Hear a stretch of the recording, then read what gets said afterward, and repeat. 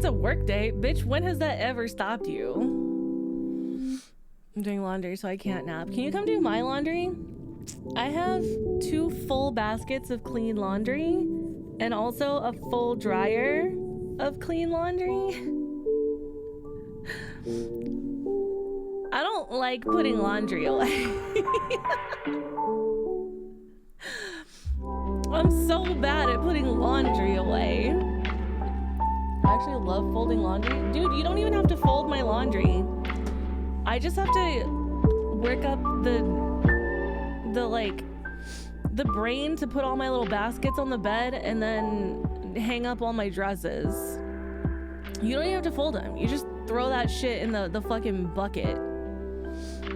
Bitch, I'm not folding laundry. Fuck you. The fuck you mean? I did that for a job for like 5 years. I ain't never folding laundry again. Sam, that's the easy part. Easy for you to say, maybe.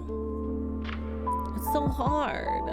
Doing things is hard. I have to mop my floors too. I now have like real hardwood floors in the house that I'm living in currently, which means that I have to like actually mop them for real.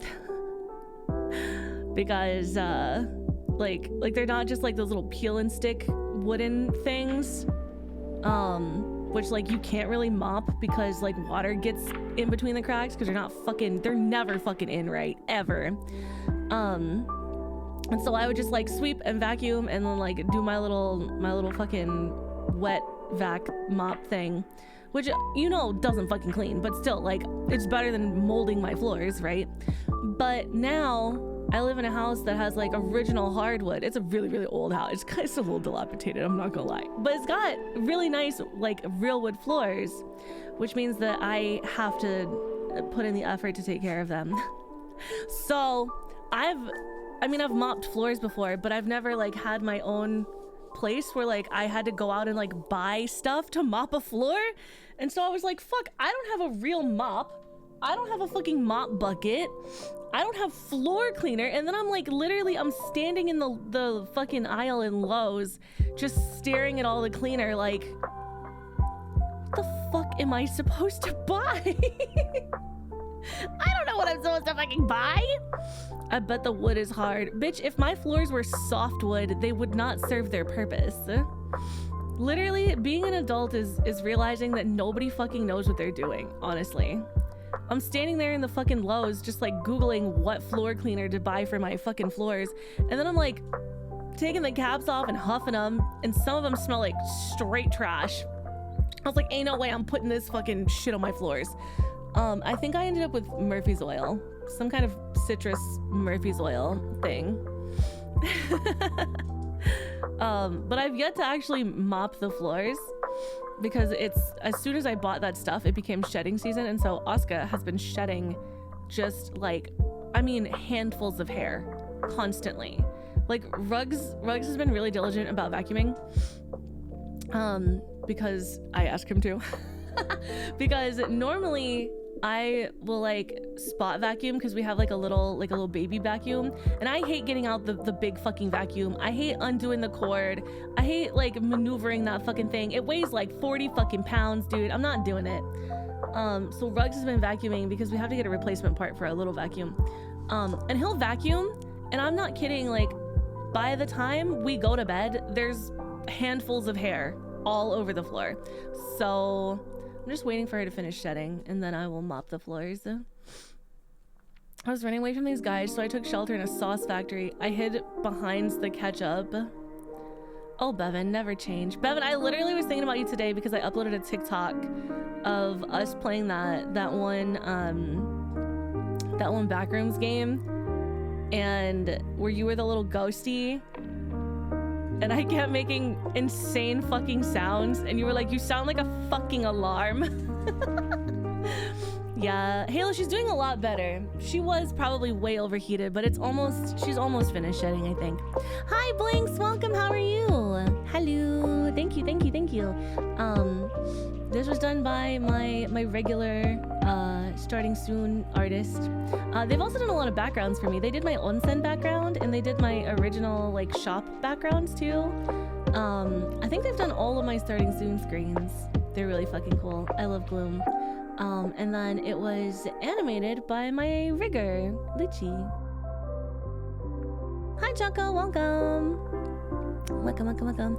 Choco, one of the books came. I'm so excited. I put it in my Carrie Lake collection. Master of Salt and Bones came in the mail, and I rearranged my bookshelf so I could put all my Carrie Lake books together, because all of her books I realized are fucking thick. But now they're all together and it looks so cute and I'm so excited. I think the next thing I do, here, we can come over here. There's no reason to be here right now. Thank you, Blinks. Thank you. The next thing I think I'm gonna do is organize all of my like the subgenres of stuff. Like I think I'll put all my monster romance together soon, because my bookshelves right now are a disaster. They are not organized in any way whatsoever. As a matter of fact, don't even look at them. Okay, that's not true. They're organized for me. They're organized like so I know where things are and what I have read and what I have not read, and I usually try to keep authors together. Like books by one author. Like all my Ruby Dixon books are together, and all my Carrie Lake books are together, and all my Katie Roberts books are together. Which, by the way, Katie Roberts has had a new book come out that is ●𝐻ades and Persephone. Valia, thank you. Hello. Thank you so much for your Prime. Let me get an 07 in the chat for everybody who didn't get Valia's Prime this month. Let's fucking go. Thank you. It's mine. I have to shave my head again today. Why do you have to shave your head again? Yeah, the Roblox one, Bevan, the Roblox one. I got really sad because I saw that thing that came out about Roblox, about how their creator was like, no, don't get rid of pedophiles on Roblox. And everyone was like, weird take, bro. And I saw that TikTok, or I saw that clip, and I was like, oh man. Yeah, I got it. Choco, thank you so much for sending it from my throne. I really appreciate it. Hi, Valia. How are you? Hello, Marcus. Welcome. I'm not being sus. I didn't even fucking do anything. Wait, war? Yeah, so apparently there was like people on Roblox who would go in and like fish pedophiles. And apparently like the way that they were doing it actually directly led to multiple cases of groomers and pedophiles being convicted. So it wasn't just them like fucking around doing silly shit. It was like they were actually helping.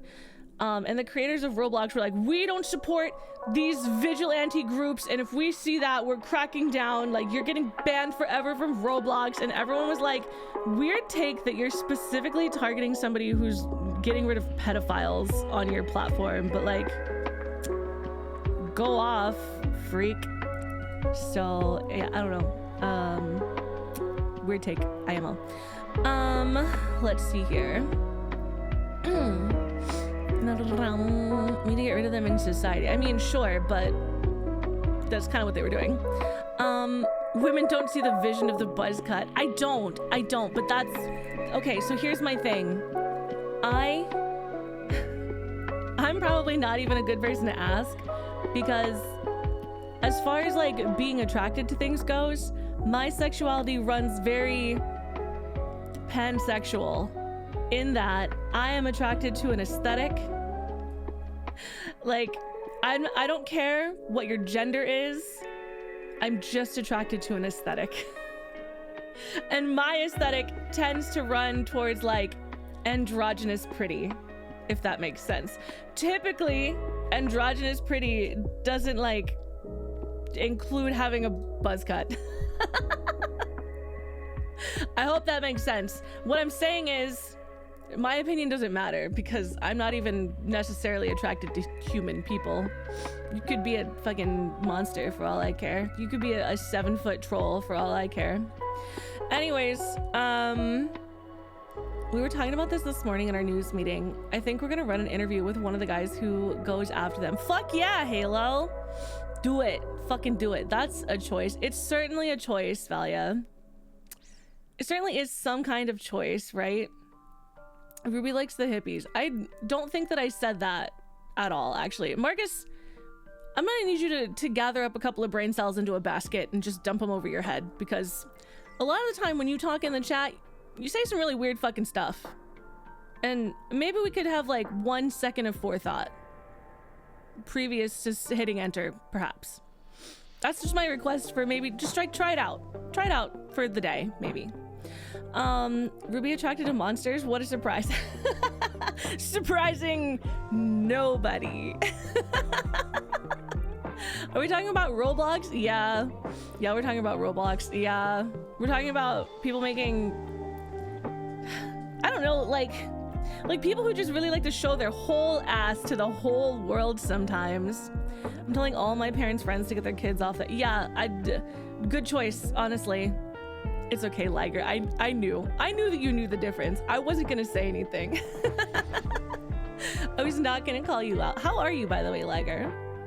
Ruby X Monster? Let me jot that down in the book of no shit. Fuck you, Wumpus. Why are you ragging on me today? You're so mean to me. God damn. My brain is working at 70%. It's a dodo. You're totally fine. You're totally fine. Don't even worry about it. Don't even worry about it. Today I finished the 4th book in the Ice Planet Barbarian series, and I don't know if I liked it. It has some of the highest reviews. Oh my god, I have hiccups. It's one of the most highly rated. However, I think I am an anomaly as like an Ice Planet Barbarians reader, because I hate pregnancy and pregnancy trope. Like, children terrify me. Not like as a concept, but like the idea of having one, 0 out of 10 experience in my brain. I have no desire to have a child. The idea of pregnancy, horrifying. I have a legit, genuine phobia. Like, if I think about it too much, it makes me want to cry and throw up a little bit, from terror. And so, unfortunately, Ice Planet Barbarians is like, it's kind of like the whole concept of like the overarching story is that like, there's no women on this planet, and the human women get crash landed onto this planet, and so the whole point is to have baby, make baby, survive Ice Planet. Okay, right? I myself simply skip over every time they start talking about pregnancy and babies. I do not see it. I do not read it. It doesn't even have to be there as far as I'm concerned, because I skip to the next paragraph, okay? This book was just like all about her getting pregnant immediately, and then being pregnant and being really sick and almost dying because she's pregnant. By the way, 90% of the reason why I have a pregnancy phobia in the first place. So the whole time I'm reading this book, I'm just like, okay, next page. Okay, next page. Okay, next page. But it's like, really sucked because I really liked the story about the 2 characters outside of that. Like, she previously had like a terminal brain tumor, and she thought that like she would never have a life and like never get married and like never have someone that loved her. Like, she really thought that she just like crash landed on this planet and was like, well, that's it for me, I guess. I got about 6 days left. And then like her finally like, oh shit, I actually do have a chance to have a life, because this planet is toxic to them, and they have to like go and get this parasite thing that like implants into their heart, and then it like heals them essentially. And it keeps them safe and keeps them healthy, and like makes it easier for them to survive this like fucking literal ice-scape. Oh my god, my dog just fucking burped. So did you guys hear that? Asuka, Jesus. Okay, anyways. So she's like, oh my god, I get this new lease on life. Like, I can finally have a life, blah, blah, blah. And she gets kidnapped by one of the barbarians who has lived his entire life completely in isolation because his dad was banished from the tribe. His dad was banished from the tribe, and then when he was like a child, his dad fucking died. And so he has been alone his entire life, like did not really speak any words because like it had been so long since his father had passed that like he didn't have anyone to talk to. Like, he didn't really speak, he didn't like understand how to like interact with people. And so when his like weird little parasite alien thing decides that this woman is his like fated mate or whatever, because that's apparently like a thing that it does. It's a long story. Okay, this is book 4. Anyways, he fucking clubs her over the head and kidnaps her because he's like, oh no, the bad ones, he calls them the bad ones because his dad fucking hated like the actual tribe of people who all live together, who are not actually bad, but they banished him because he kidnapped his wife, okay? So apparently it runs in the fucking family. So he's like, oh no, I have to save her because if I don't, the bad ones are gonna get her, and like she's the love of my life now immediately, okay? So he fucking kidnaps her. Meanwhile, she was out there getting fucking sticks to make a, what is it called? A 𝗪𝗏? The thing was 2 sticks and like a cloth, and you like put a body on it when you have to like carry a body through the snow. I don't remember what it's called. It starts with a T. Anyways, she's fucking getting sticks because meanwhile fucking aliens are invading, and they've shot these 2 guys that she was with and kidnapped the other human girl. And so she thinks meanwhile that like she has gotten kidnapped and got all 3 of them killed. So she's like, well, I'm completely alone. I can never go back to the tribe. They're gonna blame me. They're gonna be so mad. They're gonna think that I got everybody killed. I can never go back. And this guy loves me and is obsessed with me. So I'm actually gonna stay with him. And then they actually fall in love. And meanwhile, everybody's like, oh no, are you okay? Do we need to get you away from this guy? When they finally find her, a year later, she's very fucking pregnant and very fucking dying of her fucking pregnancy. They find her and they're like, are you okay? Do you have Stockholm syndrome? And she's like, no, bitch, I fucking stayed here of my own volition because I thought y'all were gonna literally kill me, and then we actually fell in love, and I like him. Don't fucking take him away or I'll fucking kill you. But the whole time, it's just about her being pregnant, getting pregnant, needing to be pregnant, needing to have a baby, need baby, more baby. And then I'm just like, just stop! Please, I just want the love part.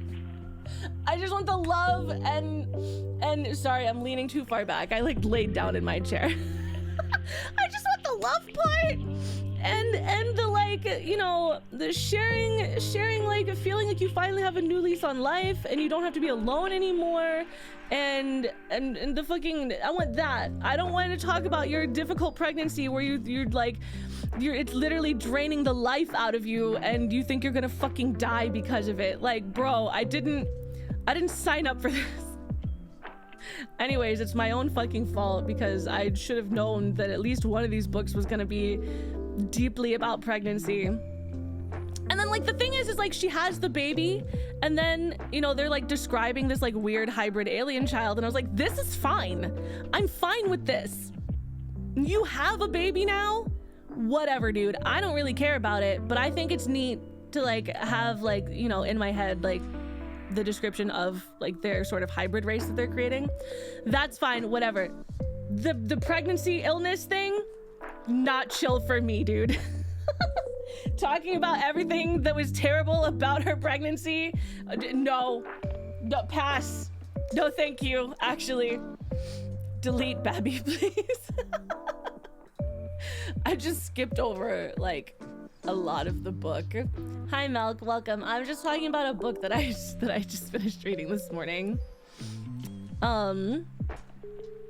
I'm trying to get to the 3rd book, by the way, was really, really good. I really liked the 3rd book. And apparently a lot of people fucking hated the 3rd book because they were like, oh, the female main character is like so whiny and so mean and so insufferable.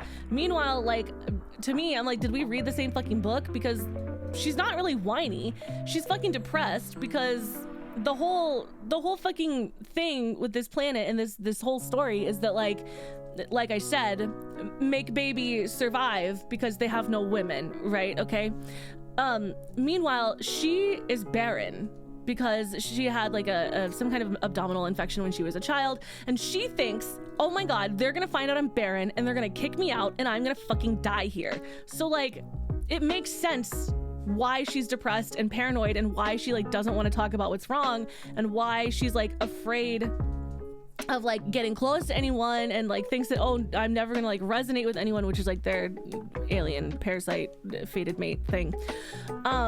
She's like, I'm gonna be here alone until they find out, and then I'm gonna get fucking murdered. And I was like, I don't think that's whiny. I don't think it's whiny actually, that she was kidnapped from Earth by aliens and then was physically, emotionally, and psychologically abused by aliens, almost fucking died because of these aliens, was finally fucking rescued and is now stuck forever for her entire life, cannot go home now, is stuck here with these other fucking aliens. Do you know what I mean? Like, I don't know, bitch. Sounds pretty valid for you to be like a little fucking depressed, TBH.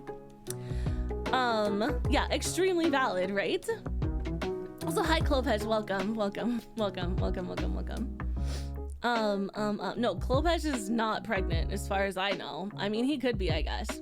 Damn, they sell them parasites at Target or something. Dude, I wish, bro, I wish. Although I think there was like something where it was like they can't survive outside of this atmosphere, and if they die, you die, or I don't remember what it is. You can't take it out or you die. I don't know, dude. I BRB young Ruby. Okay, have fun. Have fun shaving your head. Have fun giving away all of your hair. You should get your hair back after. Tell him to sweep it up and put it in a baggie for you. Turns into a horror story where she tries to steal a baby. No. Hi 𝗂𝗶𝘶, welcome. We'll have a shower for you. Congratulations, 𝗂𝗶𝘶. Congratulations. Hell yeah, dude.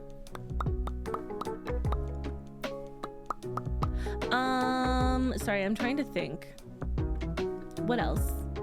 Oh, Warrior Princess Assassin comes out tomorrow. Everybody should buy it. I hope everybody's gonna buy it. I'm begging everyone to buy it and read it so that I can scream about it with everybody I know. It comes out tomorrow. I also just finished another arc for a book called Wild Reverence. That one is not that. It was so fucking good, but it's not like a chill, easy read. It has like it's written very poetically and is sort of like a little bit, I don't know how to describe it, because I would say that the plot is well paced, but like the way that it's written feels very like meandering, very dreamlike. And that was so good. That doesn't come out until I think September. I think first week of September, but it was so good. Now I just have, oh, I also just got approved for another arc. I'm gonna tell you about that one in a second. By the way, I haven't requested an arc in like a month. Since I requested like 2 on stream, that one time that we were looking through them on stream together like a month ago, I haven't requested any more. All of these are things that I requested back in like May. Anyways, I got approved for another one, and it's gonna be a ride. So I have 7, 8 more to read. Kill me. Don't let your barber put that Diddy oil on your shit, bro. Halo Phoenix, what is Diddy oil? What do you mean? What do you mean? TBH IDK, what to do with my hair after I get it? I'm growing it back after this one. I'm just shaving. You gotta look at pictures. You gotta look at pictures and see what you want. See what you want. Curse of Pregnancy books. No, fuck off, Doc Wumpus. Fuck you, dude. You know that fucking meme where it's like, no pregnant, breed only. It's like the girl overlaid on the no take, only throw. No pregnant, only breed. Suffering from success. I do kind of feel that way. A little bit. It's pretty cool. It doesn't pay anything, but I do get to read books for free, which is pretty neat since reading is my only hobby outside of streaming, like outside of work things, you know? Yo, better get reading. I was reading this morning. I was trying to read that Ice Planet Barbarians book as a palate cleanser between arcs because some of them are really heavy. The one I have to read right now is really heavy. But it didn't quite go so well. Nothing, don't worry about it. You don't know about the Diddy oil? No, I actually, like, I know that they found a bunch, but I don't know. I'm not putting it together. No, Big H. Big H. Johnson & Johnson Diddy oil. Oh no, dude. We're talking about baby oil Ruby. Since Diddy had like 200 bottles in his mansion when the cops raided, but also Bevan sent a meme with that in it. Wait, did he really? Where? Is it in Discord? Am I fucking stupid? Where would it be? Is it in Discord? I don't see it. He must have just sent it to you. You must just be special. If I don't see it, it's not fucking there. Oh, I also finished an ARC listen of 2 audiobooks, 1.5 audiobooks. One was like a prequel novella. But the main audiobook was... Oh boy, I'm not even sure. I'm not even totally sure. I'm gonna go get something real quick. I'll be right back. Oscar, what are you laying on in here?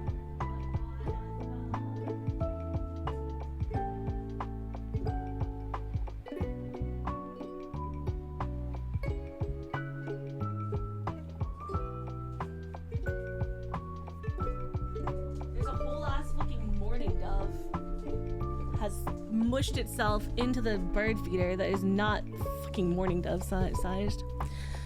Okay, hold on. Let me find, I got my reading journal because I have to take notes when I read things, because otherwise I'll like read a book and finish and then immediately start another book and then immediately forget what the fuck was happening.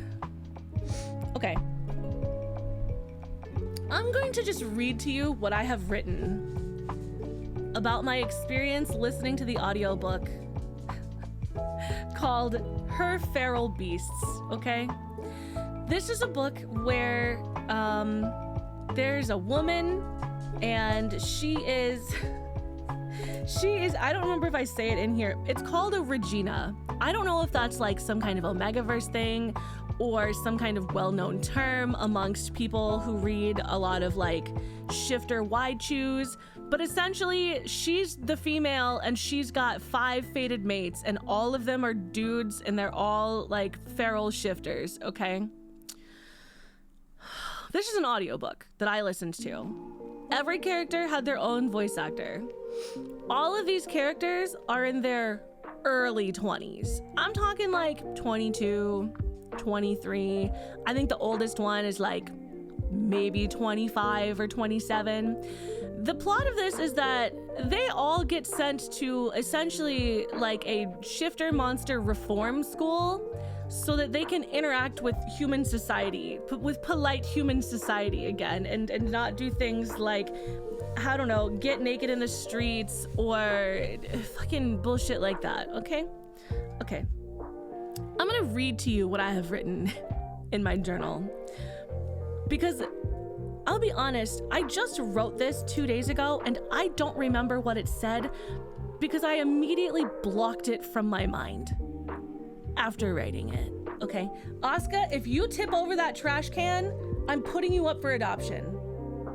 Don't fucking do it. Okay, Halo Phoenix, what the fuck have you just sent me? Ranking worst barber? Oh, it's like a video. I can't fucking look at this right now. Bitch, what am I supposed to do with this video? You didn't even send me a link to the video. It's a fucking download, so I can't even show it on stream. Halo, why do you always send me downloads? God damn it, Halo Phoenix. Halo Phoenix always sending me downloads. God damn. Every time, and every time I bitch about it too. You'd think he would learn his lesson. Thank you, Halo. Okay, anyways, let me read this to you. Okay.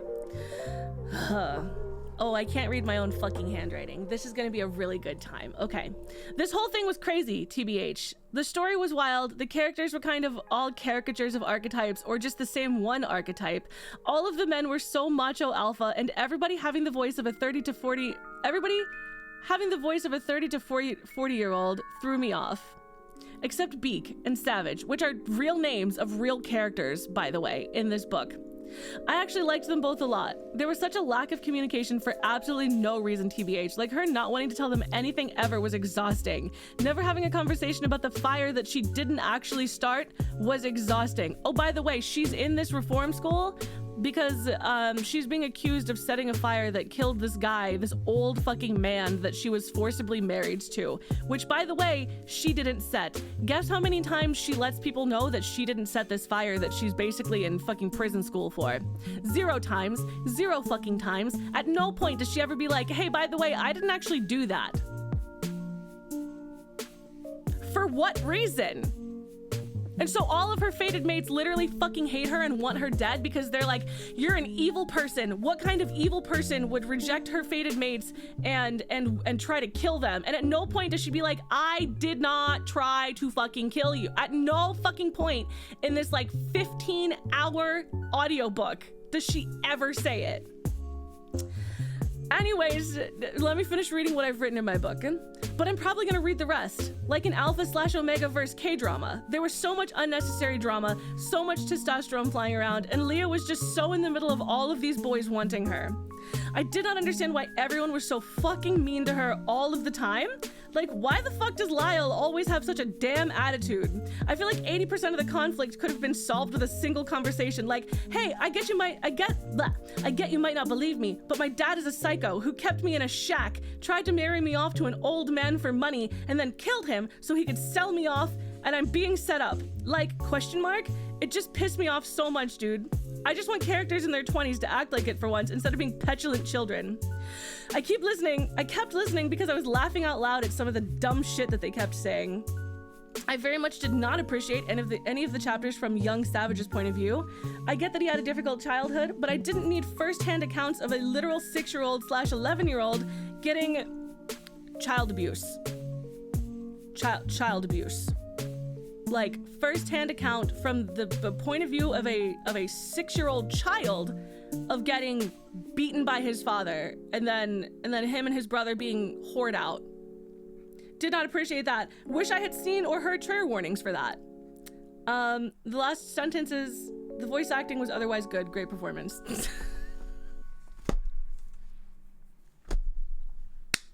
You gotta warn a bitch, okay? You gotta warn a bitch. And because he's a shifter, not only did it fall under the trigger warning of child abuse, it falls under the trigger warning of animal abuse, which there was not one. Well, on that note, I'm gonna go get my clothes out of the dryer. Yeah, so that's a fucking audiobook that I just fucking had to listen to. And it was like a train wreck, honestly. I couldn't look away. I kept listening, except for every time that they went to young Savage. I skipped most of those chapters, I'm gonna be honest. Couldn't fucking do it. Couldn't fucking handle that. It just felt very unnecessary, very shock value to me. That was terrible. If you want to read a book that is an absolute fucking train wreck with a bunch of like super beefy alpha males who are in their 20s but sound like they're like a 40-year-old mobster, and a female main character who is just absolutely infuriating in every fucking way, you should read it. You know, sometimes you want a steak dinner and sometimes you want to eat a whole bag of Cheetos, and this audiobook was like eating a whole bag of Cheetos. So, you know, just come back to that. I'm gonna pass on that one. That's honestly really fair. That's really fair. But like I said, Warrior Princess Assassin comes out tomorrow, and that one was really good. Need hot gay sex with oiled up savage men. Well, I hate to disappoint you, but no. Unfortunately, there was not a single sword crossed in all 5 of her mates. Well, 2 of them are brothers, so that one understandable. The rest of them, not gay, not even bi. There was no gayness, and it made me really sad, honestly, if I'm being honest. Alexa, how do I delete a Twitch comment? You can't. As a matter of fact, I'm gonna pin it. Anyway, I'm supposed to be working. I never decided if I was gonna do model work today or if I was gonna do writing today. I think most of the model work that I need to do is like cutting and separating. Not even like cutting, just just separating, really. Yes, Asuka, what the fuck do you want? You're being such a butthole today. Hi, Berserker, welcome. Curse of distraction be upon ye. Don't fucking curse me! Don't fucking curse me, bro. There's not another full moon for like a month. What a fucked up day, honestly. I really should do it. I really should do the layers. I really should work on labeling all these fucking layers on this fucking model. But goddamn, I don't want to. Speaking of distractions, I'm on chapter 41 of A Darkness So Sweet, and I'm locked in. Yes, I'm so happy. How many chapters are there? Do you know like what percent of the way through you are? I can't remember exactly what happens in chapter 41. I could go get my book. I could go get my copy of my book. I caved and got the special edition. But I'm so happy you're reading it. It's such a good book. It's so good. What was that book that you said to get that comes out today? So not today, but Warrior Princess Assassin comes out tomorrow, and that is one of the best books I think it's one of the best books I've read all year, and it's definitely in my like top like 10 books of all time as far as favorites go. That's the one about the princess, and she gets married off to the warrior king, and an assassin is hired to kill them both, except that he's a childhood best friend of the princess. And then everybody is so gay for each other, and it's just so very, very good. Everybody wants to kiss everybody. It is really good. I'm afraid of dropping spoilers if anyone else is reading. Oh, 86. Okay. Ooh, I know. I think I know what part you're. I'm gonna say this so vaguely, and you can just say yes or no. Are you at the part where they all go to the other place, and you're at the part where they all go to the other place, and then things happen? Am I making sense? Yes, and so, yes. Okay. Have you met the big guy yet? Have you met the character who's the big guy yet? The title is Three People. Yes, yes. So, Sean, funny thing about that is that when I first discovered this book, I was like, that's the stupidest fucking title for a book I've ever heard of. Like, that sounds insufferable. This sounds like one of those like, and then she was a badass, and she was so strong, and she was the coolest girl around. Like, that's what I was expecting it to be. But it's not at all. It's actually the three words of the title are the three main characters of the book, and it actually is perfect. I like it a lot more knowing actually what the book is about. I don't think so, unless you mean the big guy from the beginning that No. Okay. So there's a character that I think you get to meet soon. No, I know. No. I think there's a character that you'll meet soon who lives in the place that they go after they go to that place. Does that make sense? I thought it was just a badass lady. No, it's a warrior king, a princess who gets arranged marriage to him, and then an assassin who's hired to kill them both. I'm also trying to be vague. Yeah. Oh my god, dude. The next book in that series comes out, and it's about that character that I'm talking about. The next book in that series comes out. I'm wondering what a certain line meant, and now I'm extra locked in. I was wondering what a certain line meant. Ooh, now I want to know what the line is. Wait, can you write it in Discord in the library channel, and then I'll read it and then delete it if it's spoilers? What the fuck was `Wumpus saying about Diddy oil? Don't worry about it. It's probably for the best if you just don't think too hard about anything that `Wumpus says. Honestly. Okay, hold on, let me go to the book club real quick. Hi, Jessie! Welcome. I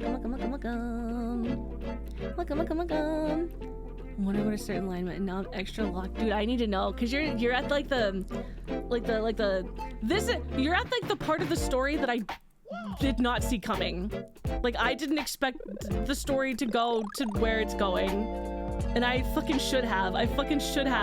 Just for the fact that they mentioned it at the beginning. I need financial advice from Anubis. Yes. Okay, so that one has not come yet. I think maybe it'll be delivered today. I'm not sure with Throne. I never know, because like sometimes the shipping, who knows. But that one should come in today. I'm very excited. I'm so excited. Big shout out to Chuckle for sending me 2 books. All this book talk is making me, I don't know what that means. You will listen to how oiling up during 3rd trimester is actually— stop! Don't do that! I'm actually gonna be fucking physically ill.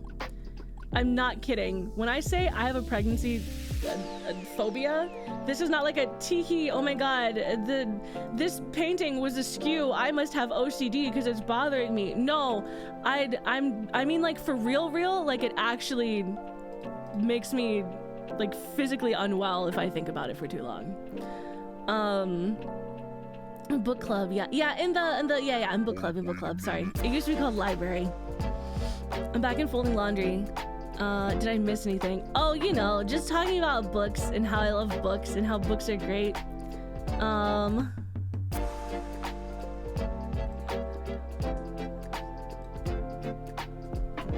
Hold on.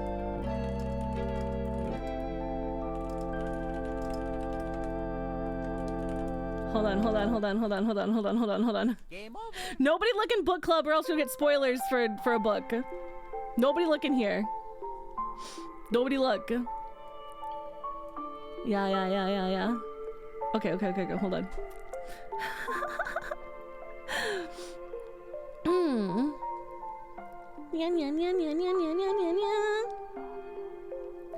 Hold on 1 second.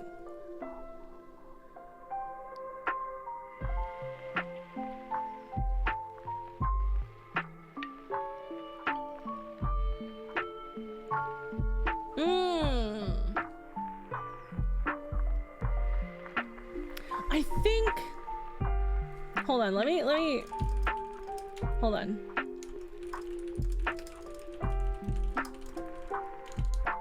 One second.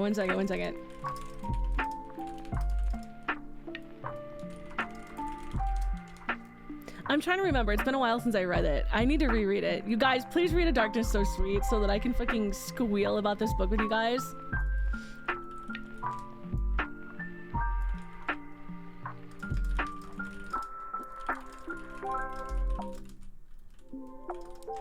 Okay. Can I like clear the premise? Okay, so A Darkness So— hold on, I'm gonna— one second. Let me just let me pull something up for you. Let me just pull something up for you. Hold on. I'll just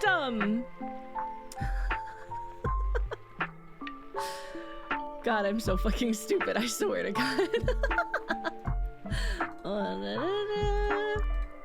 No, don't do that. Don't do that. Don't do what you're doing. Wait, where's— hold on. Why is this so low res, you whore? Ew, don't open Facebook. Nobody wants to fucking see Facebook, bro. Where is it? Okay, well, this image was really low res, but it's gonna have to be fine, I think. Hold on. Let me make sure that I'm not leaving up a page that has straight up dick. Oh yeah, hold on.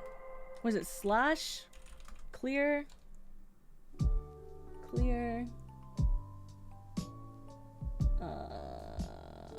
exclamation point clear? Does that work? No, it doesn't? Okay, I'm just gonna delete some of these messages. Hold on, I'm just deleting some messages real quick so that people don't get spoiler. No spoilers. I'm doing so good. I'm a really good streamer. I'm so good. My mom said I'm a good streamer. Okay, cool. That's fine. We'll just leave that there and it'll be awkward. Right, okay, so, and then where are you? Come here, you. Here, okay, so, let me tell you about one of my favorite books of all time, A Darkness So Sweet by 𝐸𝐴𝐴𝐴. Let me just do this right here and then do that right there. And then, oh, wait, hold, no, we'll just, this is fine and normal. Hold on. Ham. I sure do love ham. Anyways, so A Darkness So Sweet by 𝐸𝐴𝐴 is about a human woman. There's human people, but they have traces of magic that all come from elven bloodlines, okay? There's a human woman and she owns a flower shop and she gets commissioned by the crown to do all of the floral arrangements for the princess who is about to get arranged marriage to one of the people from the troll people who live in the mountains, okay?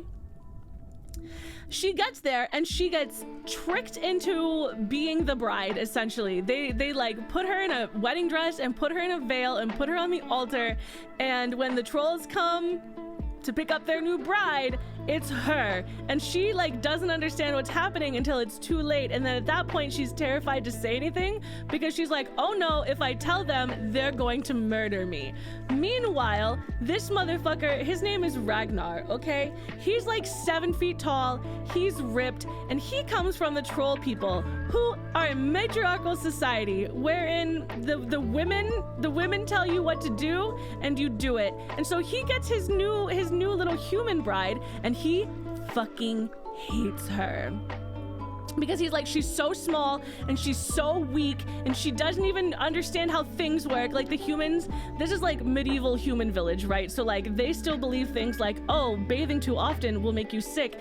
And meanwhile, he's like, you're fucking gross, please go take a bath. And he throws her in the river because she refuses to bathe because she thinks she'll die if she bathes, right? So she's like terrified of him because he's a giant fucking troll, and her human, you know, her human life was spent with like the way that humans like to bring up women, which is women are to be seen and not heard, and like don't bother the men are talking, blah blah blah. And his culture is the exact opposite, and so she's like so meek and so quiet and like doesn't like challenge him on anything, and so he's like meaner and meaner to her. And meanwhile, like she's getting more and more fed up, but like doesn't want to say anything, and finally she fucking yells at him one day because she's just being an absolute fucking prick, honestly, like just walking way too fast, not waiting for her, even though she's like literally 5'7" and he's fucking 7 feet tall, and they're going up this stupid ass fucking mountain and she doesn't even want to go, and she's like, will you fucking knock it off? And he turns around and looks at her and she's so mad at him, and he is in love. He's like, oh my god, she yelled at me, she stood up for herself, actually I think I love her, and if anybody ever touches her or hurts her, I'll fucking kill him. And then later on in the book, he literally begs her to let him get on his knees for her. So it's really good. It's a really good book. And also there's like other crazy things happen, like court drama, like between the troll king and the human king, and like intrigue and tension, and like they were supposed to marry off the princess so that they could have more magic in the troll bloodlines moving forward, and because it would like help them a lot to like have better magic and shit, and like the reason they were doing this is because their two countries were at war, and now they've like gone back on it and like gave them the wrong fucking princess, and so now there's like war on the horizon, and so there's like other things besides their relationship, but like, you know. And then she gets to learn about magic, and there's like a garden for her that she gets to see, and then like there's like other like troll wives, and they're really cool, and I love them. Okay, I love them so much. Thank you for the lyric blinks. I'm fucking yapping, I'm sorry. I know that I said this was a work stream and I'm fucking fully yapping. Anyways, that's the book, and it's really good. Please read it so that I can scream about how much I love it with my friends. Okay, thank you. Reminds me of Klingons' courting rituals consist of women throwing heavy objects and the men recite poetry. That's so cute. Do you know what one of their courting rituals is? Is that he picks out gemstones for her to get piercings. And meanwhile, before he gets married, he gets his dick pierced. Specifically for her. For his future wife. So anyway, I'm worried for spoilers, so just in case, oh my god, yes, and he's got a brother, and his brother is great. It's really good. I like it. They're very cute. He's like mean and kind of a brat, but like in a way that I was like, oh Ragnar, you're a silly little guy, and not in a way that I was like, you're so fucking annoying. Wouldn't that hurt both of them? No. The gemstone part, I wanted to cry with so much. Literally, oh my god, it's such a cute book. It's so good. Oh, I'm begging everyone to read it so bad. Please read it. Oh my god. Ah! Okay, sorry. Anyways, it's really good. I read it on my Kindle, and then I bought the special edition because that's how much I loved it. I was thinking about this recently about like because I watched a TikTok where somebody was like complaining about overconsumption and like people who will read like the digital version of a book or listen to an audiobook and then buy a physical copy for their bookshelf, and they're like, why would you do that? Like there's no reason to own that, like you're just spending money for no reason, blah blah blah. And I was like, if you imagine you visited another country. Imagine I went to Japan, right? And I spent like a week in Japan and then didn't bring back a single fucking thing to remember the experience by.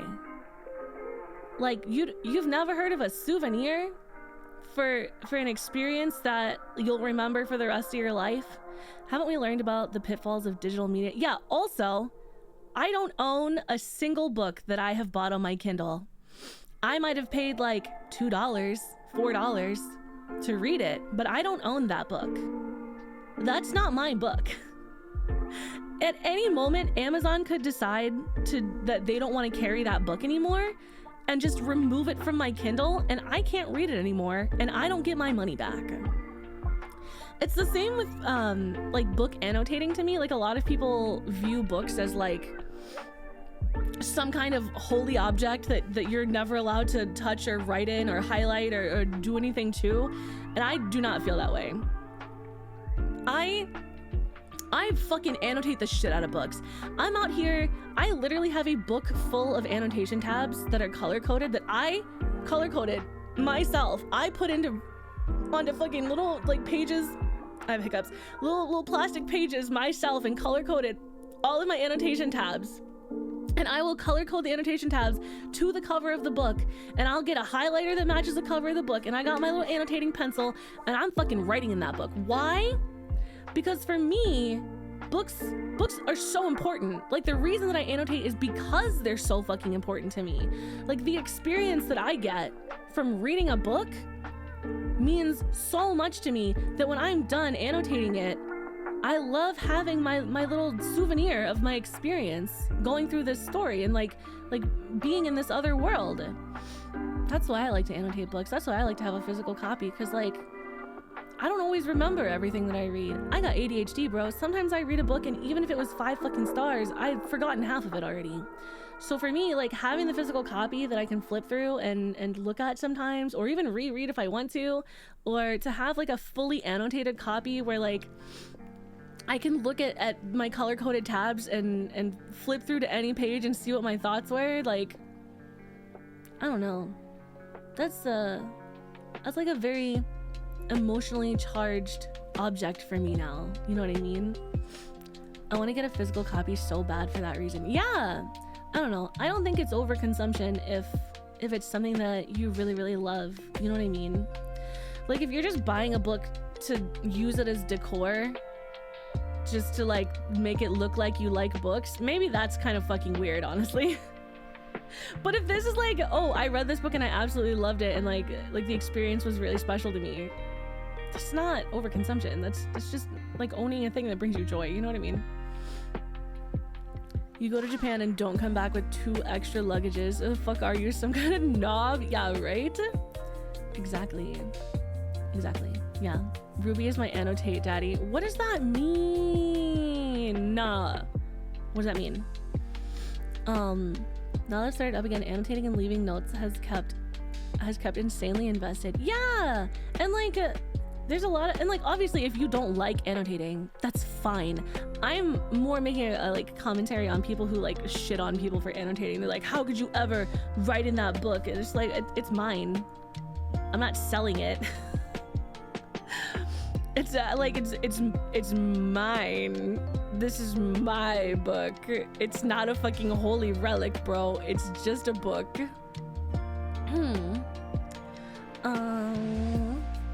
I had to slow down for a bit. That's fair, that's fair. You are my daddy that annotates. Non-negotiable. Okay. Okay. Whatever you say, 𝗏𝗏𝗏𝗏. I think I've given up trying to understand what the fuck you're talking about like 90% of the time, honestly. I just accept it most of the time. Sometimes I have 1 or 2 questions. Most of the times, I just feel like it's more effort than it's worth to try and understand. Allison, thank you so much for hydrate. All right, let me, I really should work on this model, but I don't know if I have the brain to work on this model. Hi, 𝗃𝗶𝗶𝗹, how are you? Welcome, welcome, welcome. I don't know if I have the brain to work on this model. But I also have to work on my book. I also have things I need to write. Oh god, I haven't finished chapter 16 yet. My brain is like not, maybe I think I need to re-up my Adderall. I think actually I took my Adderall at 9 a.m. It's been 5 hours. I could do that. But I really should work on it, huh? I also need to finish editing the audio for chapter 8 for Patreon so I can put that up. Patreon's been eating good this month. Y'all got a fucking 10,000 word short story. Heavy on the smut in the last chapter, in the second to last chapter. You guys got art on Patreon. You guys got a fucking long ass book review on Patreon. Damn dudes. And probably this week I'll put up that next chapter. I need to finish chapter 16 or Halo will be foaming at the mouth. Trying to get it. Halo will be foaming at the mouth in my DMs because I don't think I've sent him a chapter in like almost a month now. It's been hard. This middle part of the book has been hard. And it's, you know what it is that like, I've gotten to the point in my writing where like, I feel like I know the story and I know the characters well enough that I know that I have fucked up. Like I know that there's shit that I need to go back and remove or take out or add, like full chapters that I need to readjust. Please, it's been so long. I'm so sorry, Halo. Halo, I'm so sorry. I'm so sorry, Halo. Hi, Ian, welcome. All right, let me pull up. Is there more DLC for Spirit City Lo-Fi yet? When does the train one come out?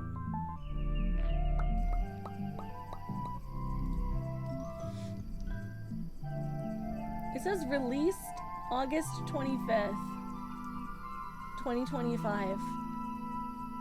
Well, I don't know how it could be released when it's not August yet. Halo's starving for words. Unemployed, but her foot gave me a job. Okay. 𝐑𝐮𝐲'𝐬 season 2. Oh yeah? That was a really good show. Good show. Hi Rescar, welcome. How are you?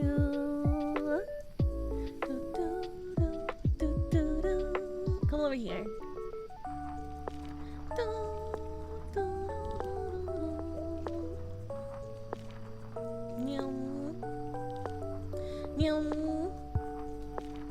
I gotta put my arm down, hold on.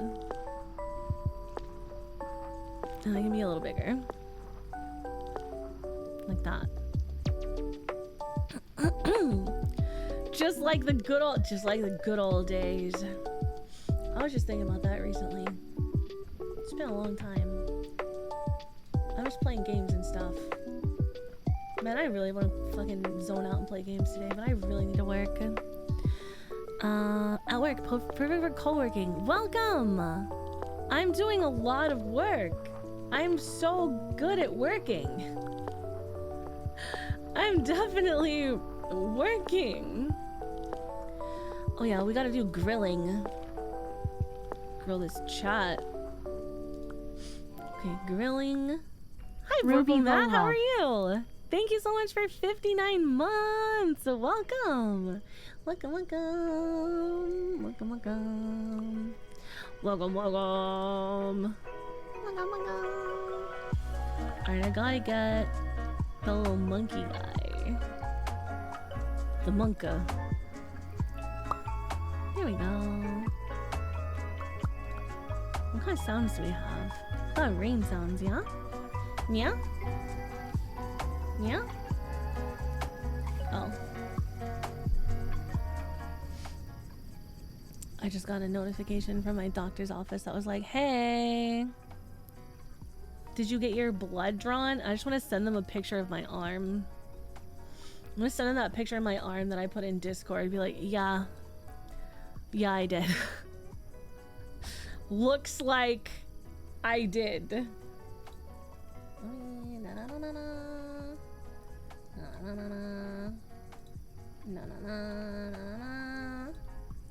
I don't find the book. Give me that little floating book. No, not this, huh? Yeah? Yeah? Yeah. How did she do that? Like, she must have been fucking with you? Dude, I don't know. It's still, like, so bruised and red. Like, I don't understand how there's burst blood vessels. Like, how is there blood to the sides? How is there so much blood? She was supposed to take my blood, not fucking put it under my skin.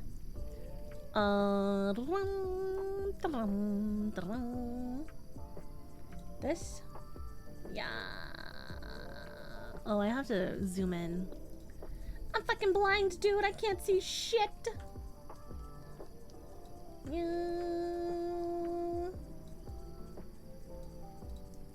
And then she turned you into a blood Rorschach test? Kinda. I posted a picture of it in Discord. It looked really fucked up and gross. Fucking lanced the vein the whole way through. Kind of felt like it. Not gonna lie. Kinda did not feel good. Did not feel great. I guessed blood explosion. Ugh! My blood! No! Not my blood. I'll do this. Yeah.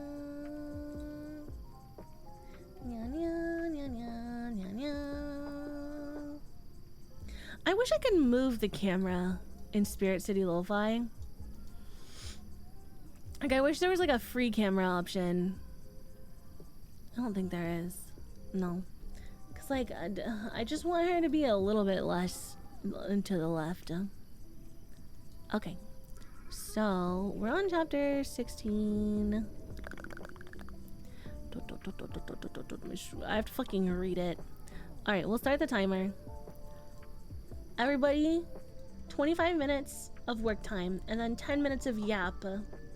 Feel free, you can talk in the chat if you want. I just might not necessarily respond if we're in the work section, okay? Does power level grinding in Destiny count as work? Yeah, of course. Why not? Sure. Anything you want. Well, let me get my good keyboard. Nobody wants to listen to the gamer keyboard sounds. Put this on. I work. We work. It's very quiet now. It's like really, really quiet now. Okay. Alright, here we go. I'll put you guys down here. Let me get my good keyboard. I feel this on a spiritual... Well, because like... hold on. because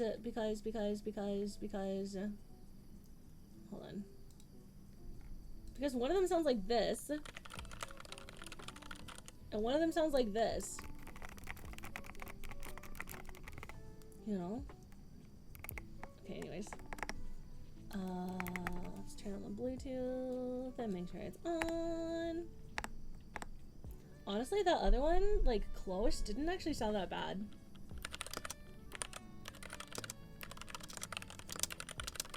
It's just a little too sharp. I have 5 keyboards attached to 2 computers, all for different reasons. Oh, yeah. There's one that I want to get so bad. It's like kind of in between this one and my gaming keyboard. But I have no need for a third, fourth keyboard. Okay, let me do some reading. This is just Google Docs. This is nothing exciting, it's just Google Docs. I was using First Draft Pro, but they don't auto-capitalize at the beginning of the next sentence. And I got so used to that using Google that I literally cannot live without it, actually. Alright, let me open this. And then open this.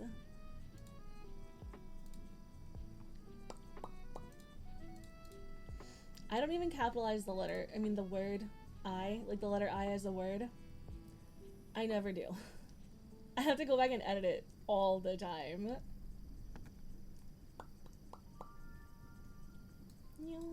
I feel like I'm too big. Why are there no hands? What happened to the keyboard? Hold on, I fucking broke something.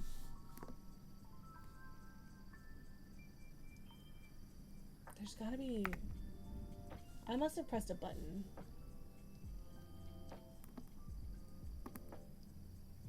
Okay, there we go.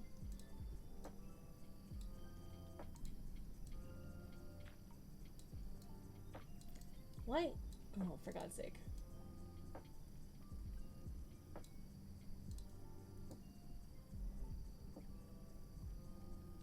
Okay. Ugh. Hold on, hold on, you guys, I lost my fucking hands. They're making a Homestuck cartoon now, so I can start making Homestuck references again.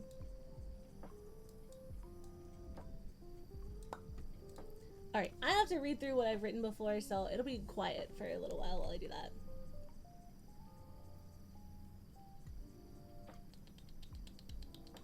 Okay, I remember this part.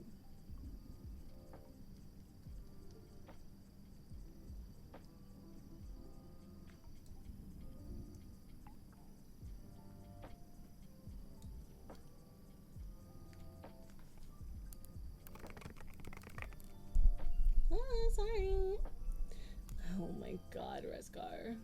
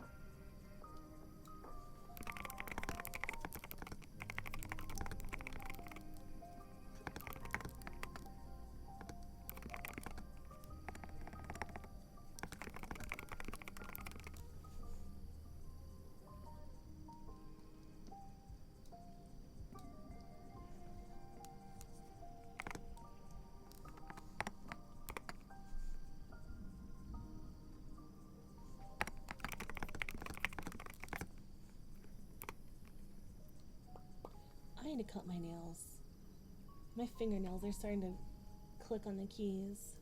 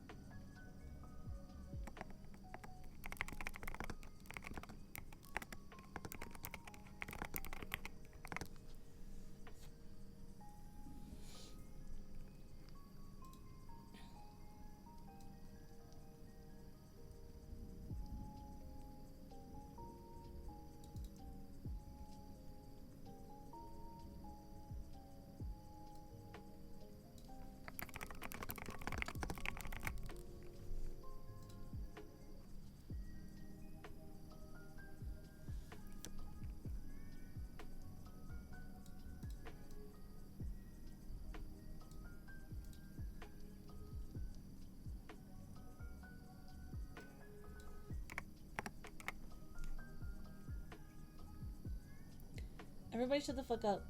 I just finished folding and putting away my laundry and have exactly the right number of matching socks. You should buy a lotto ticket. Dude, that's amazing. Fuck yeah. Also, congratulations on laundry.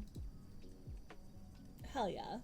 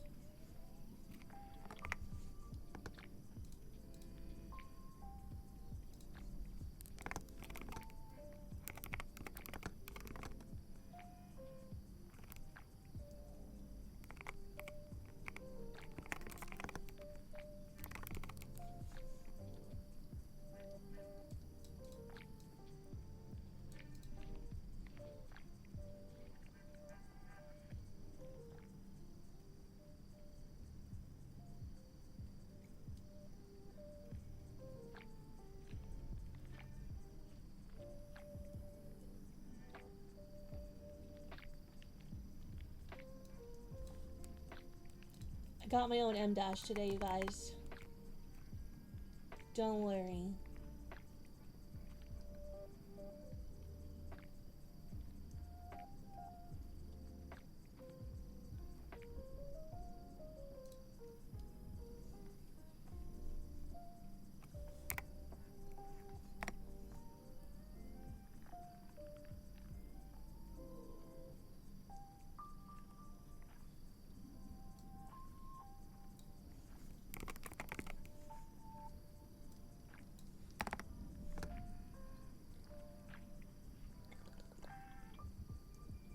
Your own M-, like for types? Well, normally, no, so I'm on a PC and I don't have a numpad to type my own M-, and so a lot of the time I'll be like, chat, let me get an M-, and chat will type it for me so I can copy and paste it. But I just scrolled up and got one because I knew I had one close.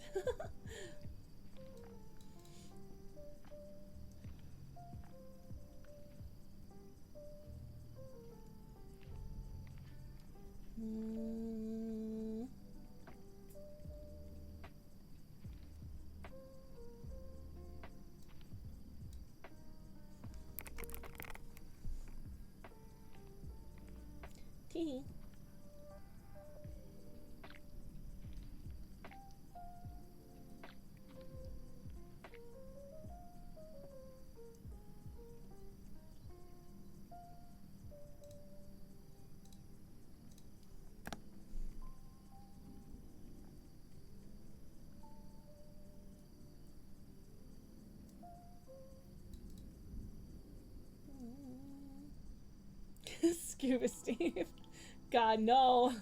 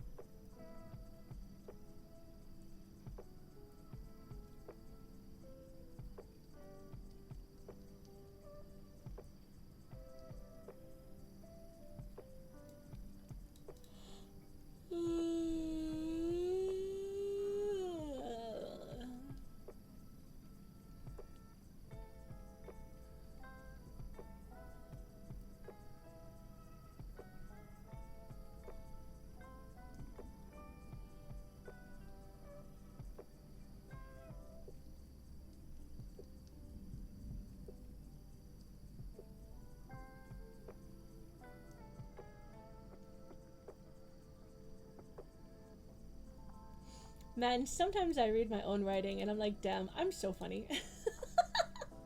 I crack myself up.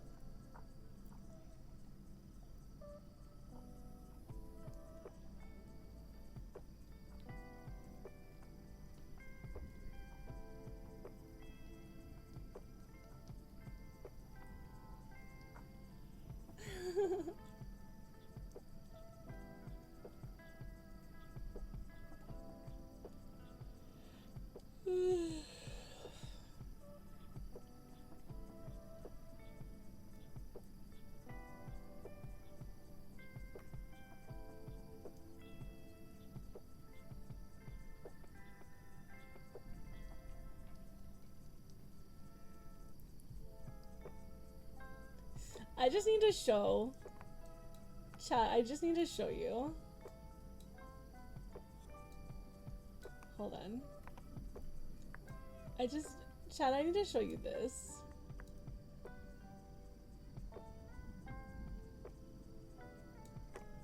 I actually love them so much. This is from Hawthorne's perspective.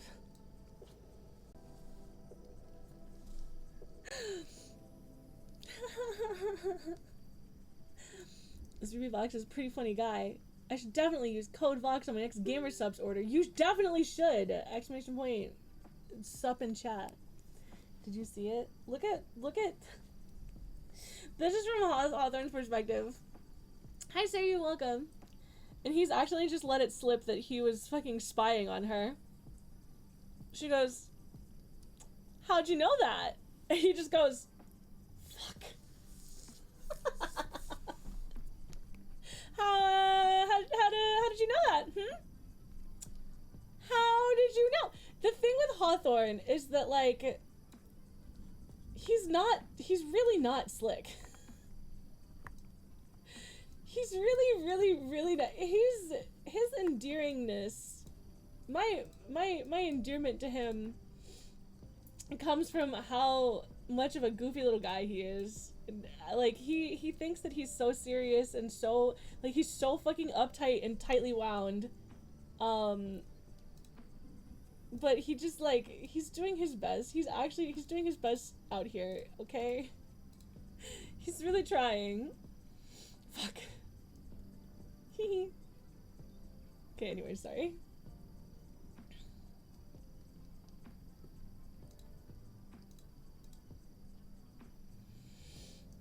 Ugh. Oh my god.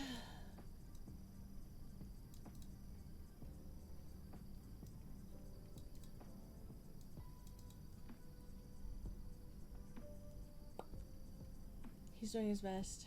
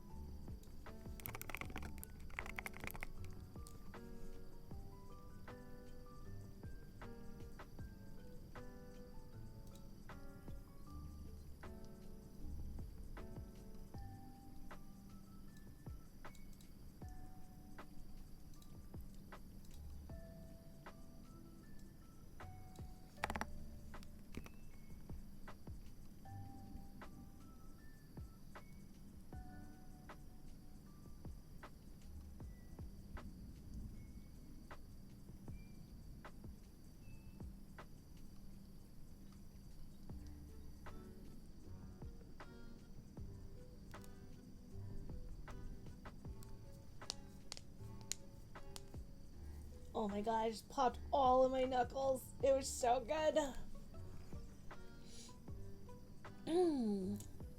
Peppy. Hi, Peppy.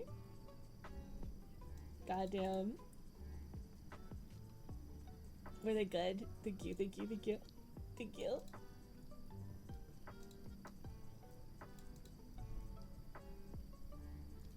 I just want everyone to know this line that I'm highlighting, this line right here, the line is, I'm gonna need heavier pants. I will not explain further. I got 5 more minutes until I can yap. Oh, Halo, you just wait. You just wait. This whole book is 𝗡 being confused and oblivious, and Hawthorne being confused and yearning.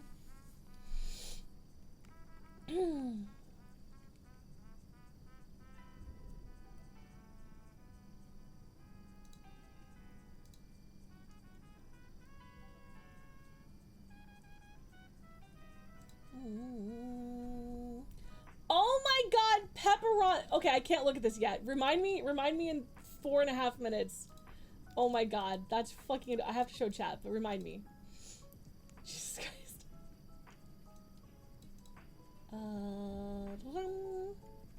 I have a question. Nope, save it for yapping. Remind me that I had a question. Remind me that I had a question about clothing. Somebody write this down. Somebody fucking annotate this, please.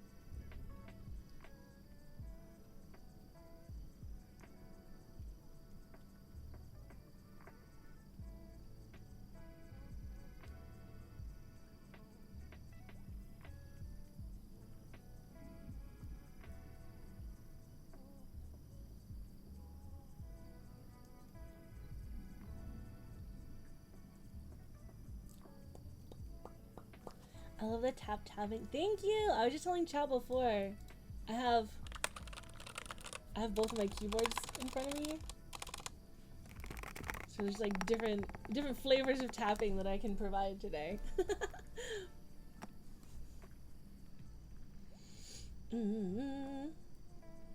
I think I want to put different keycaps on my SteelSeries and see how much it changes the tone, because I have some more like thicker, rounder keycaps, and I think it would probably change the tone of it.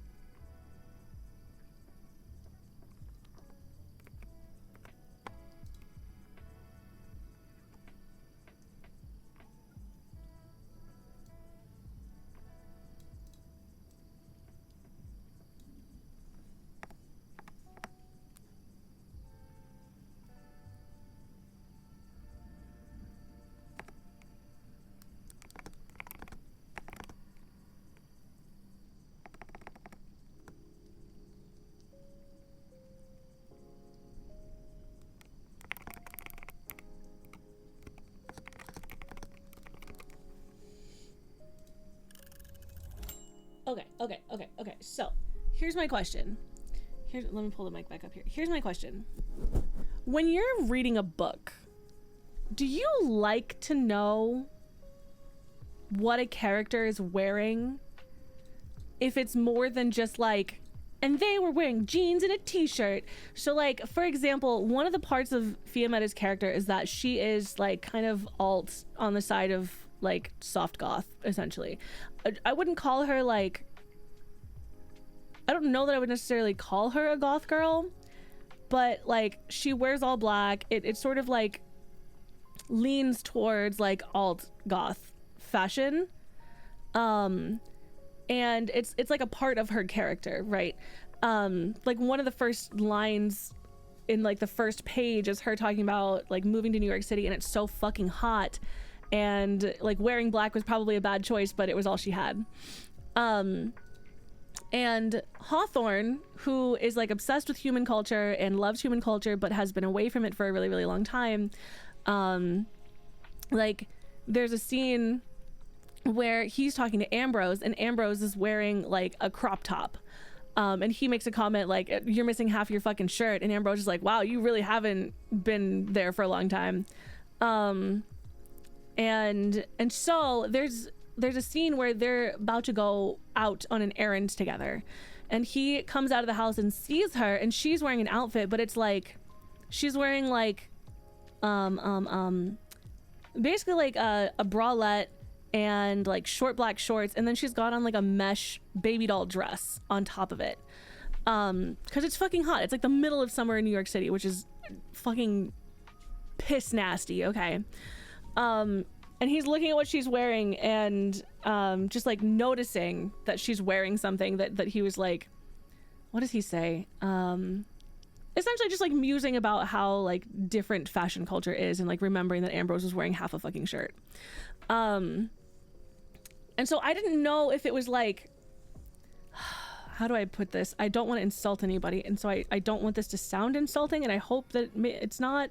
I feel like this describing outfits in detail a lot of the time is so common in like text-based roleplay and fan fiction, and I don't want this to sound like that. And so I'm just making sure, like, do people like to know what a character is wearing? Because I feel like it's significant, like what she's wearing in this moment is significant in my opinion, but I don't know if it's like every time someone reads a description of an outfit, if it's like, oh, this is like somebody's self-insert fanfic kind of thing. Do you know what I mean? I like clothing descriptions if it helps set a mood or like helps the author describe confidence or lack thereof. Ooh, that's really good. I do like to know. Yes, says Valia. I think adding anything from Ambrose's point of view makes all clothing descriptions fun and I just love Ambrose so much, honestly. As a visual person, I love when people describe the clothes the characters are wearing. Okay. God, yeah, it is. I could see that being a normal fanfic thing. Yeah, it is super common. I like to know when it matters or if it informs the character. Okay, yeah, sounds valid and worthwhile. If it gives info on the characters, yeah. Okay, perfect. Yeah, okay. That's kind of where I was at too, and I just wanted to make sure. I wanted to make sure that I was on the same page, if that makes sense. Choose for character building since they get to wax about the character that they're seeing, not just a random descriptor. So the other thing too is that like a big part of the romance part of this is Hawthorne's yearning for Fee. Like him being physically attracted to her, but like trying not to be, essentially, because to Hawthorne, 𝗂𝐵𝗒 is a job, essentially. Like she is a responsibility. She is something that like he vowed to like her great-great-grandmother that he would protect her family line, right? And so for him, like he sees her in this outfit and he's like not used to seeing people dressing this way. Like to him, like people where he's from dressed in like full-length gowns and shit like that. And so for him, seeing her like that after he already is attracted to her, like it's him, it gives a moment of him seeing her and then realizing that he's checking her out and then being like, fuck, I was looking over here actually. Just kidding. Where are your clothes? Yeah. Exactly. Someone still have your shirt is so funny. Thank you. I love that. I really like that line. He was like, looks like you misplaced half your shirt, and he goes, wow, for somebody who likes human culture so much, you sure do fucking not know shit about shit. Honestly, I just love every time Ambrose speaks, truly. The half a shirt thing does sound, it's fucking, I love it. I think it's only in like chapter 4. Peppy, I think I've sent you Peppy like up to chapter 7 or 9 maybe, I'm not sure. If you ever want like up to what I've written so far, you're welcome to have it. And again, a lot of it is unedited because it's first draft, so just while you're reading it, look over, just fucking close your eyes to the cringe language for me, just like vomiting out scenes sometimes. I'm also Patreon. I think I can dive. Oh yeah, but I think Patreon's up to chapter 7, and I'm currently working on chapter 16. So if you get up there, let me know, since you are one of my best friends, and I know you're also one of my mods, and also you are a reader, an avid reader. So I think Halo Phoenix is the only person I know who so far has read up to like what is written. Yeah. Yearning. That whole chapter is a gold mine of character building. I love it. Yeah, because you get to meet a character from Thorne's life, and then you also, that's where you meet Ambrose for the first time. There's a lot. It's a really good chapter. It was one of my favorites to write, honestly. Bitch, it is summer. Yeah, exactly. When she wears only a corset, just fucking absolutely, oh my god. And at this point in the story, 𝗂𝐵𝗒 is starting to pick up on it, and she's not like a super flirty person, but she is like confident in her body. I really wanted to write a plus size character who, I would even say that she's probably mid-size, even like mid-size, verging on plus size. I wanted to write a plus size character who wasn't like self-deprecating on herself for her body, you know what I mean? Like there's a line at like the beginning of the book where she makes a comment about liking cream and sugar in her coffee, and she's like, yeah, that's probably why I rub holes in the thighs of my leggings, but like I'm not here to suffer, so I'm gonna put whatever I want in my fucking coffee. I'm fucking feral about it. It's so good. Thank you, Halo, that means a lot to me. But so she's starting to pick up on the fact that he likes her, and so she'll do little things and like sort of like tease him a little bit, but like when I say tease him, I don't mean like sexually, I just mean like little like, haha, you like me. Like little things like that, you know what I mean? Yeah, solved by adding more holes everywhere. Yeah, and then it looks like it's on purpose. Haha, you dumb idiot. Yeah, like there's a scene in the chapter that I'm writing where she goes to put her mug in the sink, but he's leaning against the counter in front of the sink, and she goes and stands literally like right in front of him and then just reaches around him and puts her mug in the sink. So she's not being like overtly sexual at him, but she is like messing with him a little bit. She's sort of like catching on that he is attracted to her. He blush. That's pretty much that's the perfect description of Thorn as a character in general. I would fold so instantly. He's really really doing his best. You know, a couple hundred years of self-control, because so this is I wouldn't say this is spoilers because it's in a very early on chapter, but you learn that Hawthorne essentially is I haven't like solidly defined whether he is demon or fae, but he is like a fae sort of creature based on succubus lore. That's like the line that he comes from. However, he loves humanity. He's got like a Little Mermaid love for humanity and humans, right? And so he has seen too many times where like his kind will feed from humans and destroy them or kill them or hurt them. And he doesn't want to be that way. He thinks that like it's monstrous of him, and he hates that side of himself. And so he's basically been abstaining from what's it called? Nourishing himself for like most of his life. And it's not like lust that he needs. It's any kind of energy that brings life. So he can drink blood. It doesn't necessarily sustain him the way that like, you know, other kinds of energy would sustain him. And typically it is emotional energy. So it can be lust, it can be happiness, it can be you know, excitement, it can be happiness, it can be fear. So like he can feed off of the energies that humans put out from their emotions, but he's afraid of losing control and accidentally killing somebody. And so he's basically like a fucking celibate succubus.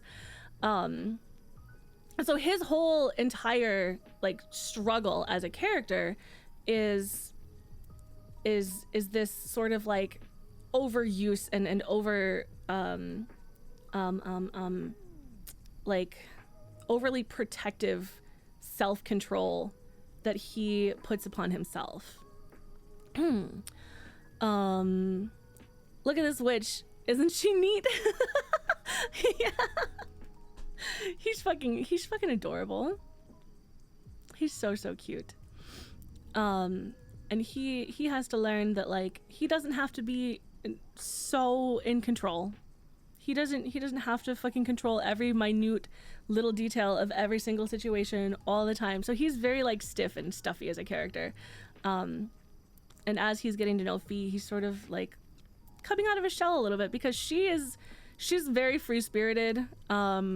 She's very, what's the word? I don't want to say mouthy. She speaks her mind, essentially.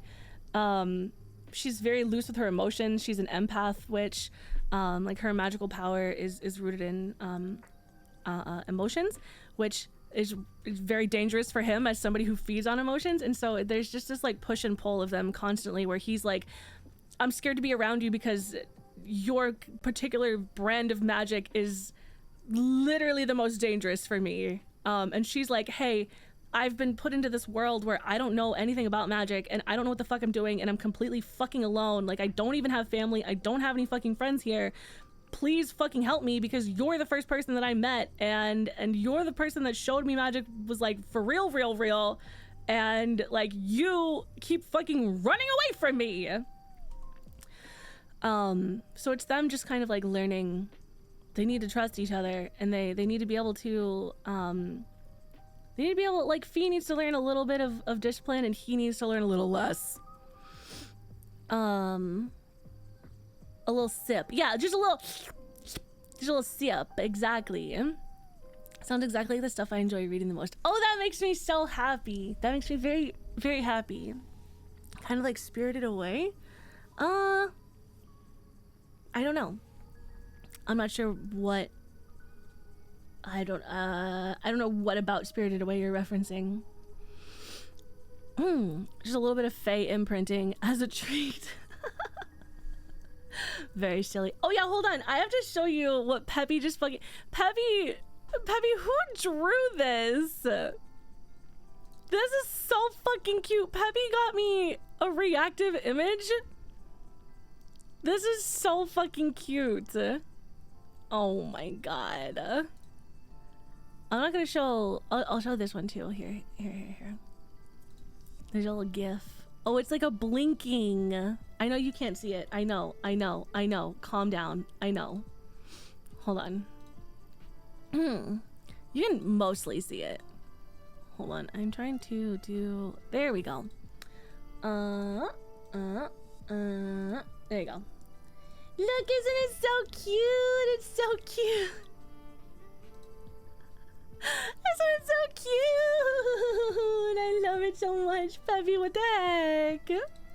Yeah, the blur is there so that you can't see what I'm writing while I'm writing, because I can't write while people are watching me. I can't even fucking draw while people are watching me. I'm okay. I'll send... Oh, yeah. Thank you! I was just curious. So cute. So cute. It has to learn how to adapt. Oh, yeah, kinda. Yeah, a little bit. And it's a little, I would say, like isekai adjacent, maybe. It's so cute. So cute. Yeah.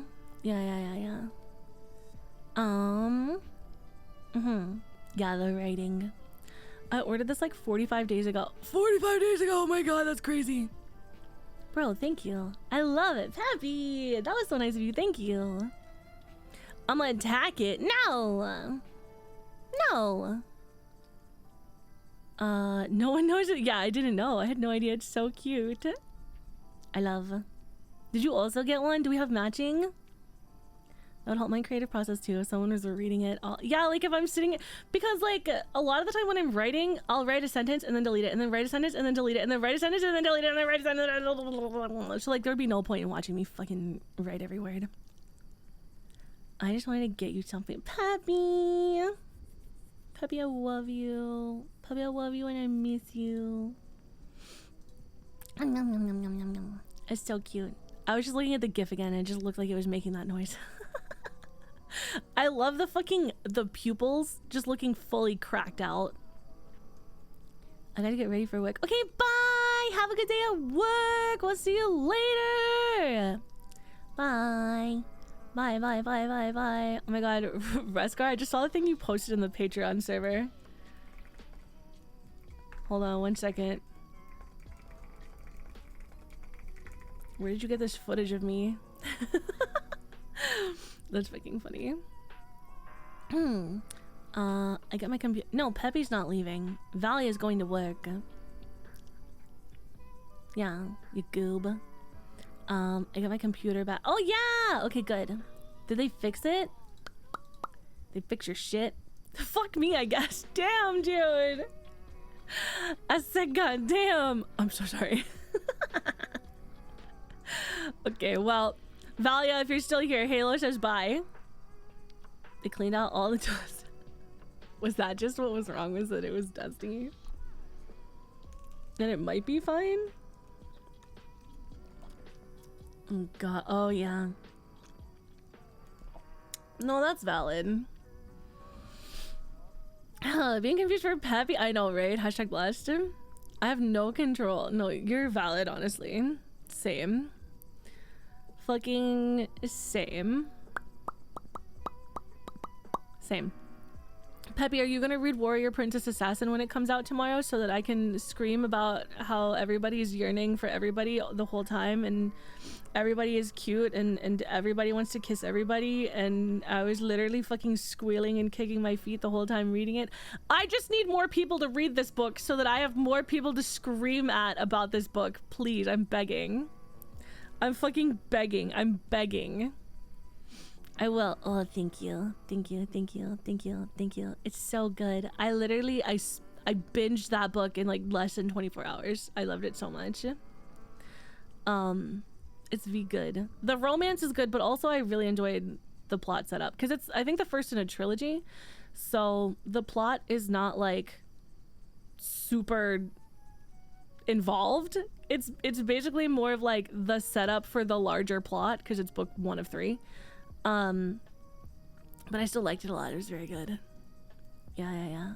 I need to finish the lore book first. Lore of the Wilds or Lore of the Tides. It's good, but I'm swamped. Yeah, do it. Hi, Blink. Welcome. I've been at 2 out of 3 books a day. 2 to 3. Whoa!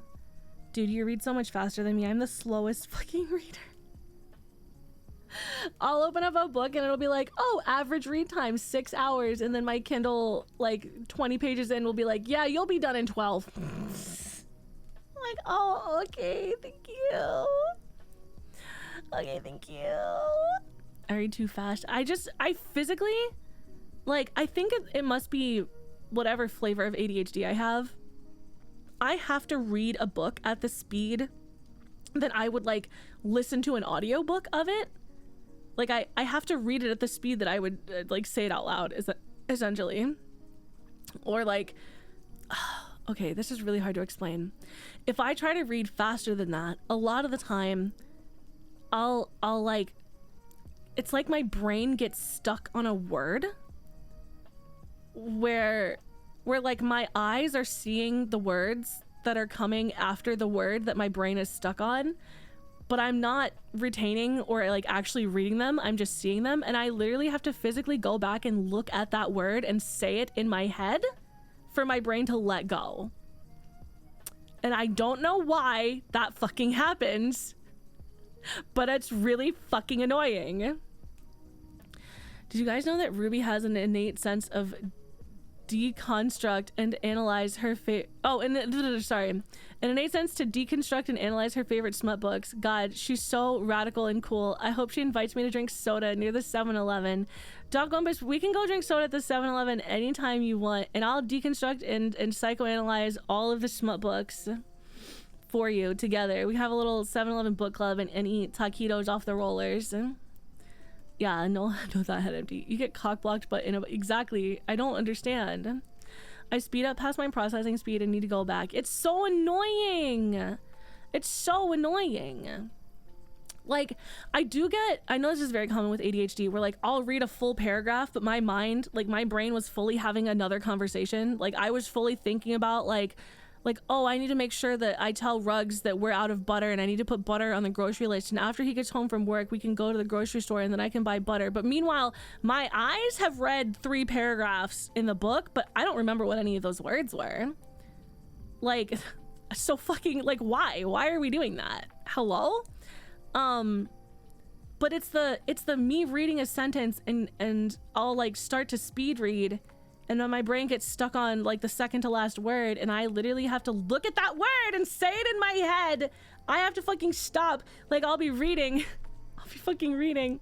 Like, okay, I'm gonna use this Streamlabs thing on screen as an example. And I'll be reading, and it'll be like, having fun? Consider jumping into the pit. The legal team has advised. And then I'll start to speed read, but my brain is still on the word advised, and I'll have to stop and go back. And I literally in my head have to be like, advised us to state that Ruby Voxx is in, and like finish the sentence. Because if I don't like go back and read like one word at a time and enunciate it in my head, my brain won't fucking let go. Just let me read! Fuck! I'm multitasking where I'm just doing 2 things badly. Yeah, exactly. Like your eyes are reading, but your brain is like, hold on, I have to, yeah, literally. Now that we're talking about butter, did I get that butter crock on the wish list? Did I get that butter crock on the wish list?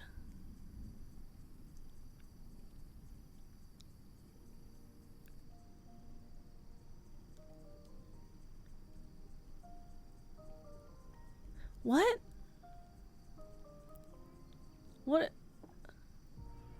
What?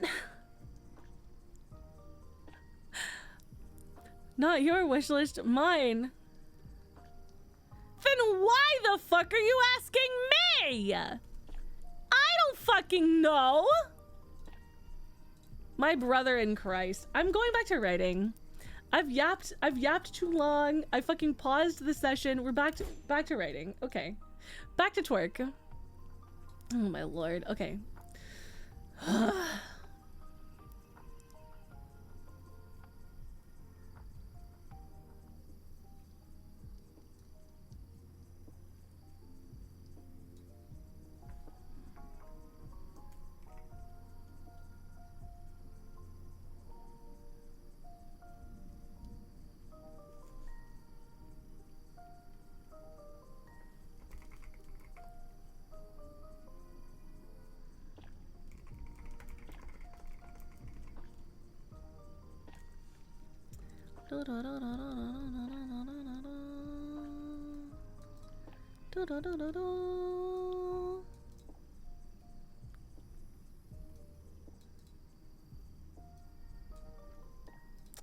Oh, I remember what was happening.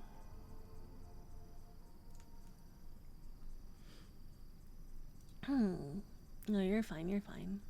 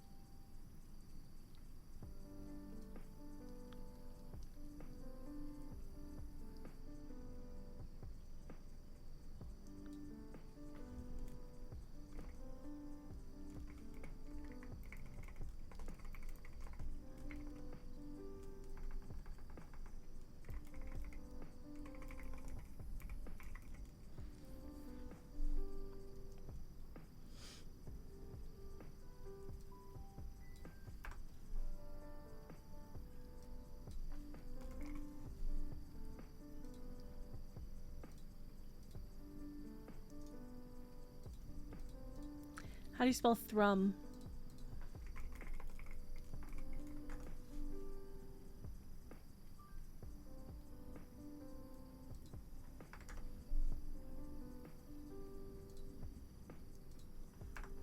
Got it.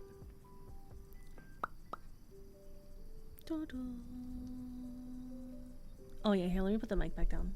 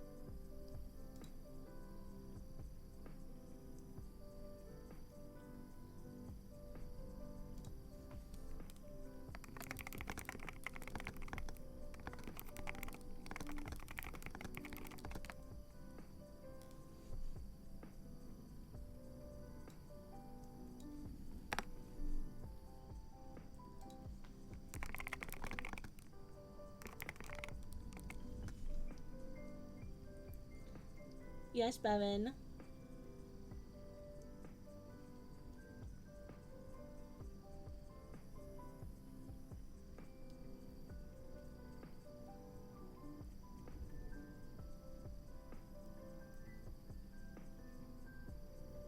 I put it away.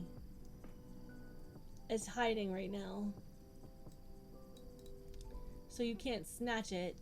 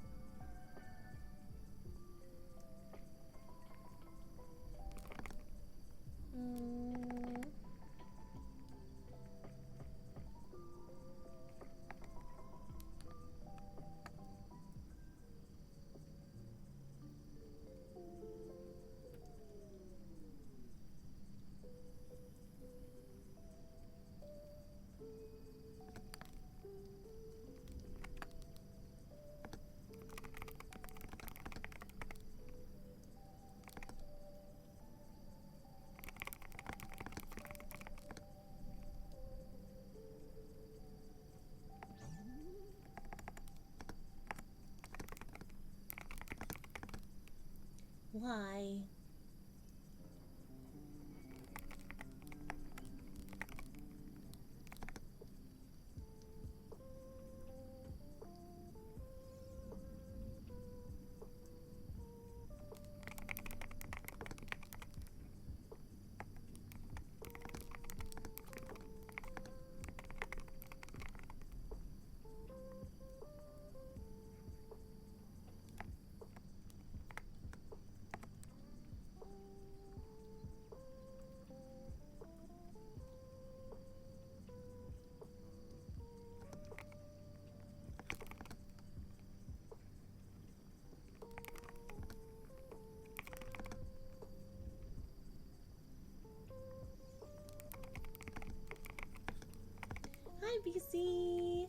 going okay. I literally just finally started doing more work. Welcome.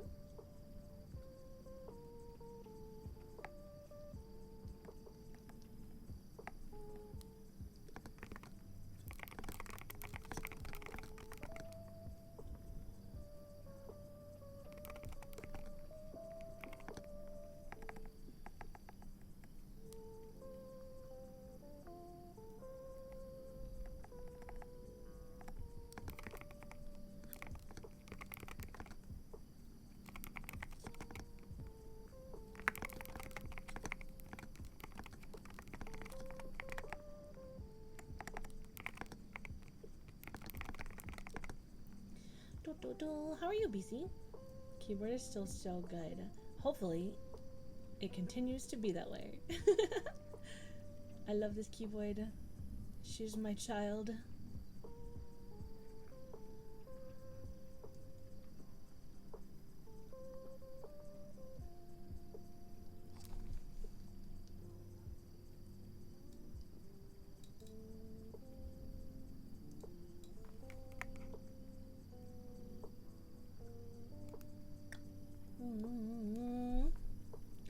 How many pages is this chapter? 2, 3, 4,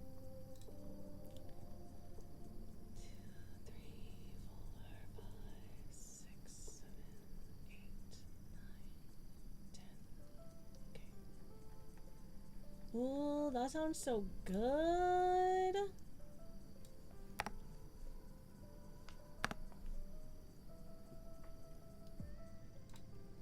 Hell yeah.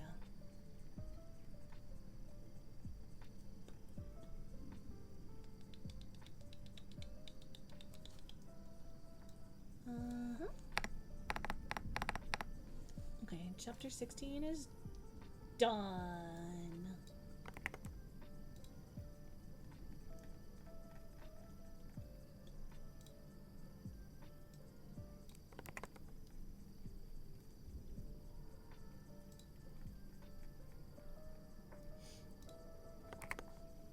Where's Halo Phoenix?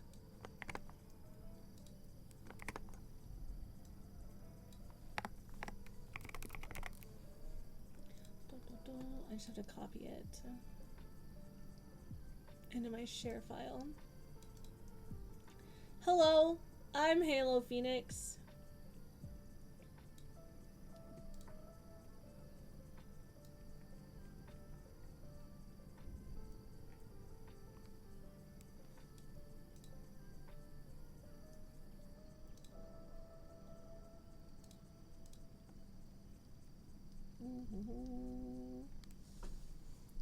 Ugh.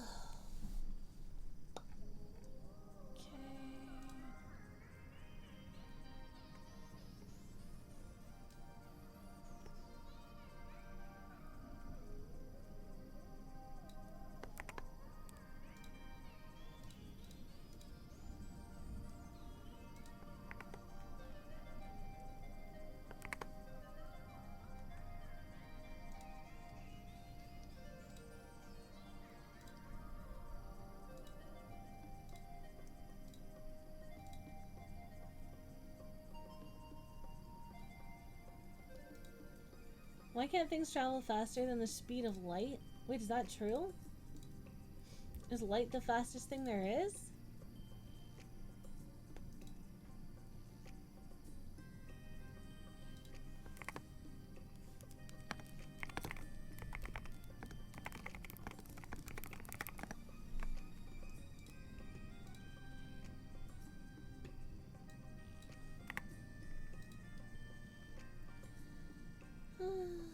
Whoa, I didn't know.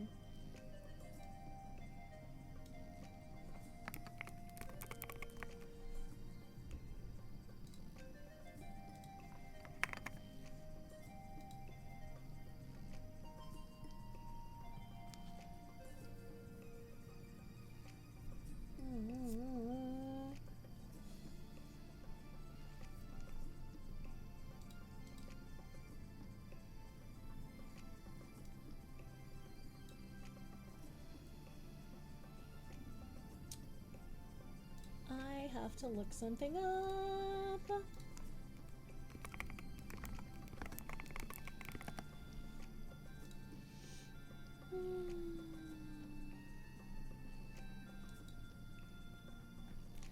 God, I miss Strand Bookstore.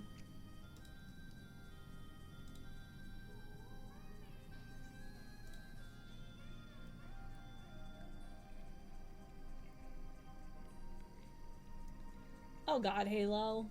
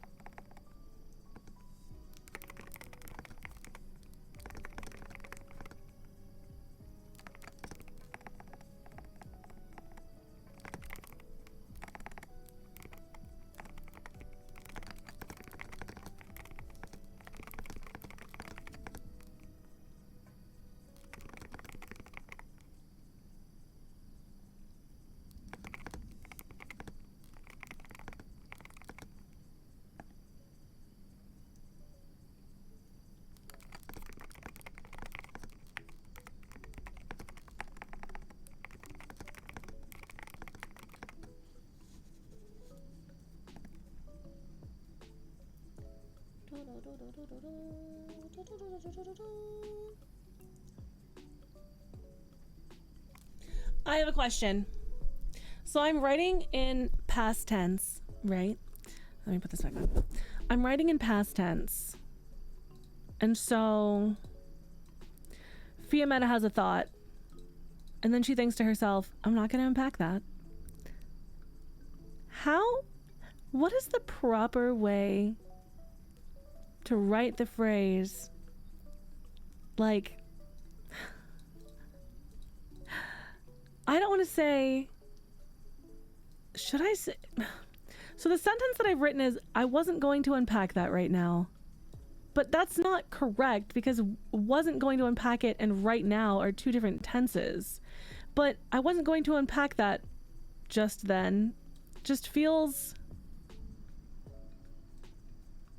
wrong also.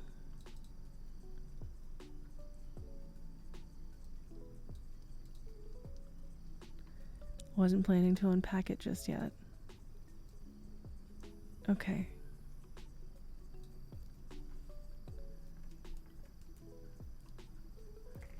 Thank you. Yeah. Yeah. Okay, any of those works. Okay, thank you. Thank you. I wanted I wanted the vibe of saying the word now, but like properly, in the proper tense, you know what I mean? I wasn't sure exactly how I wanted to phrase it. Okay, sorry, you guys can have this back.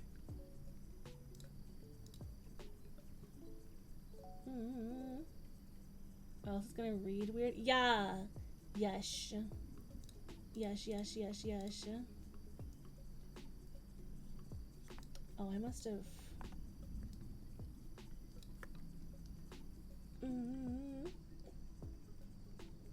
It's my biggest editing advice that I give every single writer I work with. What, not mixing tenses? It's rough, dude. I do it all the time. It's one of like my biggest things that I actually go back and will edit, because I'm trying really hard not to edit my first draft, which is why, like, again, some of the language and some of the wording is a little cringe, because it's literally me just like word vomiting out like the first thing that comes to mind. But I will go back and change when I fucking mix up tenses, because that shit pisses me off. If you have trouble reading it out loud, it's gonna read like dog water. No, yeah, agree. Yeah. Agree.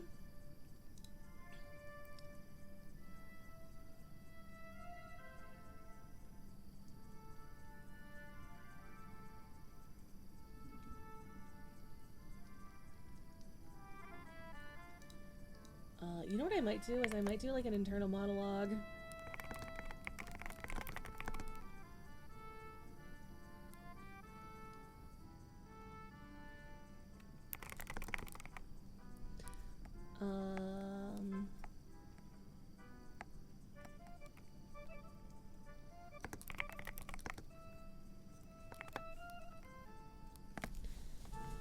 Because I do write her internal monologues in present, because it's like dialogue but quiet and in her head.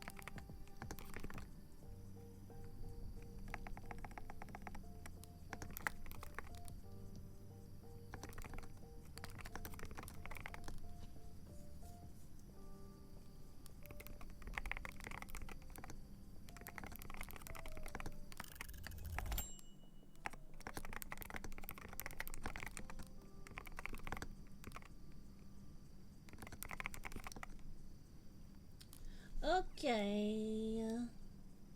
Let's see, we got a new guy. Oh my god, my eyeball is so itchy. Oh my god, he's a toaster. Oh my god, he's a little toaster. He's so cute. Holy shit, my eyeball is so itchy. He's a little toaster. Aw. Toastmate. As opposed to a postmate? Oh my god. That's cute as heck.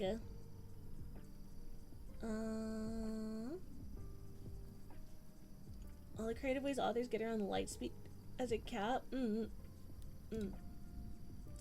Little guy. Dude, I fucking love toast. Don't let the dirty dishes pile up. The running water almost sounds like a river. A fishy pal will enjoy splashing in the water. Okay, so it looks like we gotta do some chores. Dishwashing. And the sounds of a whispering creek. And a little fish. Yeah. Oh my god, he's in a bowl. He's in a bowl. Look how cute he is. That's so cute. That is so fucking cute, dude. What the fuck, bro? He's swimming this bowl. Stop. I love him. Okay, this little fish guy is a lot cuter than I thought he was, and I love that he's in a little fucking bowl. Is he usually in the air? Is he usually like floating, like he's swimming in the air? I feel like he is usually. Or something. Maybe. Maybe? Maybe? He's in a ball. A little ball.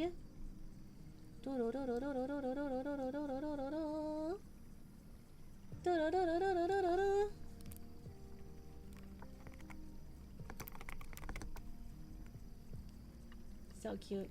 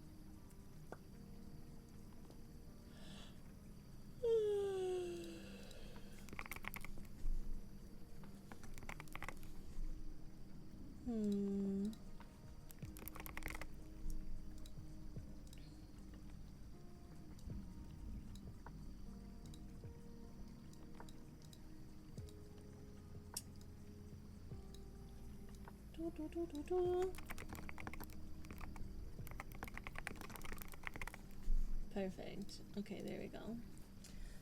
How does he help with dishes? Don't judge him. Yeah, he's doing his best. Don't fucking judge him. He's doing everything he can, okay? Which is to say not a lot. But he's doing everything he can. He's doing his best, okay? Don't be mean to him. He's perfect. I love him. Oh yeah, we're on break time. I can come back up here.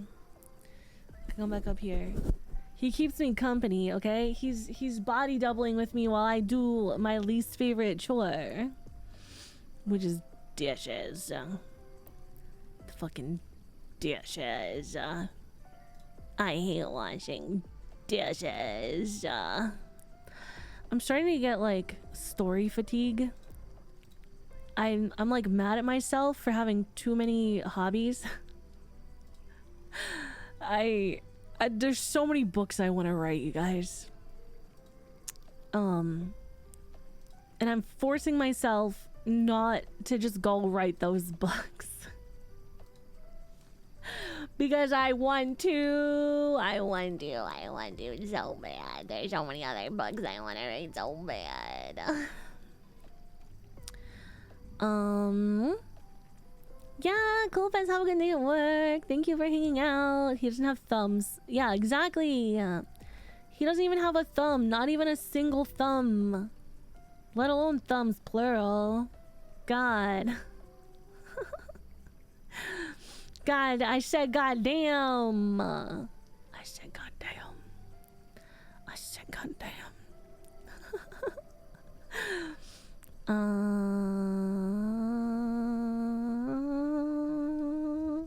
Hello, 𝗙𝐿𝐿, welcome. I'm working on my book that I'm writing. Welcome to stream. We're having a co-working stream.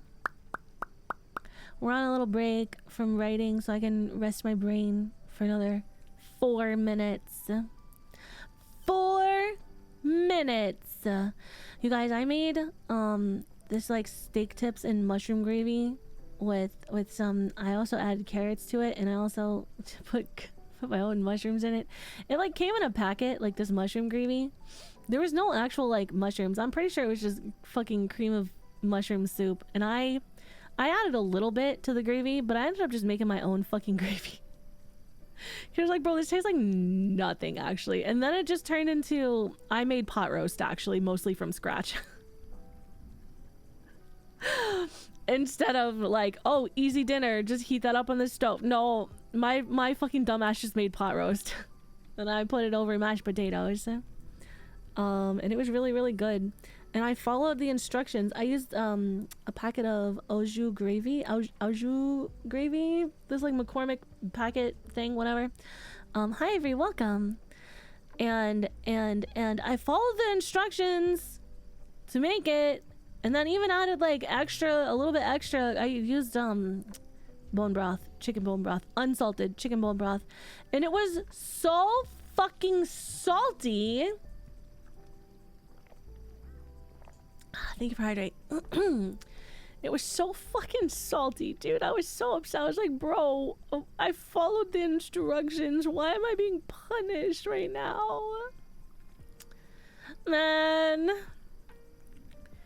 Yeah, he's got a bag of thumbs. Don't ask him where he got them. He just can't use them. Thank you, thank you, thank you. Thank you for the lurk. I appreciate you. I think I can't decide if I want to go take an Adderall or if I want to drink coffee. I want coffee, but I should take Adderall. But if I take my Adderall, I probably shouldn't also drink coffee like the second I take it. You know what I mean? Bruh. It'll give me a tummy ache if I have both. So I'm trying to decide which one I want. Can't just be taking stims on stims on stims, bro.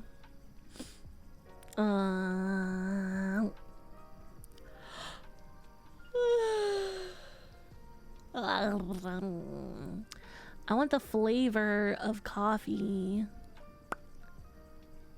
but I want the working better than coffee-ness of Adderall. I don't have decaf. I'll just go get the Adderall. Fuck it. I'll just fucking suffer for my craft today, I guess. My doctor is calling me, probably to remind me that I have an appointment on Thursday. I'm not answering the phone!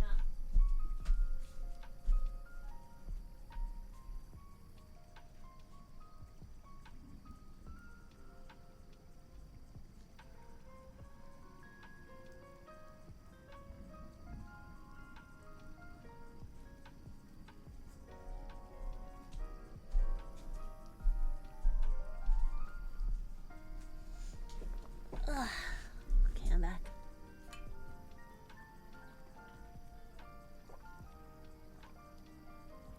Yeah, Asuka. What good are you sleeping over there on the bed? Can't you start screening my calls or something? Goddamn. Alright, back to work. I've got face smut to write.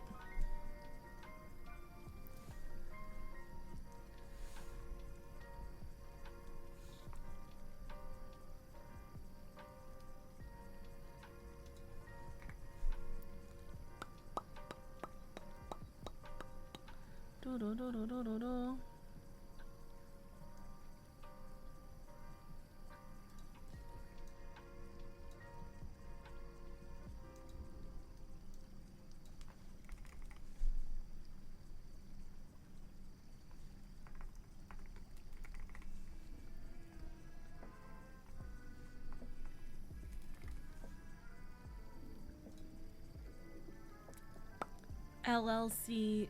This is Oscar barking. Hell LLC. Hell LC. Very silly. Leave a message after the bark. She would too.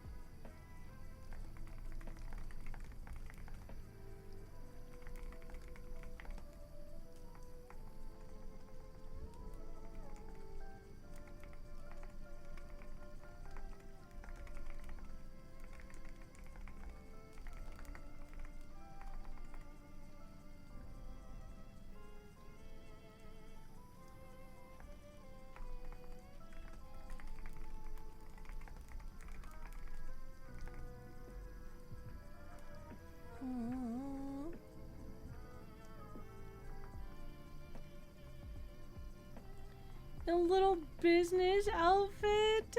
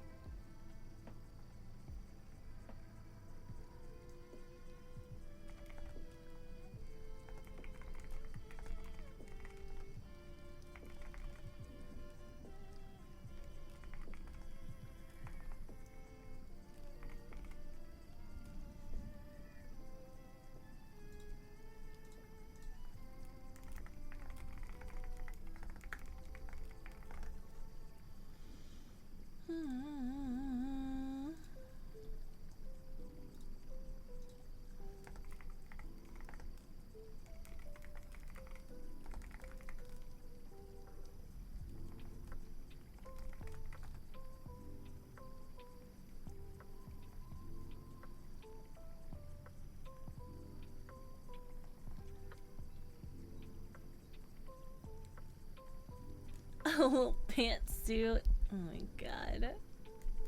She's so damn cute.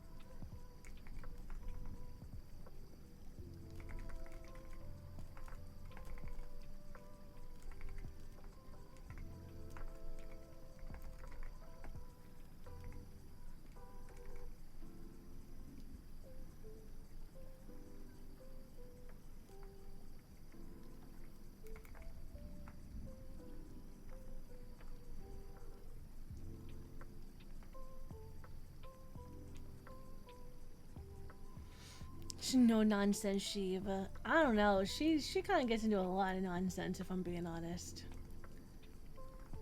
I don't know that she does it on purpose. No, that's not true. She definitely does it on purpose. Oh my god.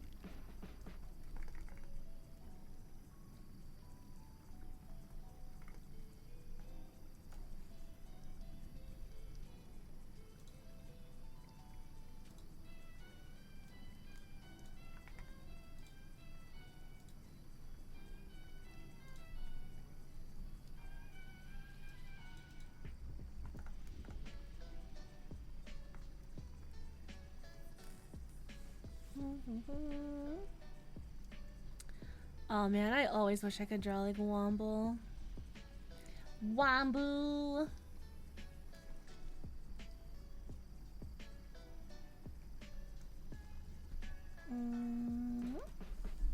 I'm starting to get hungry.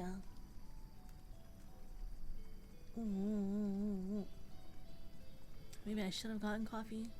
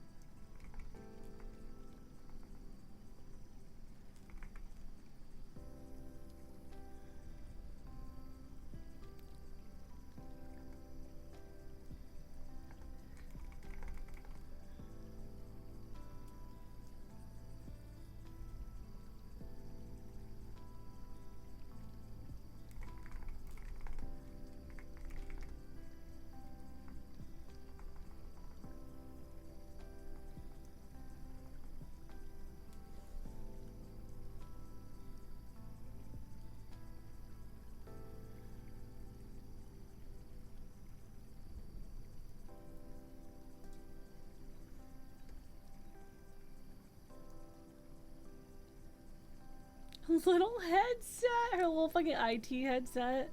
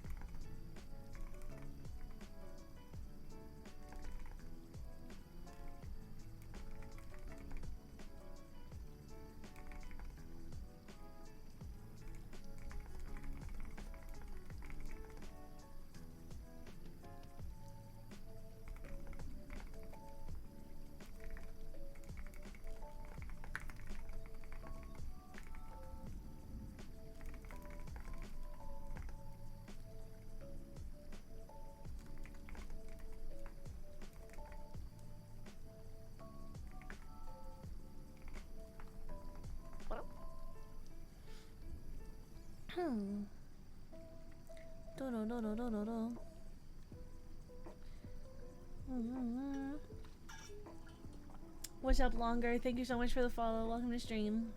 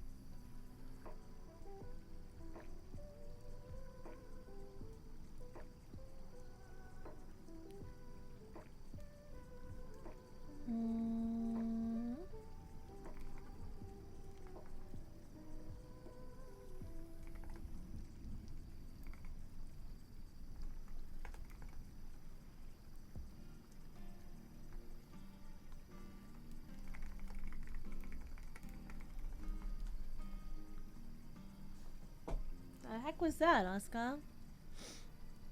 Thanks, dude.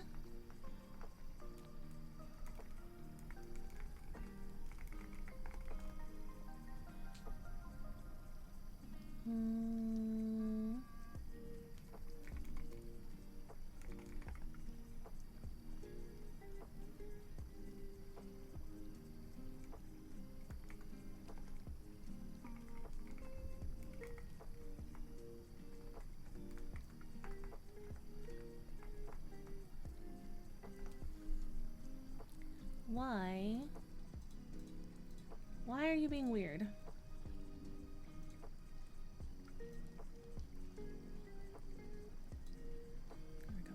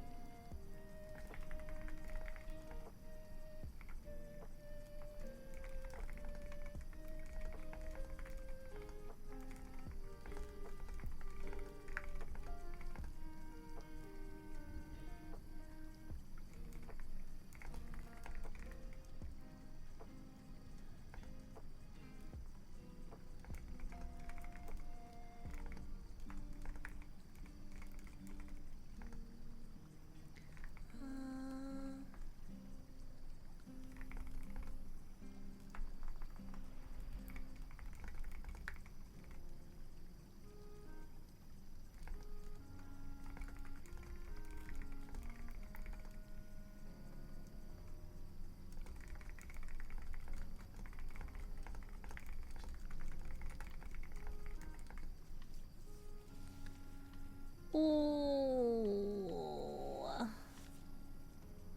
How do I want to do this?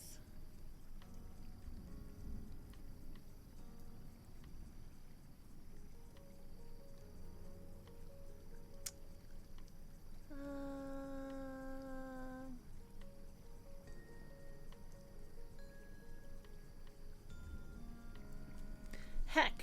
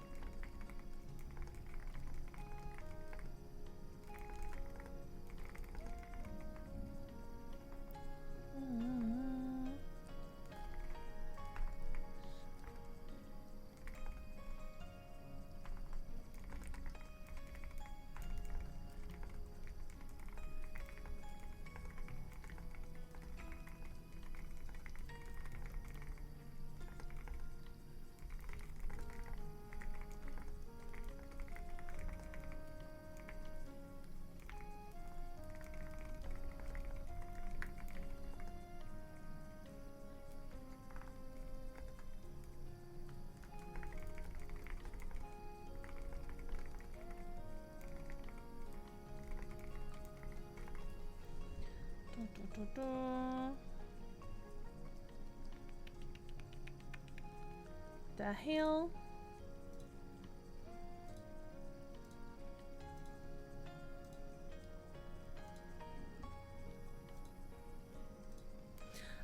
Do I know how many chapters I want the book to have? No. I don't know. I don't know exactly how many chapters. I do know that it needs to be under 100,000 words. So somewhere in the realm of probably 30 chapters it will be, I would say. Somewhere between 30 and 40 chapters, probably. Probably less than 40 unless there's some really short chapters. Because right now I'm at 17.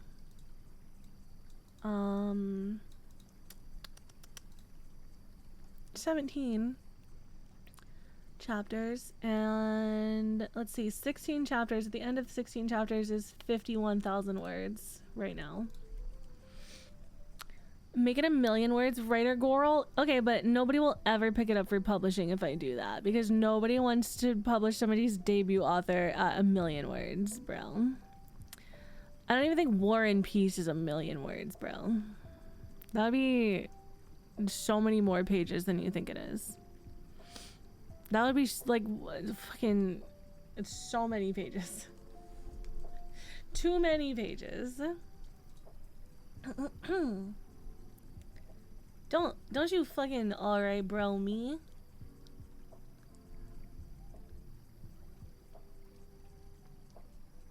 War and Peace is just over 500,000. Yeah, see? Yeah, I'm at 190 pages though. That's crazy. I wrote 190 pages?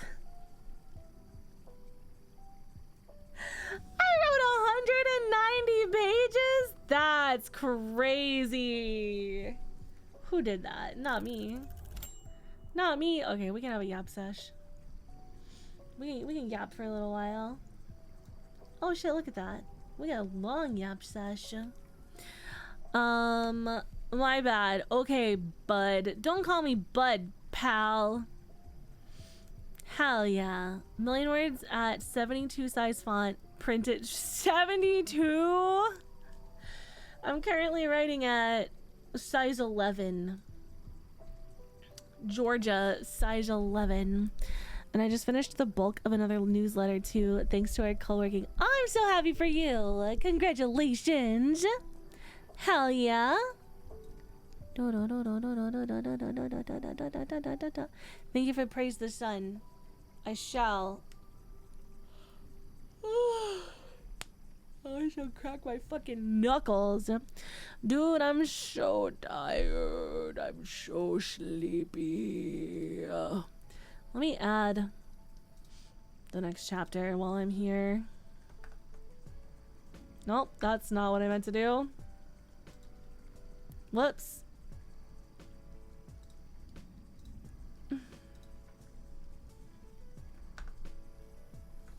There we go. Chapter 17.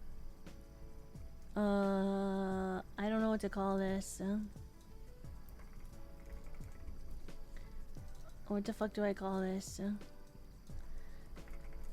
Yeah, I just want to see how much I've written today total. I have to add the chapter before I can put this in here. Add this. Add fucking this, pants grab. Oh, the high pixel. Welcome. Bro, I kind of want to nap now. Don't do that to me. I want to nap too, but I've only written 429 words today. I've only written 429 words. I'm not putting that in there. How dare you? Don't worry, there'll be plenty of ass later. Not yet, though. No ass right now.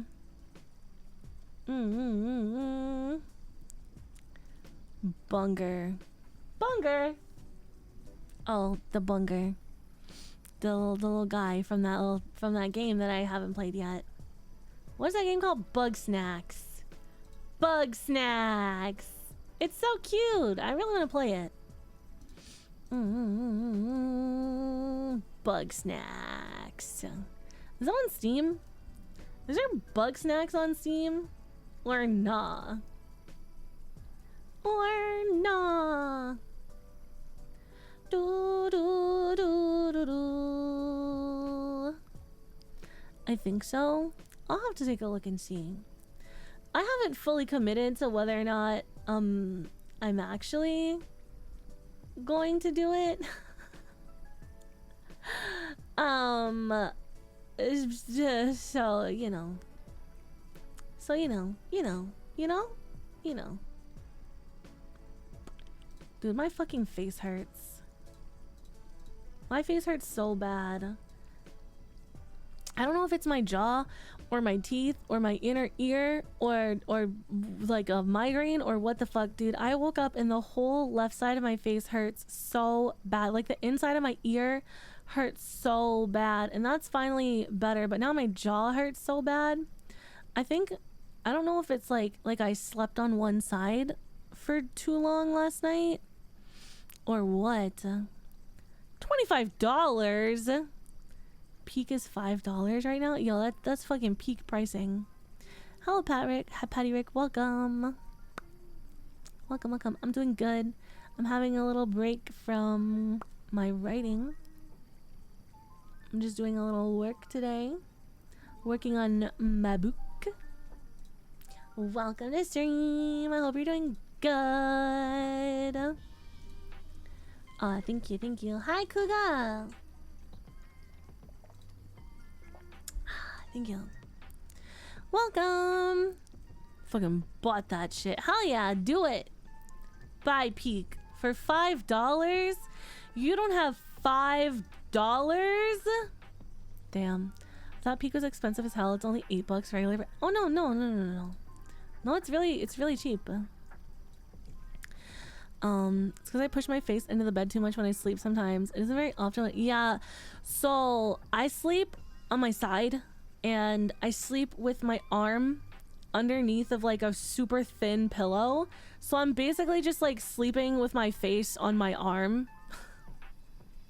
Like I literally have a pillow that is so thin, and I only have it to like so that my like skin isn't touching my skin. Does that make sense? So like my face and my neck aren't just like pressed against my arm because I don't want to get sweaty. And I think it's because I don't have enough cushion under my head while I'm sleeping, and then like if I don't like roll over and move position, I'll like wake up and have terrible pain in my ear and like my jaw from like pressing too hard like in one spot all night. But now my whole fucking face hurts and my ear hurts and I have a headache and I feel not good. Stupid. It's very stinky. Yeah, I can't help it. I'm just comfy.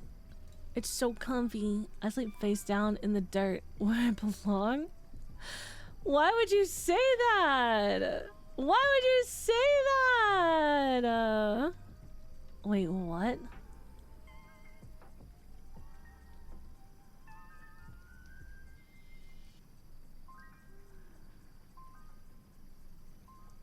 What the fuck?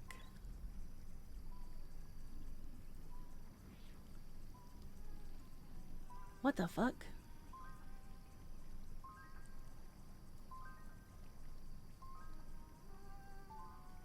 Hold on.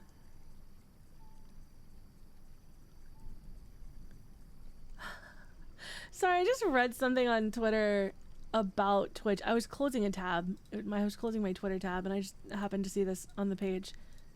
I was just what the fuck?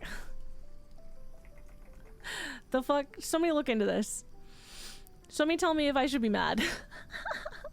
I mean, I'm always mad about something, but tell me if it's this.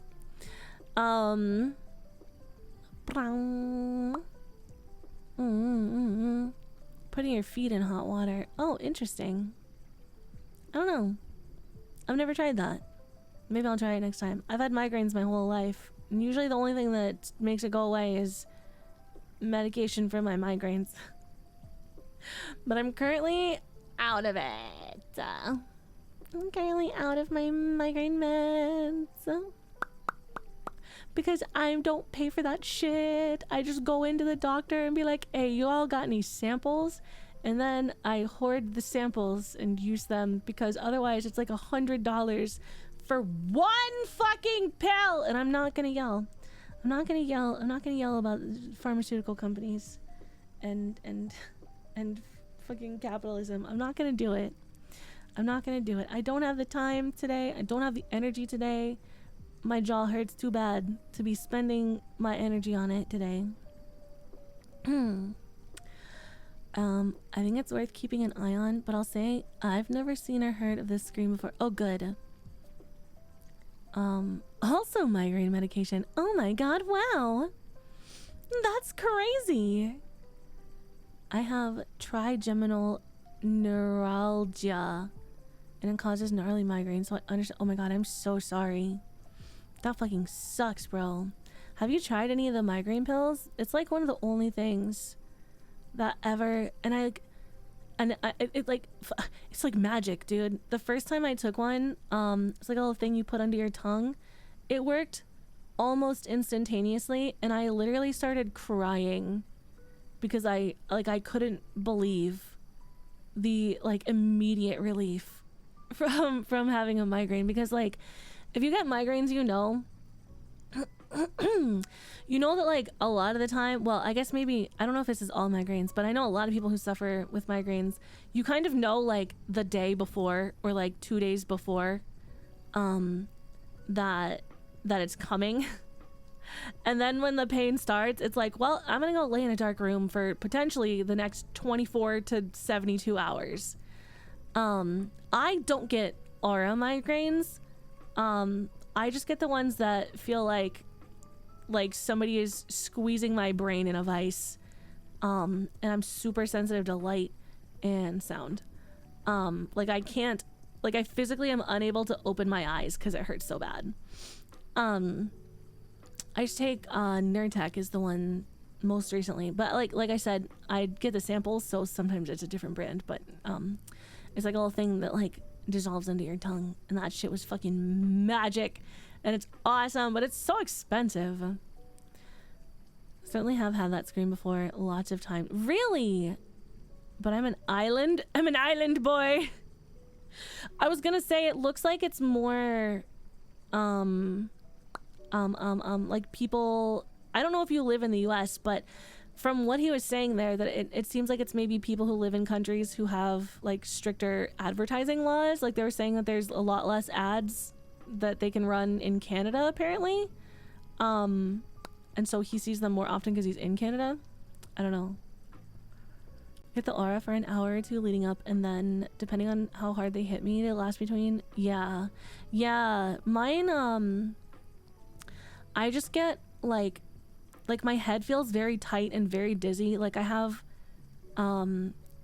like a little baby headache. I have a little baby headache for 1 to 2 days, and then I'll have a migraine, and sometimes it'll just last a day, and sometimes it'll be 2 or 3 days. Twitch team, Twitch stream me like a Latin America instead of USA. Oh, treats me like a Latin American instead of USA, which I am. Oh, interesting. Huh. I hope y'all don't have to deal with Mr. Trivago the Punchable.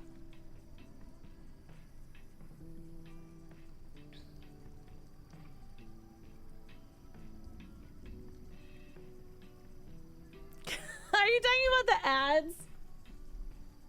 Are you talking about the ads that play Halo? Yeah? Oh man, Patty, I'm so sorry. That's fucking cheeks, bro. I will end that Trivago, man. I'm so sorry. I didn't know it was like that. If I see him on the streets, it's on site. Hey, at least you're subscribed to my channel, so you don't get the ads. You don't get our ads here. He ain't got no ads here in this stream. Sorry. I don't know what happened. I just blacked out. Nothing beats a Jet 2 holiday. What is that from?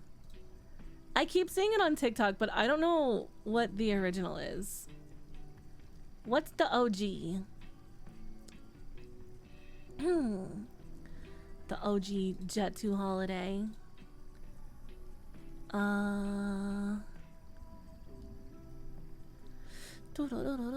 hot water trick really does help. As easy as a hot towel. Ooh, okay. I'll have to try that. Thank you. Some advert for Delta, probably. Is it like a real advertisement? It's an ad for... Wait, is it really? It's a travel company? You're an ad! I honestly did not realize that it was real.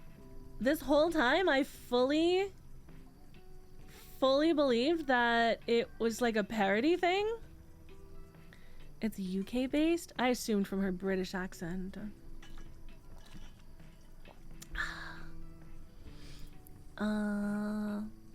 Didn't I tell you that how I found the Jet 2 lady? She's so nice and really... Wait, what do you mean?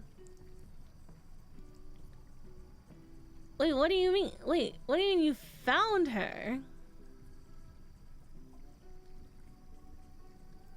Huh? What are you talking about?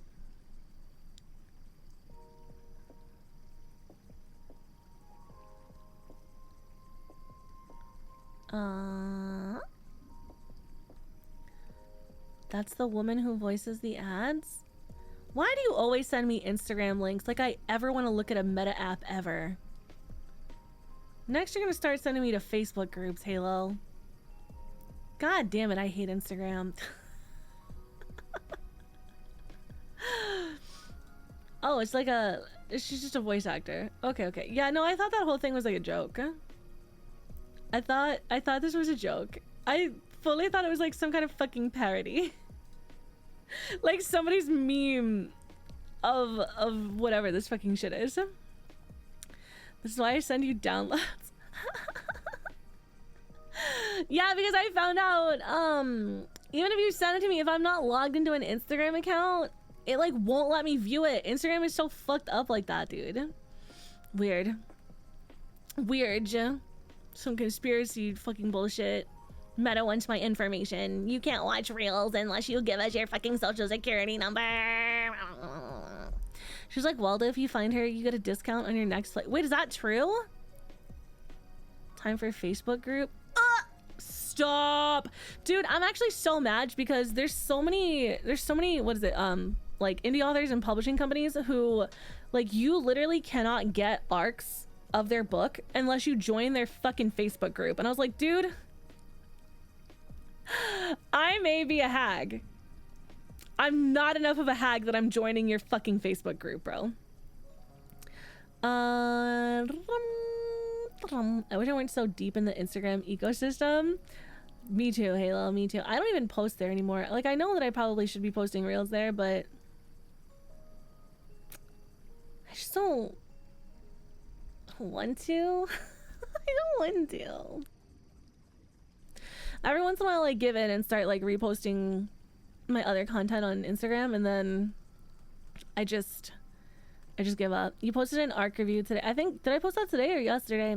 Yeah, like I said, I'll do it for like a little while, and then I'll remember that I hate Instagram, and then I'll fucking forget again. Goodbye, Patty. We'll see you later. Hope you have a good day. Yeah, the GPS information thing. Yeah, my God. If you guys use Instagram, make sure you guys go turn off your fucking location. Facebook and Mark sucker dick can blow it smooth off, man. Can blow it smooth off, man. I'm not even entirely sure I know what the fuck this sentence means, really. But it just felt right, you know? Hilariously, publishers love Instagram because it sells books. Exactly. That's the only reason I started using it again. Because there's so many publishing groups who are like, yeah, send us your Bookstagram account. How many followers do you have on Instagram? What do you post on Instagram? What's your fucking click-through rate on Instagram? And I'm like, bitch, it's nothing because I hate Instagram. I don't fucking do anything on Instagram, bro. It bothers me is when a company doesn't have a real website and it just takes, oh my god. I hate it so much. And then you have to like log into your Facebook account and it's like, bro, what if I didn't want this tied to like my real name and an account that like literally I only have so that my mom can tag me in a meme once a year for my birthday? Like that's literally the only reason I fucking have this Facebook.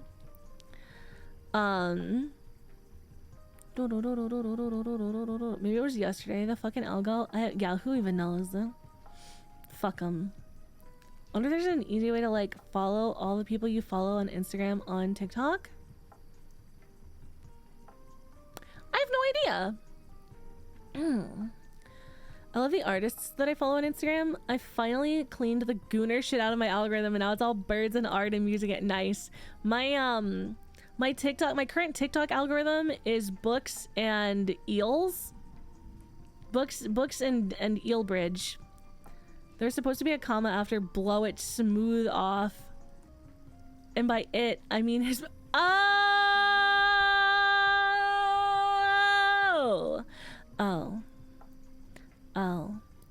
Websites are hella easy to make. Yeah, I mean like there's so many places you can go, like, what is it, Square? Or Card? Or, I don't know, name a fucking place.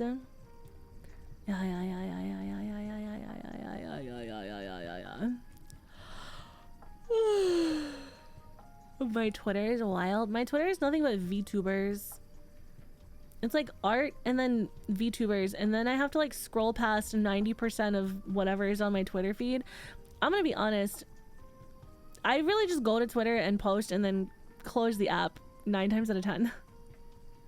I'll like scroll a little bit just to kind of see what's going on, and then I get depressed because I find out what's going on, and then I just don't want to know anymore. So I close Twitter and go back to reading monster porn. Dang, goddamn VTubers. Gosh darn motherfucking VTubers. Oh, I gotta go back to work in 1 second. Oh my god. That's it. That's the whole timer. We did a whole pass on the timer, you guys. That's crazy. Damn, dude. That's a whole... What is it? 25 minutes. Almost an hour. So almost 3 hours. Almost 3 hours? No way, because I yapped at the beginning of stream for like a long fucking time. No, that's not how that works. Wait, hold on. Pause. The 20 minutes is at the very end, so it'd be 25. So 35 times 3. And then plus 20. 60, 70. So like 100. So 2 hours. Okay. Okay. That makes a little bit more sense. I was like, damn, did I fucking time travel? Alright. I really should get back to work, but my brain is so fucking fried. What is wrong with me? What the fuck is wrong with me? I feel like I wrote the first 10 chapters of this book in like 3 months. And now it's taking me like 6-8 months. It's taking me like fucking forever to write the next 10 chapters. I'm only on chapter 17, you guys.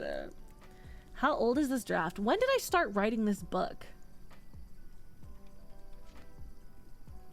When did I start posting it on Patreon? Was it December of last year? I think I started in November of last year.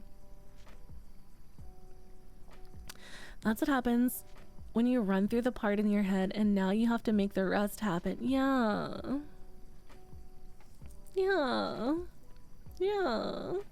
I think I must have started this book in November. I think. I don't know, but like the first 10 chapters came so easy. Fucking chapters 10 through 17 have been a fucking struggle. Halo, do you find that writing your second book is easier and faster than writing your first book? Because I have like the outline and idea for at least 2 or 3 more books, maybe even 4. And I want to write them so bad. But I've got to fucking finish this. I have to get through my first draft of my first novel first. I can't just be giving up and going to something else because it's new and shiny. I do indeed. That gives me hope that if I actually fucking finish this, then maybe the next one will be faster and easier. You get hella ideas, but can't just jump from project to project. I'm trying so hard to be disciplined in that way. I've started just like what's it called? Hold on, can I show this? No. I've started basically just like writing down like a little snippet, a little outline. Every time I have an idea for something that I want to write, I'll like write just like a little bit of it so that I can remember what I wanted to fucking write about, you know? It's on here. So like you can see this is the one I'm working on. I know it's blurry for you. It's supposed to be. And then there's like another one that I started with an idea, and then like a third one that I started with an idea, and then I also have in here in my Google Docs, I have a huge document for a longer like epic fantasy series that I'm working on. And I want this one to be done so that I feel accomplished. I need the dopamine of the accomplishment, bro. Don't get me wrong, sometimes it's fine to do a little something on the side to let off steam, but if you keep doing that over and over again, yeah, exactly. Exactly.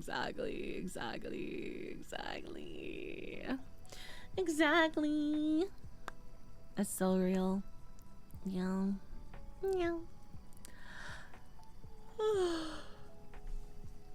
Chad, I'm so sleepy. I'm a sleepy guy today. I don't even feel like I stayed up that late, honestly. There is no excuse for how tired I am today. Alright. Dude, I wish it was nap time. I wish with all my heart that it was fucking nap time right now. But I know that if I was like, okay, I'm gonna end stream and you know, do some self-care and go take a nap, I would end the stream and then I would sit here and dissociate for 20 to 30 minutes, and then I would finally force myself to get up, and then I would fucking lay in my bed and stare at the ceiling, and then I would be like, oh man, I can't fall asleep, so let me like grab my Kindle and like I'll just read a little bit on my Kindle to put myself to sleep, because for some reason when I don't want to nap and I start reading a book, I immediately fucking fall asleep. The second I want to nap and I start reading a book, 100 pages later, and motherfucker's still awake. Every damn time. Every damn time. Anyways. Okay. Alright. Let me fucking... We're gonna start this timer. We're gonna do a little bit more work. See if my brain can do it today, okay? Let's go. I'll give you your clickety-clacks back. Here you go. Put you down there. Put you down there. Locked in.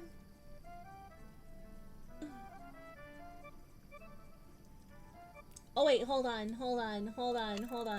Wait, I know I just said we were locked in. I know I just said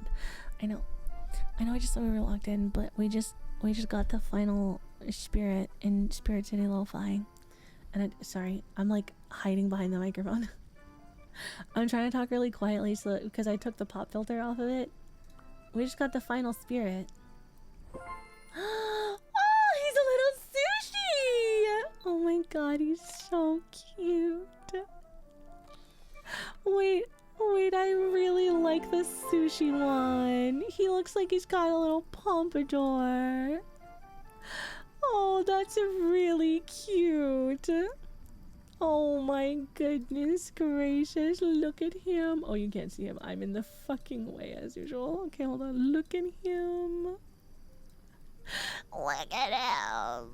He's perfect with this little mini pompadour. It's fucking salmon pompadour. He's so fucking cute. Oh my god, look at this one. Look at him. Oh, the tuna. Oh, is this one tamago? I think this one might not be. Wait, is it? What is it called? What is it called? What is it called? Uni? Is it uni? Is it or fucking like urchin? Or do you think it's egg? I don't know. It's got stripey, so it leads me to think that it's the yellow one. Do you guys know what I'm talking about? I don't know, but it's really cute and I love him. There's a little rice fish. I also like the takoyaki. The takoyaki's really cute too. And then the onion night. I think I think I'll use onion night. And we can finally stop washing dishes. Oh, and I can turn off this babbling brook that makes me feel like I need to piss. Fucking turn that shit off. This game is making me want sushi, something fierce. Dude, I want sushi so bad. I cannot even tell you the last time that I had sushi. I want sushi so bad, bro. So bad.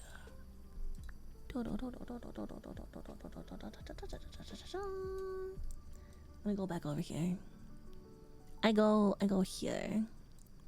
Okay, anyways, back to work. Back to work. He looks unbreakable. He's so cute. I love him. Okay, and then I put this up here. Okay, there we go. Okay, I'll put you back down. Go back to your clickety clacks, chat. Where was I?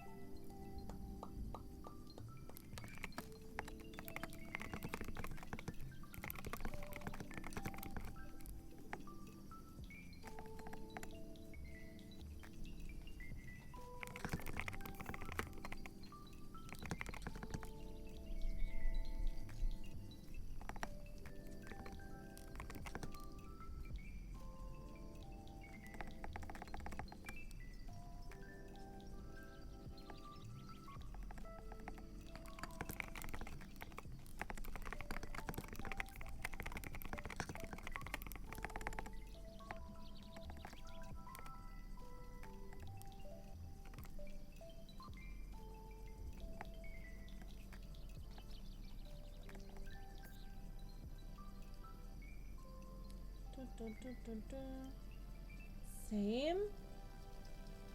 Huh? Oh, sushi? Yeah. Excuse me, I die.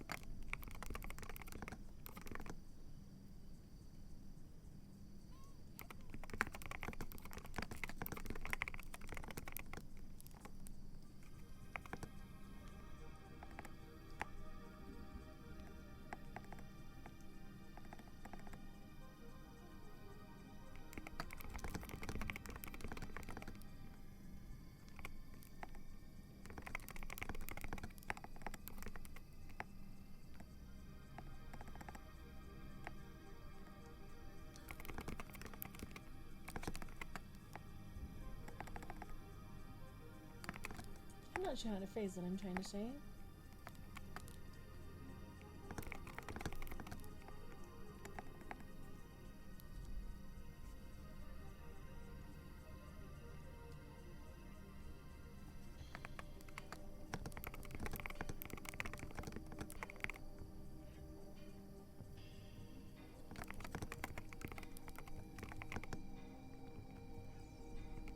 Hi, Anima.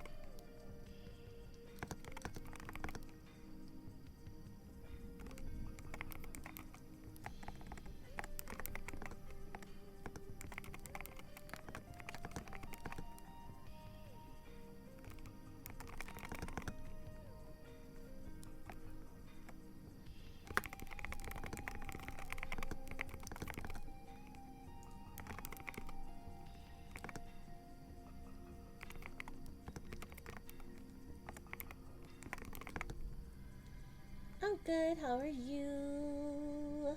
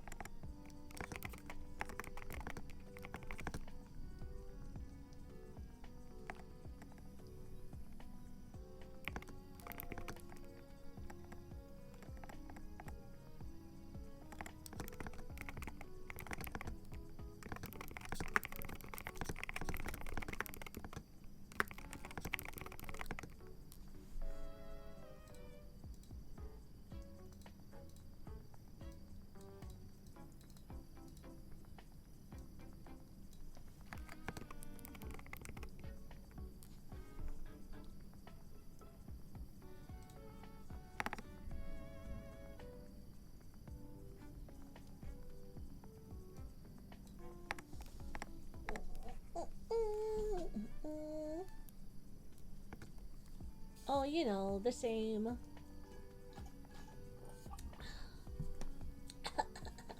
Thank you. You're real for that, honestly.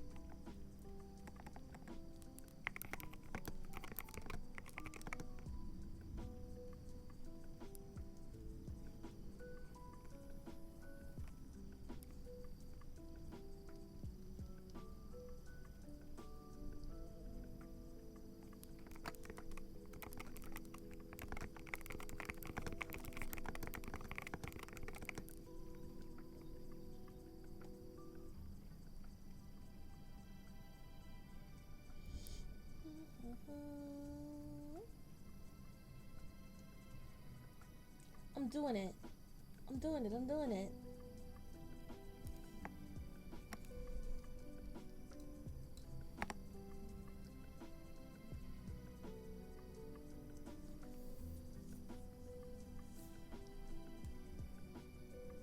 Yeah, I had to undo some of that. I didn't like it. Welcome to writing. Welcome to this is why I blur out the page so you can't see what I'm writing, because otherwise it's just gonna be a lot of rewriting shit. Nobody needs to know that. I delete 12 pages. It's better than one time that I wrote like 20,000 words. No, I didn't. I wrote like 2,000 words and then deleted it. I wrote like 2,000 words and then realized it like didn't really fit within the context of my story and was like, well, there goes that. I'm doing it.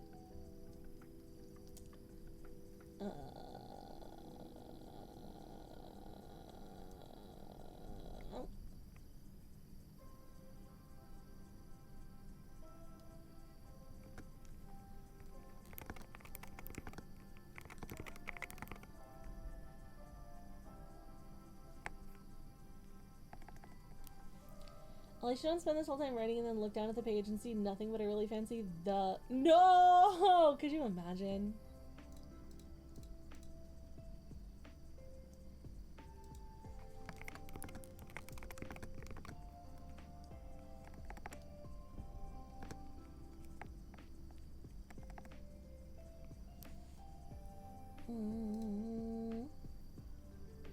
The.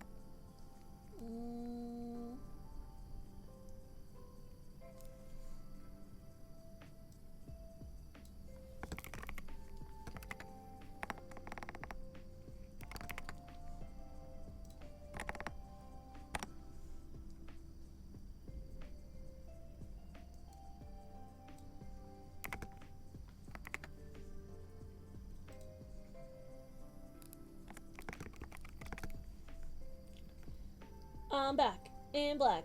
Big Mac. Ball attack. Thank you for the lurk, Anima. Welcome back, Bevan. Thank you for the pin.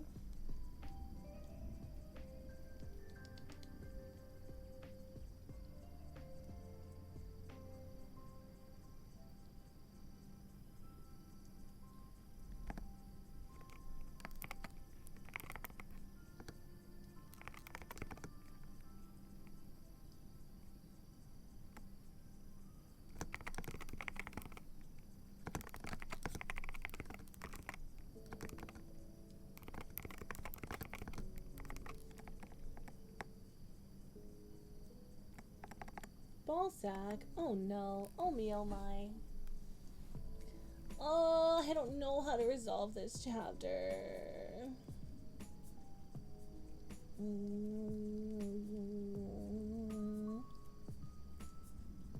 My lord.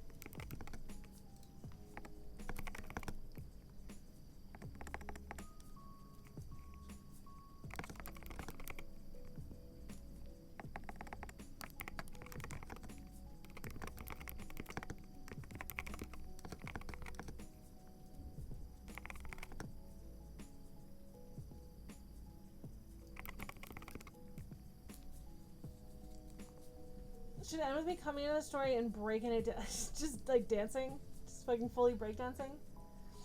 Bevan breaks it down ball sack style. Oh, good. Oh, good. Oh, my butt cheeks! I'll have to get me one of those nifty butt pillows for my butt cheeks. As opposed to butt pillows for not your butt cheeks. For whole, I guess. I don't know.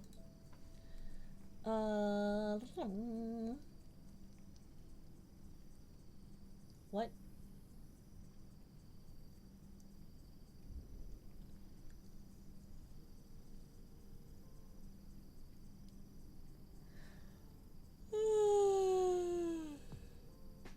Keep on dreaming. About what?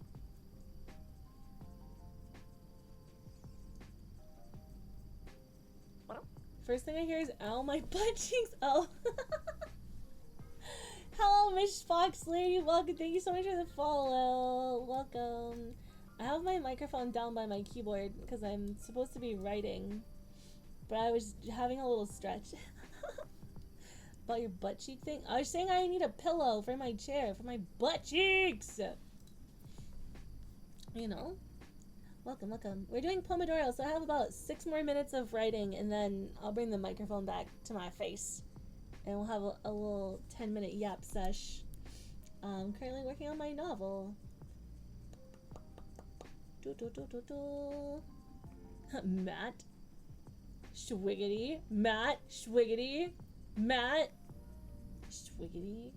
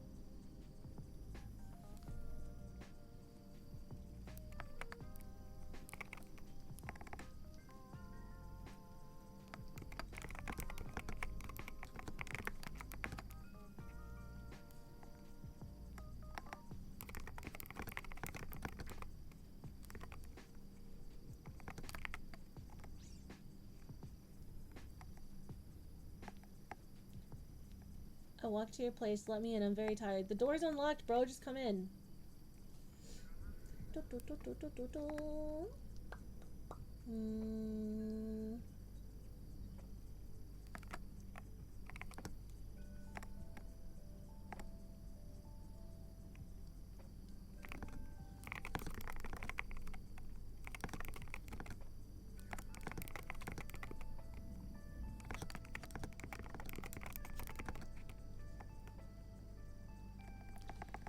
White people moment. It's more like I was cleaning up my porch and feeding the birds today, and then I kept having to go in and out of the house, and I didn't feel like relocking it every time, and then I forgot. So yeah.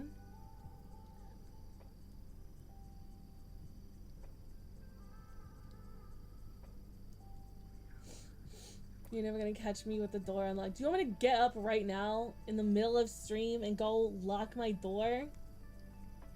Onion, 𝗵𝘂𝗧𝗏, ℕcie ℩𝗩𝗏 all the time.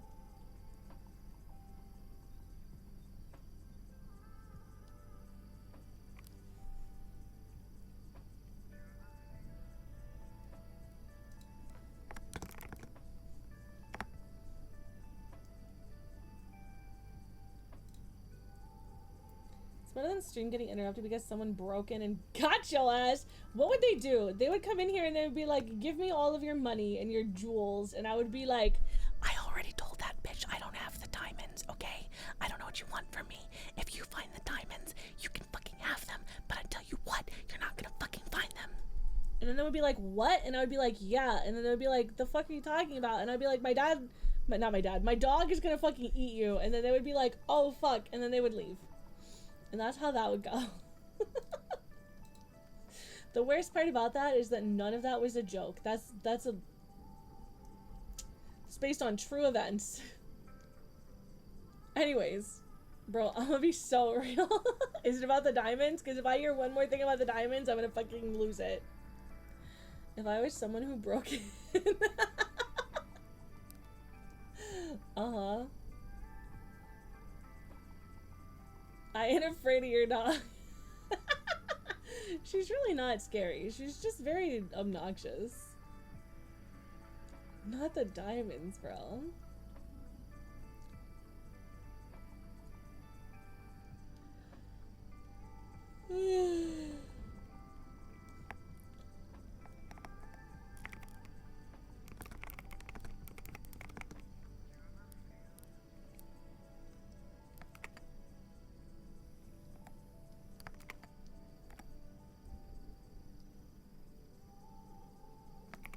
Yeah, the burglar alarm.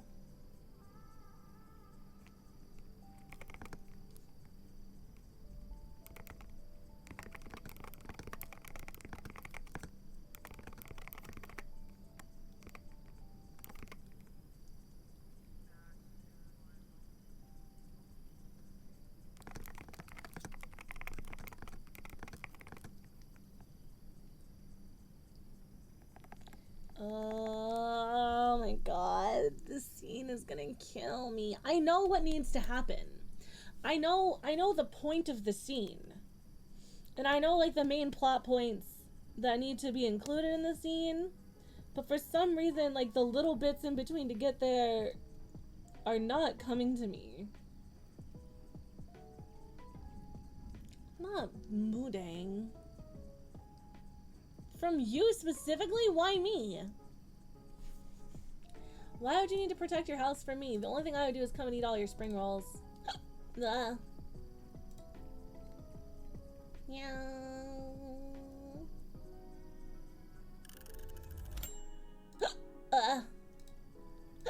Oh god. Goddamn. Stop. Stop. Oh god. Because you hate mooding, that's why you ain't stealing shit. Dude, you're kind of right. I don't like mooding. I'm gonna steal all the spring rolls. I'm gonna be like, Bevan's mom, please, can I have some spring rolls? And she'll be like, yeah. And I'll be like, fuck yeah. And then She'll make me spring rolls and I'll eat all of them. The hippo. Yeah, the hippo. You'll fuck Moodang. Oh my god, my hiccups are so bad right now. No, oh my god.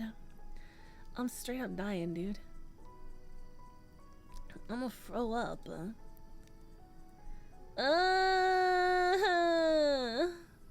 Sorry, my brain. What did the hippo do?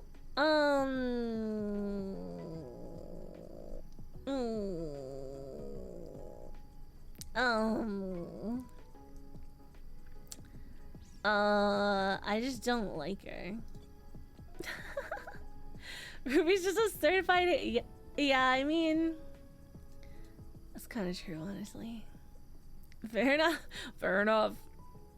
I don't know what that's from, but every time somebody says fair enough, it's the voice that I read it in. Oh my god, if I don't stop hiccuping, I'm gonna fucking puke! My god. Jesus fucking, I'm gonna go refill my water. Jesus, I'm gonna die. I'm gonna fucking crash out. I'm so overstimulated in my fucking body. Okay, I'm gonna go fill my water up. I'll be right back. Oh my god.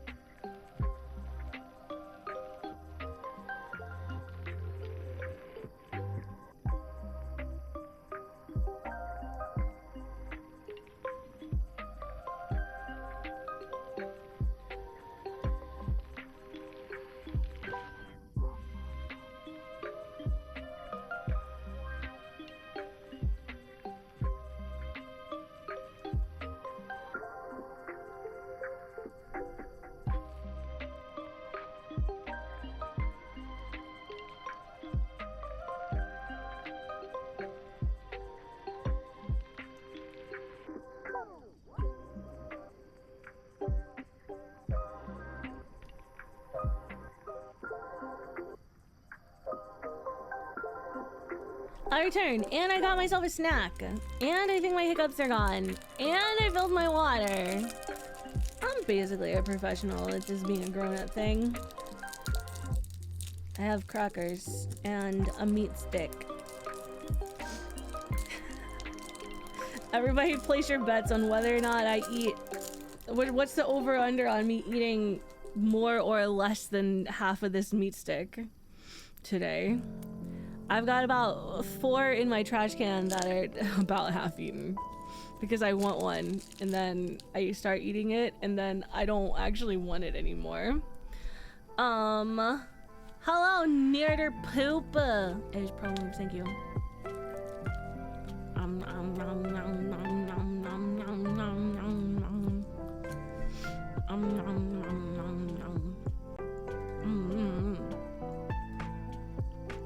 I'm gonna be honest, there's not even a reason for me to hate Moodang. I think it's just a fucking PDA thing. Like, everybody loved Moodang, so fuck Moodang. It's just me being fucking ornery, honestly. There's no excuse. I'm just being a shit. Don't be me. It's not a flex. Geology anime. Why? Because the main character's a baddie. I thought you were gonna say because the main character rocks. Actual hater. Uh-huh. You're not wrong. I am not disagreeing with you at all.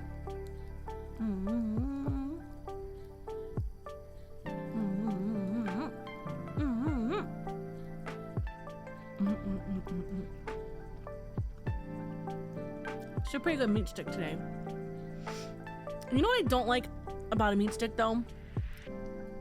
Is like, sometimes, because they have like fat in them, sometimes the like cold coagulated meat fat that like makes a film on the roof of your mouth kind of makes me want to puke. I'm not gonna lie.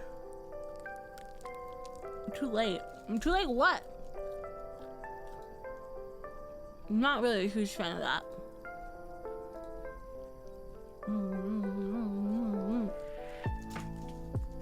That's why I got crackers. You gotta change up the texture every once in a while, you know? It's the trade-off, yeah. Bro, I had like an actual Slim Jim the other day. Totally a different fucking thing. I didn't realize how completely different they were. The Slim Jims are so soft. They're so soft and so greasy, bro.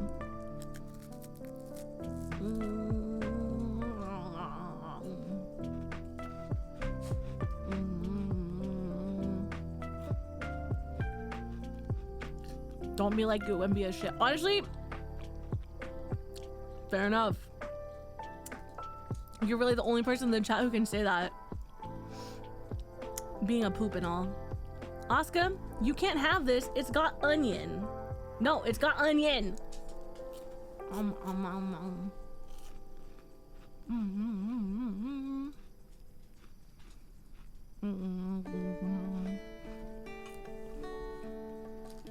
I have little sour cream and chive crackers. Nope, I lied. It's cream cheese and chives crackers. I probably shouldn't eat these like this and haven't had one since then. Damn, cold turkey on the Slim Jims, huh? I wish I had the self-control. I really shouldn't be eating so much processed meat stick, but like sometimes I really need approximately 10 grams of protein and don't feel like drinking yet another protein shake today. Those sound pretty dope. They're just like those cheap crackers that you get in the snack food aisle that are, what's it called? Lance brand Captain's wafers, and it's just like a club cracker with like chive cream cheese in between it. They're good. I like them. It's like those peanut butter crackers, but instead of peanut butter, it's onion cream cheese. It's good. I like. I just remembered I need to make a grocery list. I have an Amazon Alexa unit. Boo, Alexa. However, the reason I have it is because I had to buy a security system because somebody stole my car. And the highest rated one that I was able to buy paired like most easily with an Alexa unit and like let me have an indoor camera so I could like see the cameras outside, like what the cameras were seeing from inside, which is why I have an Alexa unit. Anyways, I digress. I do find it extremely helpful because now all the time I can be like, Alexa, add whatever the fuck to my grocery list. And then she does. So like if I'm in the kitchen and I'm trying to cook some shit and then I use the last of the butter, my fucking dumb ADHD brain, I don't have to be like, oh, remember to write this down on the grocery list. I can be like, Alexa, add butter to the grocery list. Or like, if I'm in my bedroom and I remember, oh fuck, I forgot to put butter on the grocery list earlier while I was in the kitchen, I can be like, Alexa, add butter on the grocery list. It's so fucking helpful. It's so helpful. And then it goes to my phone and then I'm at the grocery store and I'm like, oh fuck, what was the grocery list? Doesn't matter. Didn't have to remember to bring it. It's on my phone. Super useful for me. I always forget to do shit all the time. I found myself now, it's to the point where like, I constantly will be like, Alexa, what time is it? Because like, I live at the beach and we live in a really old house and our power flickers pretty often. And so like, I just get sick of fixing the time on the clocks on like the microwave and stuff. And so like the only other clock I have is like my phone. And so I'll just randomly be like, Alexa, what time is it? Or like, Alexa, what's the weather? And like, now it's to the point where I'll be out somewhere and like, my instinct is to be like, Alexa, what time is it? And I'm like, what? I'm in the car. She doesn't fucking know. She's not fucking here. Practicing making beats. Hell yeah, nice. I did it with my Google Home. Yeah. Why is there so much butter? Who put all this fucking butter here? Who brought all this butter in the house? What time is it? What? Alexa, what equals time is it? What? Huh? Scan this onion for me. No, don't you fucking dare grok scan me. Ew. I just straight up be in bed, wake up, and rather than pick up my phone and be like, what time? Yeah, exactly. Exactly. All that. Me every morning. Alexa, what's the weather today? Alexa, please tell me the weather. Alexa, what's the Pokemon of the day?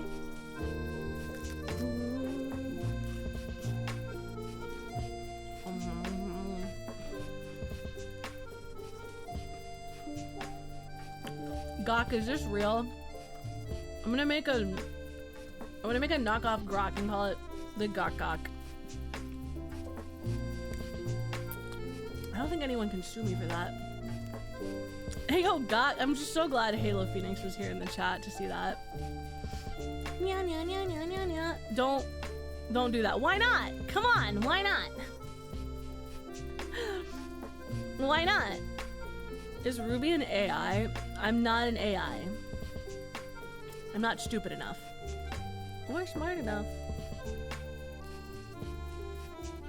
I don't know. They are trying to replace authors with AI now, so. Although, I did see that there's like a big class action lawsuit going on because Meta, fucking Mark Zuckerberg, stole a bunch of novels and then tried to train his AI on it, and all of the authors are like, hey motherfucker, I don't remember giving you the permission to train your AI on my fucking novel. Get bent. Honestly, I haven't been that happy in a long time hearing that. Again?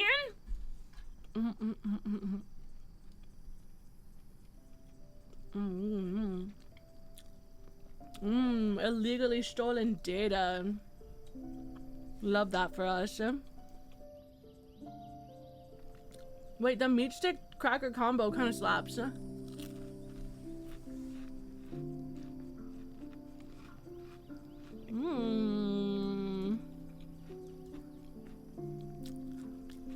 Stored meat,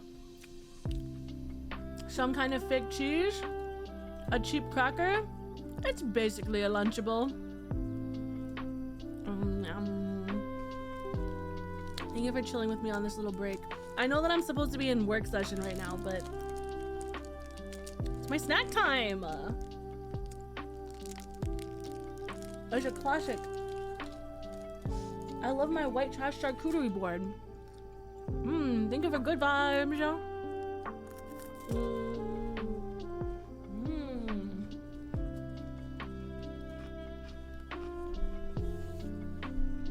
Why choose when you can have both at the same time? And also, I'm having a meat stick and cracker at the same time. Anyways, back to writing. Before anybody asks, this is not a why choose book. Sorry. I'm sorry to anybody that's gonna be extremely disappointed that she's not gonna make out with Ambrose and Thorn at the same time. No sword crossing in this one. Save it for the next time. Lock the fuck in. I know, dude. I know. I really need to. All right, I want to put you guys back down here at the keyboard. Get away from me. You stink. When's the last time you showered? God damn it. Okay, ads are over. Hi, welcome back. Thank you for watching the ads. I'm very poor.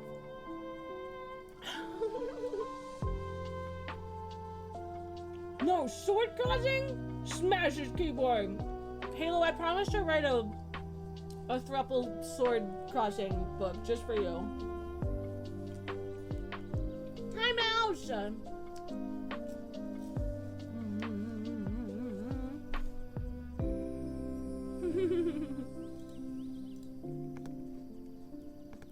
You tell me what you want. Tell me what you want and I'll write it for you.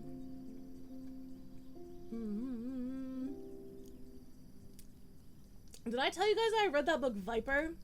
That was a wild fucking ride.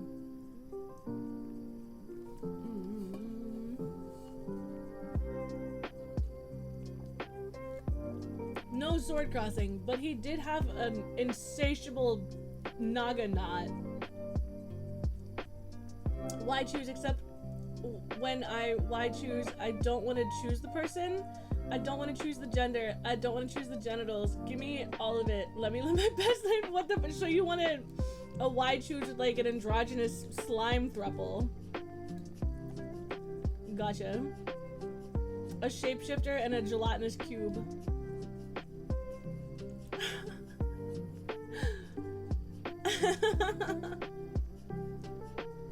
Hell yeah. Okay, let me put this shit back up. I'm supposed to be working. I have one bite of this meat stick left.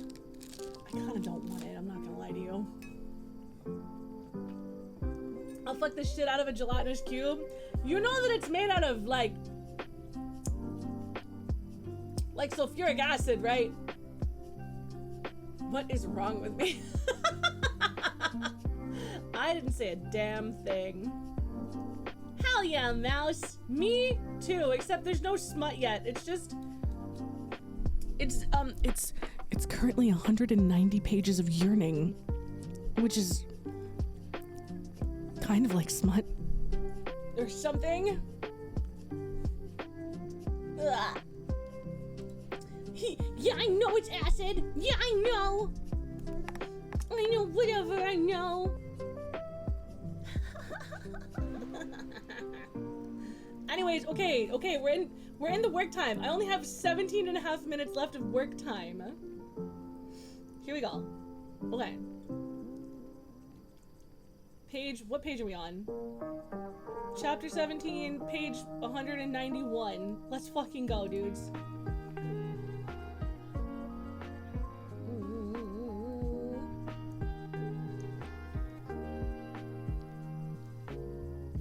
I love male yearning. I love male yearning and secret jorking it. Gotta lock in. The whole book should be build up and the very end should be, and then they bang. No, I promised on screen. Also, he already fully jorked it on screen. So, it's kind of late for that. I have read some, yes.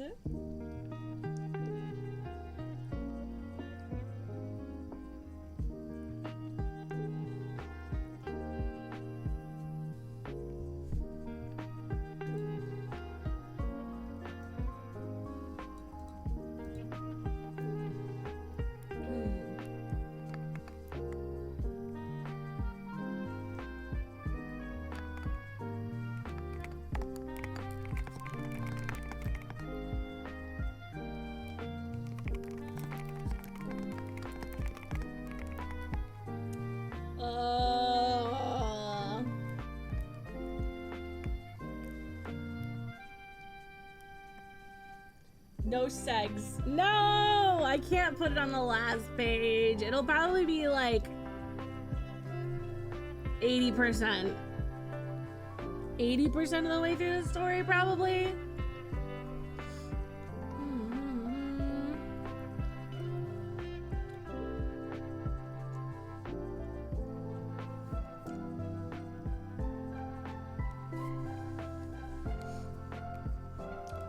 I'm kind of stoned. Honestly, that's like a really valid feeling to have, Miss Foxu. Can I call you Fox? That's a really valid feeling, and I think it's one that every single author has before they write their first book. I have a lot of experience in writing. This is my first novel-length story that I've ever written. Like, I've written short stories.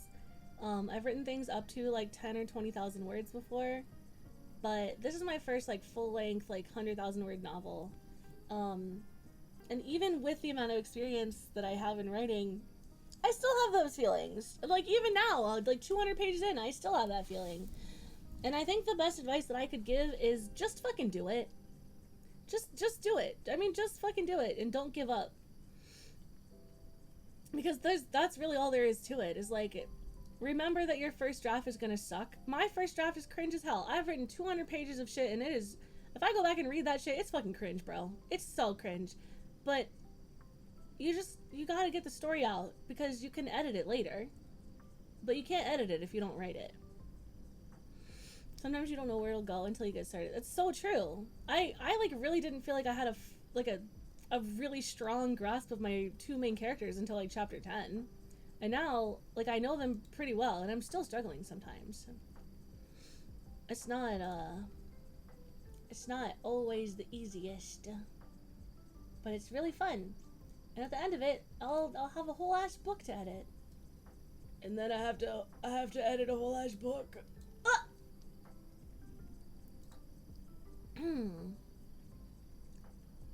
Ow. The number of times it changed, I lost count. Yeah, exactly. Exactly.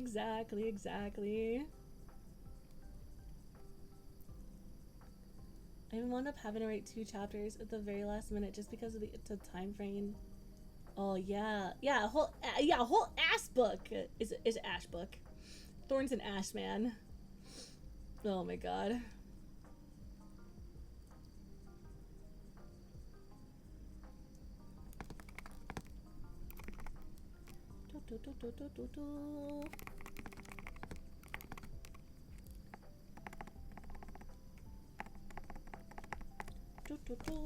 What is my book about? Halo, can you explain what my book is about? I want to see if you can do it while I try and finish this paragraph. While I try and figure out how to stage this. Halo's the only person who has read my book up to what is currently written. So I'm curious what Halo will say about my book. And also, I'm pawning off figuring out words onto Halo. Yeah.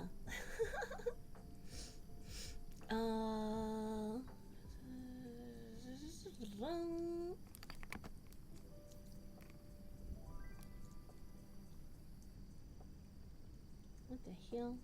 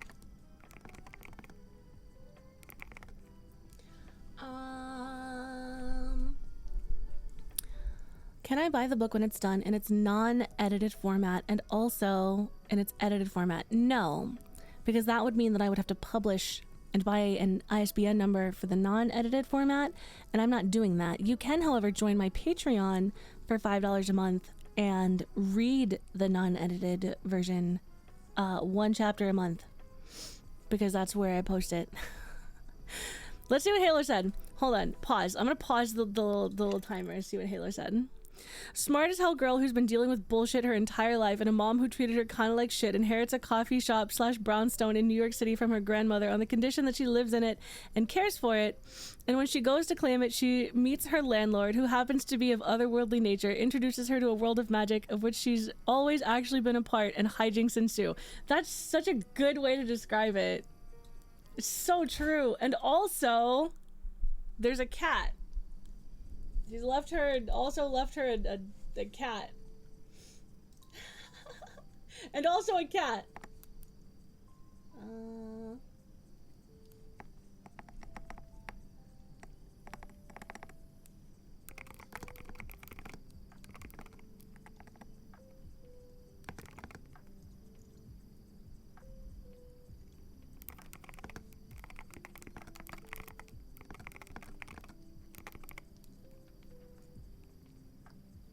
The cat's name is Ambrose. Yes.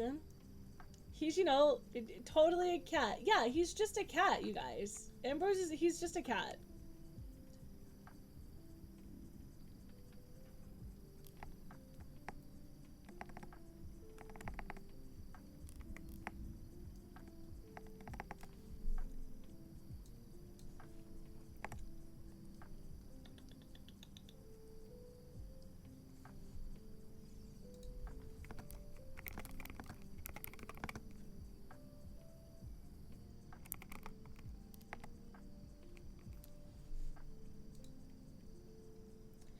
Hi, Red, welcome.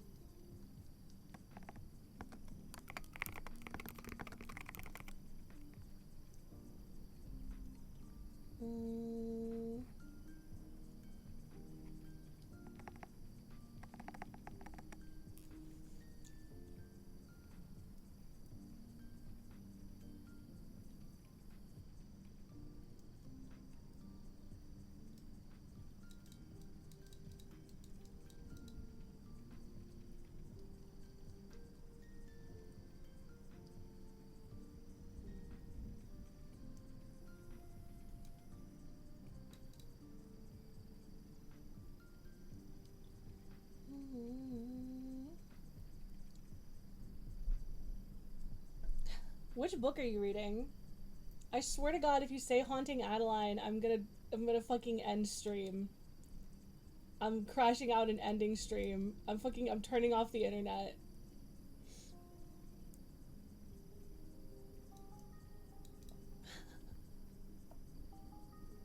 Please don't end stream. Is it Haunting Adeline? Are you reading Haunting Adeline? No! I'm leaving. I'm fucking done. I'm fucking outie. I'm fucking, oh no. Oh no, no. Oh me, oh my. Oh fucking no. Oh hell no. Okay, nothing against you. It's not your fault. You're fine. Haunting Adeline is my fucking Roman Empire of one of the worst books I've ever read in my entire fucking life. I hate it so much. I will die on the hill that Haunting Adeline is a trash book. Is it bad? Everyone's saying it was good. Yeah, I know. Everyone says that it's so good, and everybody recommended it to me, and everybody was like, oh, you like romance books, and you like smut books, and you like horror books, and stuff? You should read this book. And you know what I got instead? High school, yeah. And you know what I got instead was fucking Zayd Meadows is a sociopath who is actually like the worst character ever. He can't fucking make up his mind if he's like a 40-year-old vigilante or like a fucking 13-year-old with anger issues. And the fucking female main character, she's so unforgettable that I don't even remember her fucking name, and she spends the entire book just doing fucking nothing while this guy terrorizes her. His name is Zayd and he's 40. I don't even think he's 40. I don't even fucking know how old he is. But he pisses me off, and she pisses me off. She literally is like a fucking cardboard cutout of a character the whole fucking time. He's literally terrorizing her, and she does literally fucking nothing, and then he fucking leaves some guy's fucking hands in a box on her porch because the guy fucking like laid his hands on her, but like not even in a mean way. He just happened to have touched her, and so he cuts his hands off and leaves her his hands, and I'm just like, are you for fucking real, dude? Like, and then you fell in love with this guy? Like, I don't fucking think so, bro. I kept saying in my head, like, girl, he literally killed someone and is stalking you. Thank you. He literally killed someone and is stalking you. Are you for fucking real right now? Like, listen, I'm all for dark romance. I understand the like of dark romance from many different kinds of viewpoints, up to and including as like a healing journey for people who have been through sexual assault, right? And I'm not even just talking about that. I'm just talking about, like, sometimes I like horror romance. It's fun to read, okay? But like, Haunting Adeline was objectively bad. It read like Wattpad fan fiction, and Zayd Meadows was not hot to me. He was a fucking weirdo. He was a little fucking freak to me. I'm so sorry. Anyways, I'm so sorry. I'm fucking crashing out. What was the one book that you said I should read in all of chat and you gave it 10 out of... Are you talking about Warrior Princess Assassin? Warrior Princess Assassin comes out tomorrow.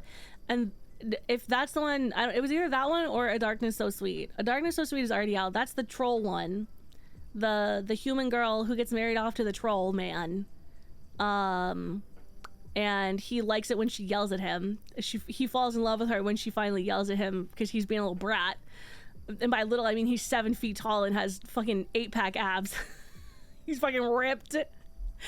Warrior Princess Assassin is the one about the princess, the warrior king, and the assassin that was hired to kill them. And they're all yearning for each other the whole book, and they all want to kiss each other, and everybody, she's got 2 boyfriends and her boyfriends are boyfriends kind of fucking thing. And that one's really good, and that one comes out tomorrow.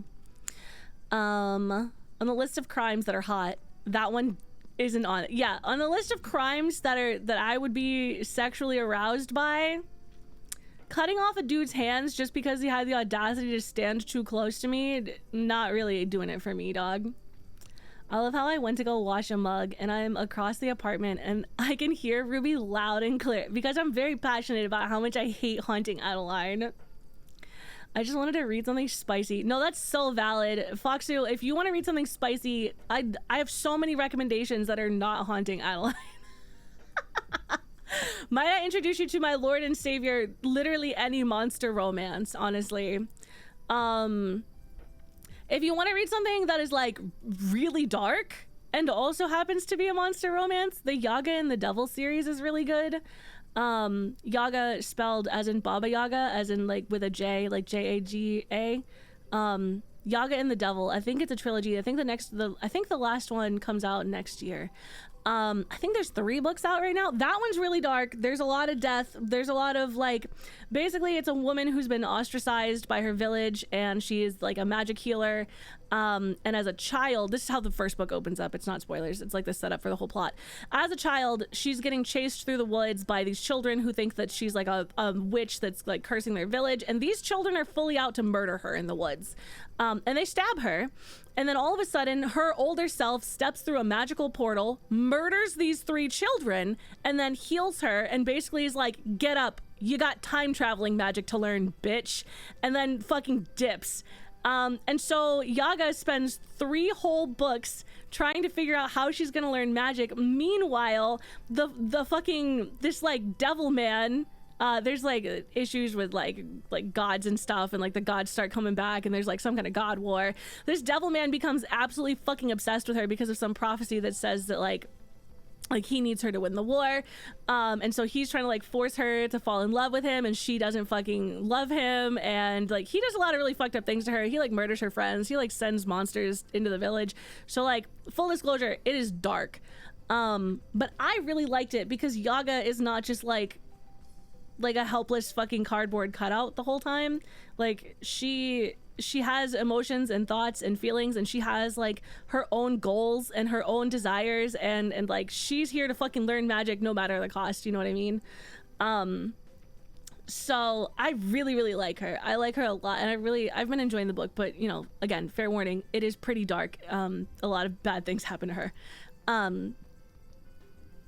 What is this one called? That one, it's a series, and I forget what I think the first book is called Devil's Deal or something, but the series is called 𝐬𝐿 and the 𝗏.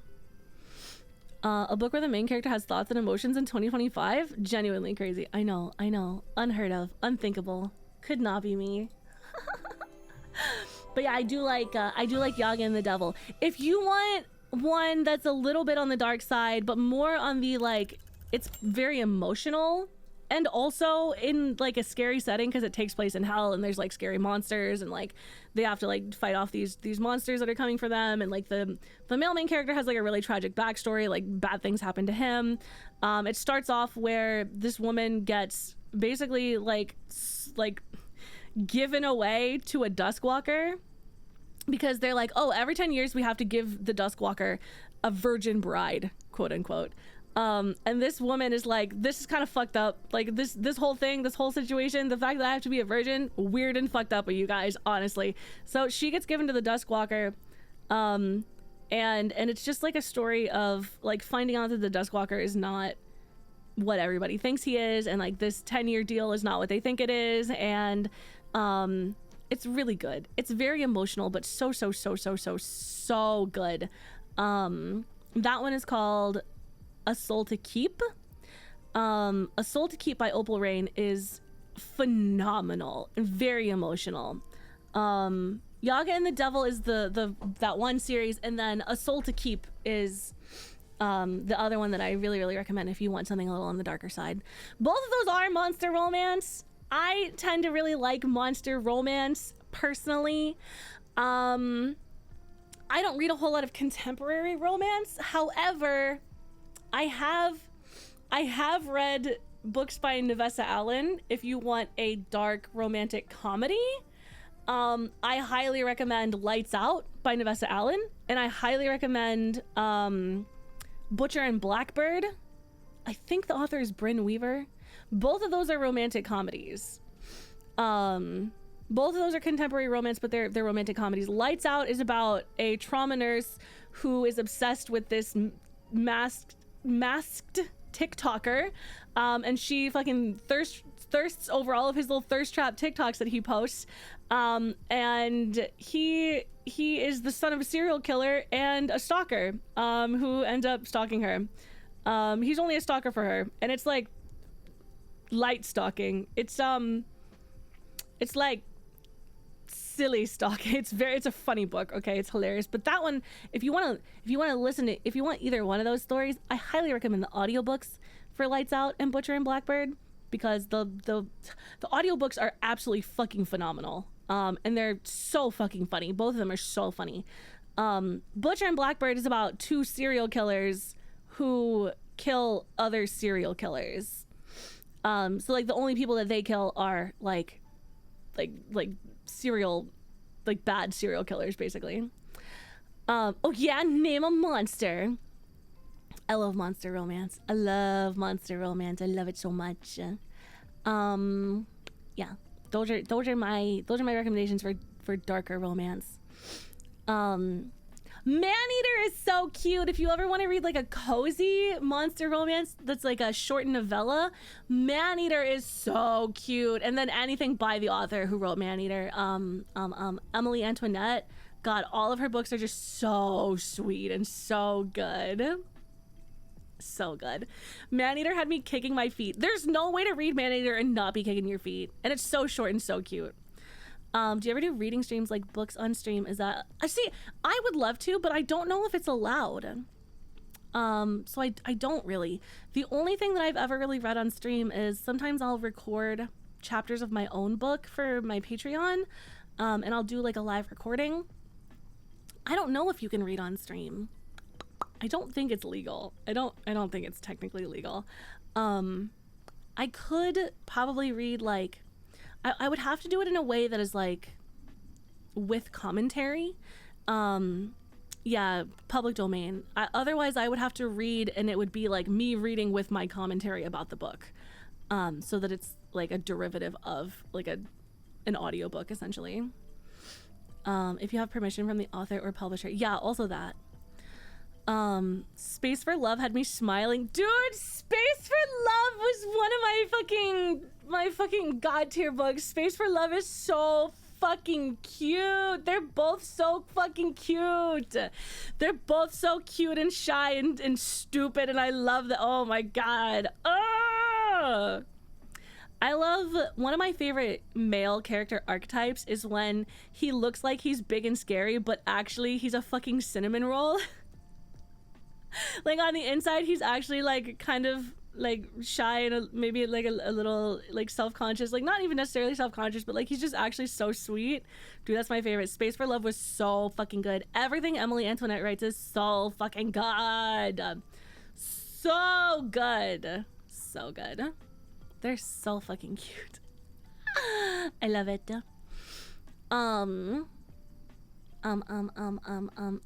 Yeah, if you like that archetype, I really like Space for Love is good, and A Darkness So Sweet. A Darkness So Sweet is one that I tell literally everyone I know, you have to fucking read it, because Ragnar the Troll is a fucking brat. He's such a little asshole, and then he gets mad at himself, the fucking consequences of his own actions when she doesn't want to hang out with him.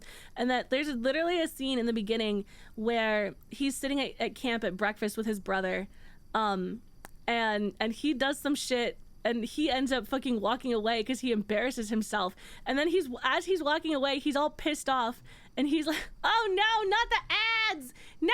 It's okay, I'll wait. Lol. The internet has, the internal he has kills me. Oh, the guy from Space for Love, it's so cute. He's such a little nerd. I love him so much. Wait, can I just, oh, I can't skip it. Damn, 3 minutes of ads, that's so long.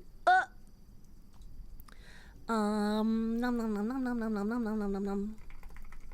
No, it's okay, don't even worry about it.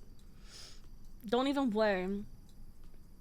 One day I'll be rich, and then I'll just fucking gift people subs to my channel, and then people won't ever have to watch ads again.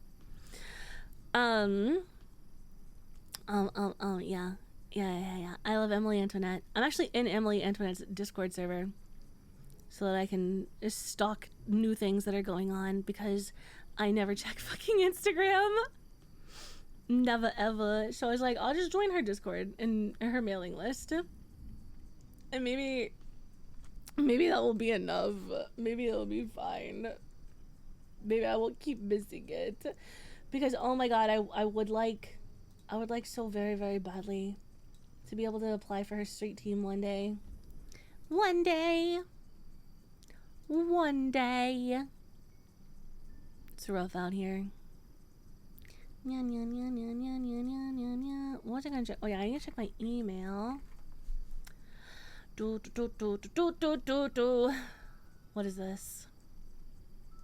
Oh, more ARC requests. Physical and e-ARC. PR? Is that like a PR box? 𝐸 Berkeley, A Game of Fallen Stars. Paranormal romance blends magic, suspense, and high-stakes adventure in a heart-pounding journey of survival, love, and sacrifice. If you love fantasy with a dose of cosmic horror, intense chemistry, and supernatural creatures, this book is for... I like all of those things. I shouldn't have read this. I really can't be applying for more ARCs. I finally just got my NetGalley percentage up from like 43% to like 67%.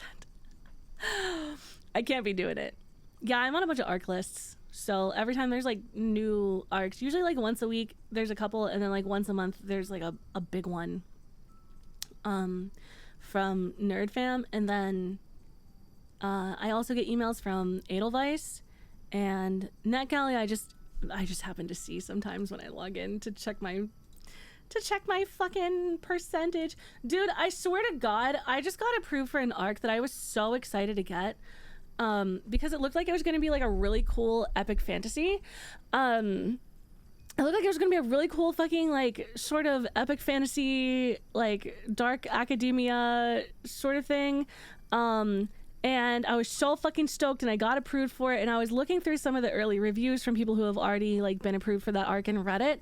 And a bunch of them are like, yeah, it's like Harry Potter fan fiction. Not literally Harry Potter fanfiction, but like they're like, yeah, they're at a magic school and everybody acts like they're fucking children even though they're in their fucking 20s, and the female main character is insufferable, and the male main character like he doesn't even show up in most of the book even though it's a fucking romance book, and all of her friends are insufferable, and literally like they open this fucking scene where they introduce the male main character, and then everybody is literally just fucking hating on him for no reason whatsoever when all he said was hi. I was like, oh good, so I'm gonna suffer reading through fucking 700 pages of this. Ads over. Okay, I was talking about A darkness so sweet. Sorry, my voice is actually starting to completely give out. A darkness so sweet. Right. There's a scene where they're at breakfast and he does some fuck ass shit and he ends up like stomping away all angy because he's an angy little brat. Angy little 7 foot tall ripped brat. And so the human girl that he's been forcibly married to in an arranged marriage between the human king and the troll king, she's sitting there with Ragnar's brother. Ragnar's the troll that she's been forcibly married to. She's sitting there with Ragnar's brother and Ragnar's walking away and he's fucking pouting and like in his head he's basically like, I'm so mad at my brother that he gets to sit and have breakfast with my stupid, soft, cute little ugly, dumb, stupid, weak human bride that I definitely don't love or like. And I'm just like, Ragnar, it's your fault. Ragnar, you did this. You threw a temper tantrum. You're the one. You left. You were a little bitch and then you left, bro. It's your fault, you silly little bitch. And that's how I felt about Ragnar the whole time. And then like he's literally just being so petty towards her. He's being so petty towards her, and finally she's like, would you fucking knock it off? And he immediately falls in love with her. She tells him to fucking kick rocks and he's like, actually, I love you, please let me get on my knees for you. And she's like, what in the fuck is going on? It's a great book. It's a really, really good book. It's so good. TBH anything by 𝗏 is really, really great. Also, he got his dick pierced for her before he even met her because that's a thing in troll culture, apparently. So, yeah. Hi, Tofu, welcome. Hello. Sounds like a hate read. Yeah, the other one, yes. Oh, he's that kind of brat. Yes, he's the kind of brat that is like, I wouldn't even say he's tsundere, really. He's just being a little shit because he didn't want to have to get married off to a little human girl. Because he wanted a big strong troll wife and he spent his whole life like fantasizing about like one day like getting to serve his big strong troll wife, and instead he got married off to soft weak little human, and it's just a very cute story. What kind of piercing? The dick kind. She's got multiple piercings in a row on his dick. Speaking of dick piercings, anathema. That dude must have like a fucking 12-inch schlong because apparently he's got 10 piercings down his dick. A Jacob's ladder. 10 of them. I don't know how he manages, like, he must be a fucking shower, not a grower, because how did 10 of them fit? You know, that's all I'm saying. Anyways, Anathema was a really good book. But they don't have sex until like the last 95% of the book. So good luck on that, slow burn. But the book is really good. The book is really, really, really good. Like I got a PA. What's a PA? Do I want to ask? Every piercing isn't.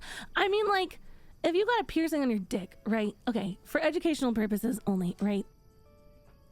If you get piercings on your dick, like when it softens, it's kind of squished up, right?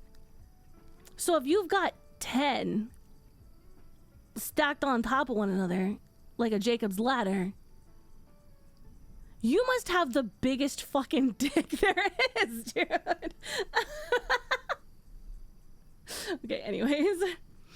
I'm assuming it means PA. Oh, is that the one on the end? That's the end one, yeah? I don't know. What's up, Dip? Welcome. It goes from inches hard to centimeters soft. Yeah. You're just clanking around. Stop! Stop it. Stop. Stop it right now. That's fucked up. Anyways, if pierced peen is not your choice, maybe, I don't know, you would prefer double peen. And then you could read Emma Hamm's book, not A Darkness So Sweet, but instead Whispers of the Deep, where it's an engineer girl. She's a woman. She's an engineer in an underground sort of BioShock type city. And she gets kidnapped by a merman who is terrifying and has 2 dicks because he's shark type lionfish merman thing. Anyways, there's 4 of those books. That's not a trilogy because there's 4. Hello, fisticuffs, welcome. Awkward time at the airport, I'm sure. Yeah. I mean, if they're stainless steel, it shouldn't set off a metal detector, I don't think, right? I don't know how long... Oh, wait, I don't know how those piercings work. I don't have any. You should go and get 10 of them right now to test it out. Just kidding, don't do that. Don't do that. I mean, yeah, mouse, you can. Sure. The TSA, hearing keys when there is none. What on earth are y'all reading? Literature. I'm reading books. He must be a metal detector's worst enemy. Just let me head on downstairs real quick. Yeah, you know how you do. Yeah, how do you like board aircraft? How do you get an MRI? Well, so that only matters if it's reactive to, thank you for the hydrate. It only matters if it's reactive to magnets though, yeah? Like I have surgical steel piercings that are not magnetic.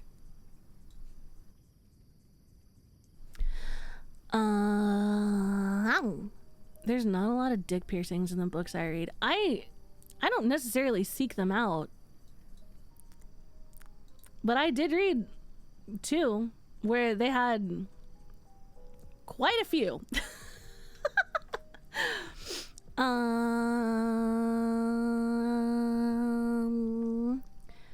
like a school janitor's key ring down there. Stop.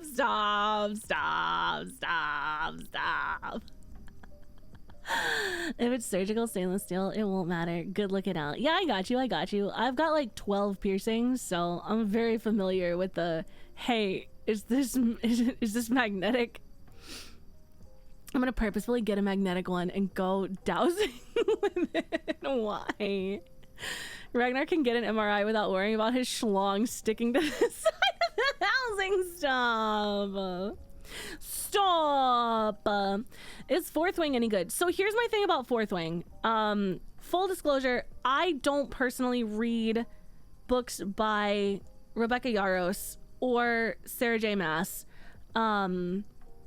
purely because I don't like who they are as people. So I can't really tell you whether or not Fourth Wing is good. I know that it is very popular, and that a lot of people really like it. But that is, unfortunately I can't give you like a personal opinion because I haven't read it. That's something I'm worried about apparently. Oh yeah, his dick sticking to the housing of the MRI, for sure. Is titanium magnetic? I'm not sure. As people, I'm gonna have to look into them, I guess. So the Rebecca Yarros thing, from my own personal research, it seems a little ambiguous. But Sarah J. Maas and Rebecca Yarros both, a lot of people have put together a large amount of evidence.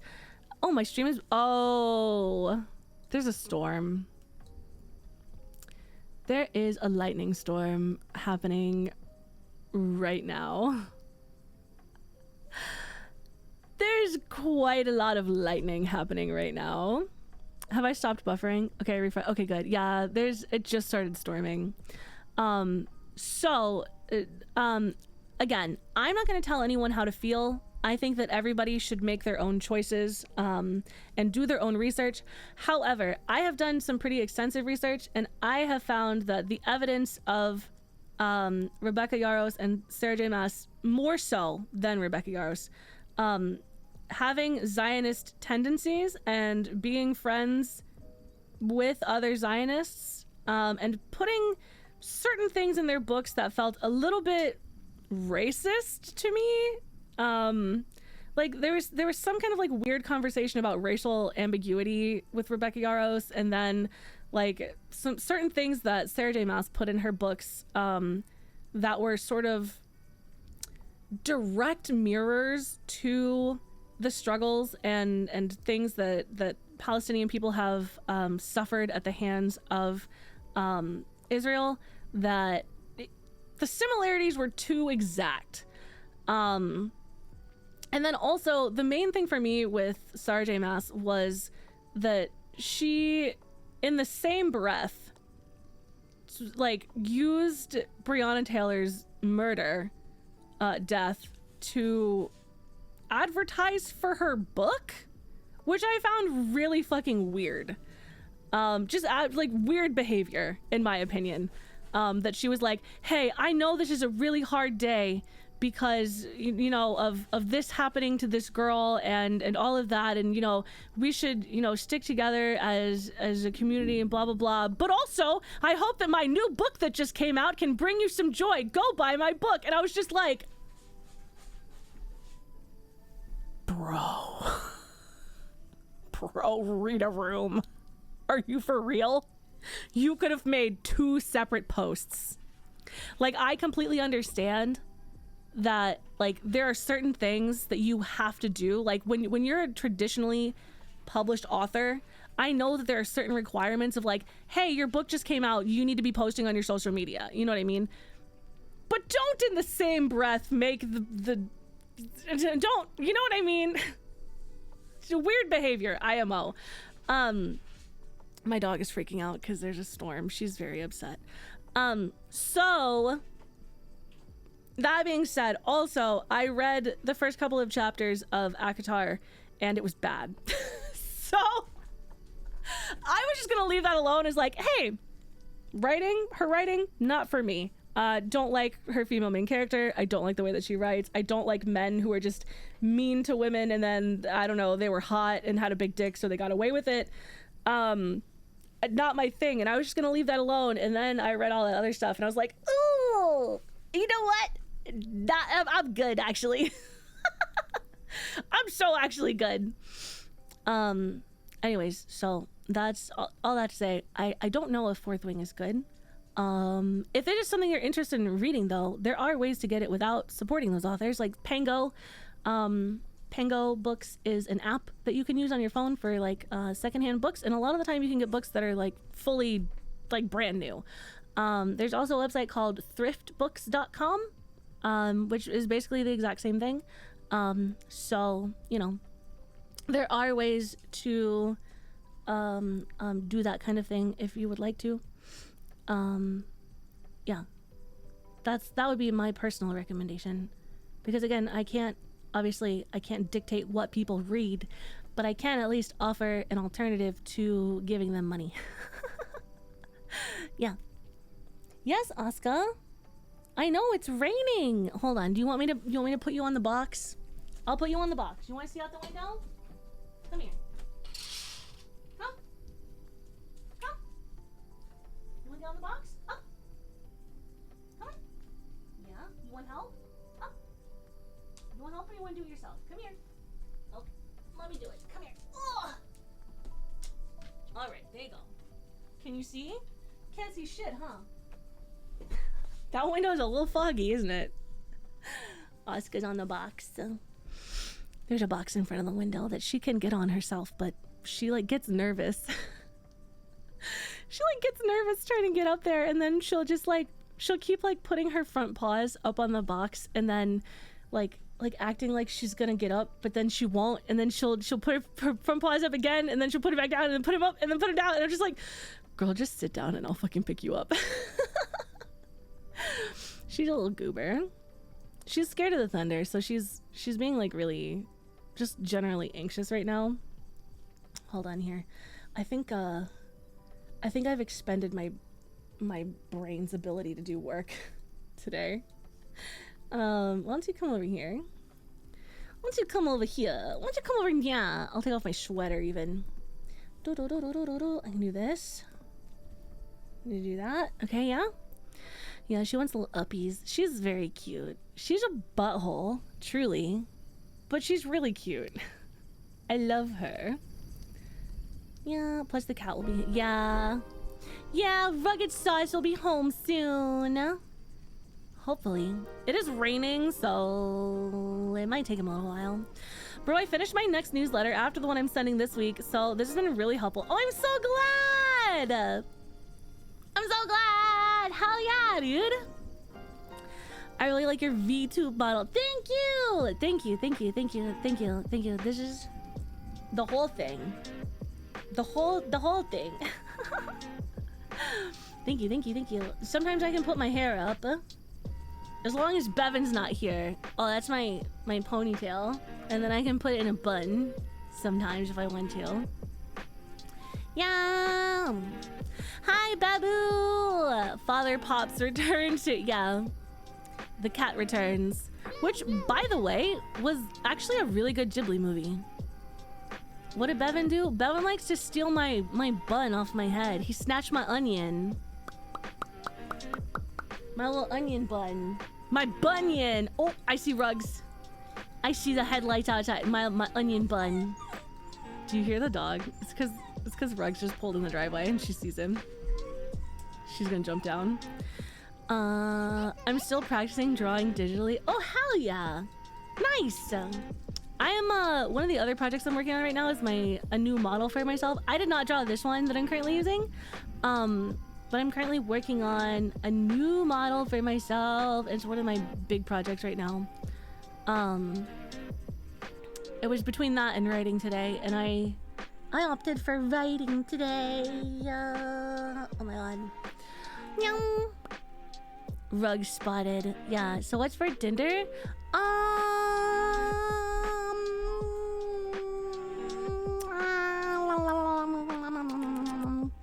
I don't know. I might just have some random leftovers, honestly. I just put a frozen pizza in the oven. Ooh, what brand though? And what's on it though? What you got cooking up, Squirrel Yams? Also, follow up, can I come over? A DiGiorno 4 cheese. Oh fuck yeah, dude. You know what I kind of, dude. You know what I kind of want. You know what I kind of want. I haven't had this in so long. I kind of want bagel bites. Don't tell anyone. Don't tell anyone I want bagel bites. I'm over the age of 18, okay? But I want bagel bites so bad right now. I do not need to be eating fucking bagel bites, but yo, bad Italian, dude. I know. Oh hi, what is that? A package? Idiot. For Ruby Voxx from Amazon Fulfillment? This must be a gift from my throne.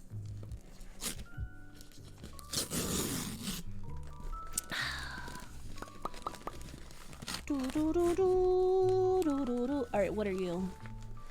What are you? A book from my throne? A book from my throne! Yo, where's Choco? Choco sent me 2 books from my wish list recently. He sent me what is it? Master of Salt and Bone, I think, by Carrie Lake. I'm so excited to read that one because I loved Anathema, and oh my god, Gothicana, not Gothicana. The fucking cover of Gothicana is AI art, and I didn't know until after I bought it, and I was so fucking mad. 𝗫𝐸𝐸. 𝗫𝐸𝐸𝐸 is the other one that Carrie Lake wrote. 𝗫𝐸𝐸𝐸 is so good. 𝗫𝐸𝐸𝐸 is very good and very spicy. It's got an age gap romance. Student professor. They're both of age. She's like in her mid-20s or something. She's like a nursing student, and she ends up going to this weird like secret society academy, and has relations with her professor while studying this like weird paranormal worm parasite that she insists killed her mother, and everyone insists that she's crazy and that thing doesn't exist, and she's like no, it's real. And then she finds out that this professor at this fucking academy is studying it and like specializes in this worm, and she's like, I'm gonna go be his what do you call it, assistant, and he's like, fuck you, you weird kid, get away from me. And then they bang. Anyways, it's good. It's a really good book. I forced Squilliam to read it. She's like 20, I think. It's a great book to don't read it at work. It's not a good book to read at work. You skipped the part where she was jorking it and oh yeah, and also she's running out of money, and so her friend from back home is like, hey, there's this website where you can sell videos of yourself jorking it in public, and she's like, well, what the fuck am I supposed to do? And she's like, I don't know, wear a schoolgirl uniform and record yourself jorking it in class. And she's like, I'm not gonna fucking do that. And then she fucking does it, but like mid jorking it, she literally drops her phone on the ground, and then her professor picks up her phone because he's like, you're not allowed to record in this classroom. And so he takes her phone and pockets her phone and keeps it, and later on he like sets her phone down and the fucking lock screen opens, except it's like it fucking opens up to like a screen, like a fucking still of her jorking it, and then he's all like blushing and embarrassed and shit, and then he's like, oh no, and then I'm pretty sure he sends it to himself to keep for himself for later. It never locked. He kept tapping the screen to keep it. Oh yeah, because he's a little freak. I haven't read it in a long time. But anyways, it's a really good book. Yeah, for later. It's a really good book. Very spicy. 10 out of 10. Vegan. Secret societies. Weird parasitic worm thing. What was I saying? Many vids mentioned. Yeah. You know, learn how to draw book covers because all the covers in the books on your throne are cool. Aren't they so good? I have so many books on my throne because the only hobby that I have right now is reading, and then yapping at my chat about what I read. So everything on my throne is books. So if you want to feed my addiction, that's literally the only thing I spend extra money on in my life. I buy food, I pay rent, and I buy books if I have a little extra. The one that Choco sent me that just arrived that I just opened is Audited by the Anubis. So it's a girl, I guess she, hold on, what is it? Especially this Anubis is from the government, but I don't have anything to hide from the IRS, right? Turns out my mom, aka my business accountant, does. Now every time I turn around, he's there, addressing, advising, arousing me until I can't think straight. But I don't need a stranger to fix my problems. I'm doing just fine on my own, and I swear the only thing crumbling in my life is the topping on my amazing fruit cobblers. Will I let, oh, his name is Ano, I guess. Will I let Ano past my defenses I've built around my heart, or is my fall about to get taxing?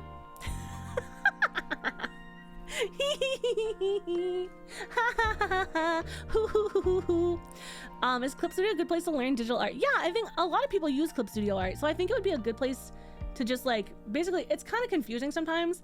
You can Google or like look up on TikTok or whatever, like simple layouts and like how to get simple layouts for Clip Studio. But I think it would be probably a really good program to start with, just because like it's kind of the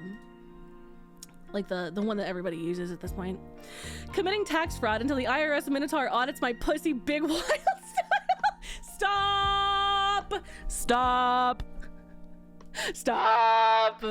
I like the Kaylee Smith. Oh, are you talking about for Phantasma and Enchantra? Okay, let me tell you, Phantasma, Enchantra was good. Enchantra was very, very good. Phantasma is one of my Roman Empire books. I will fucking kill a man for Blackwell, okay? I fucking loved Phantasma so fucking much. I own a digital copy and I own like a normal paperback, and the ones that you see on my throne are like the super nice sprayed edged collector's special editions. Do I need them? Absolutely not.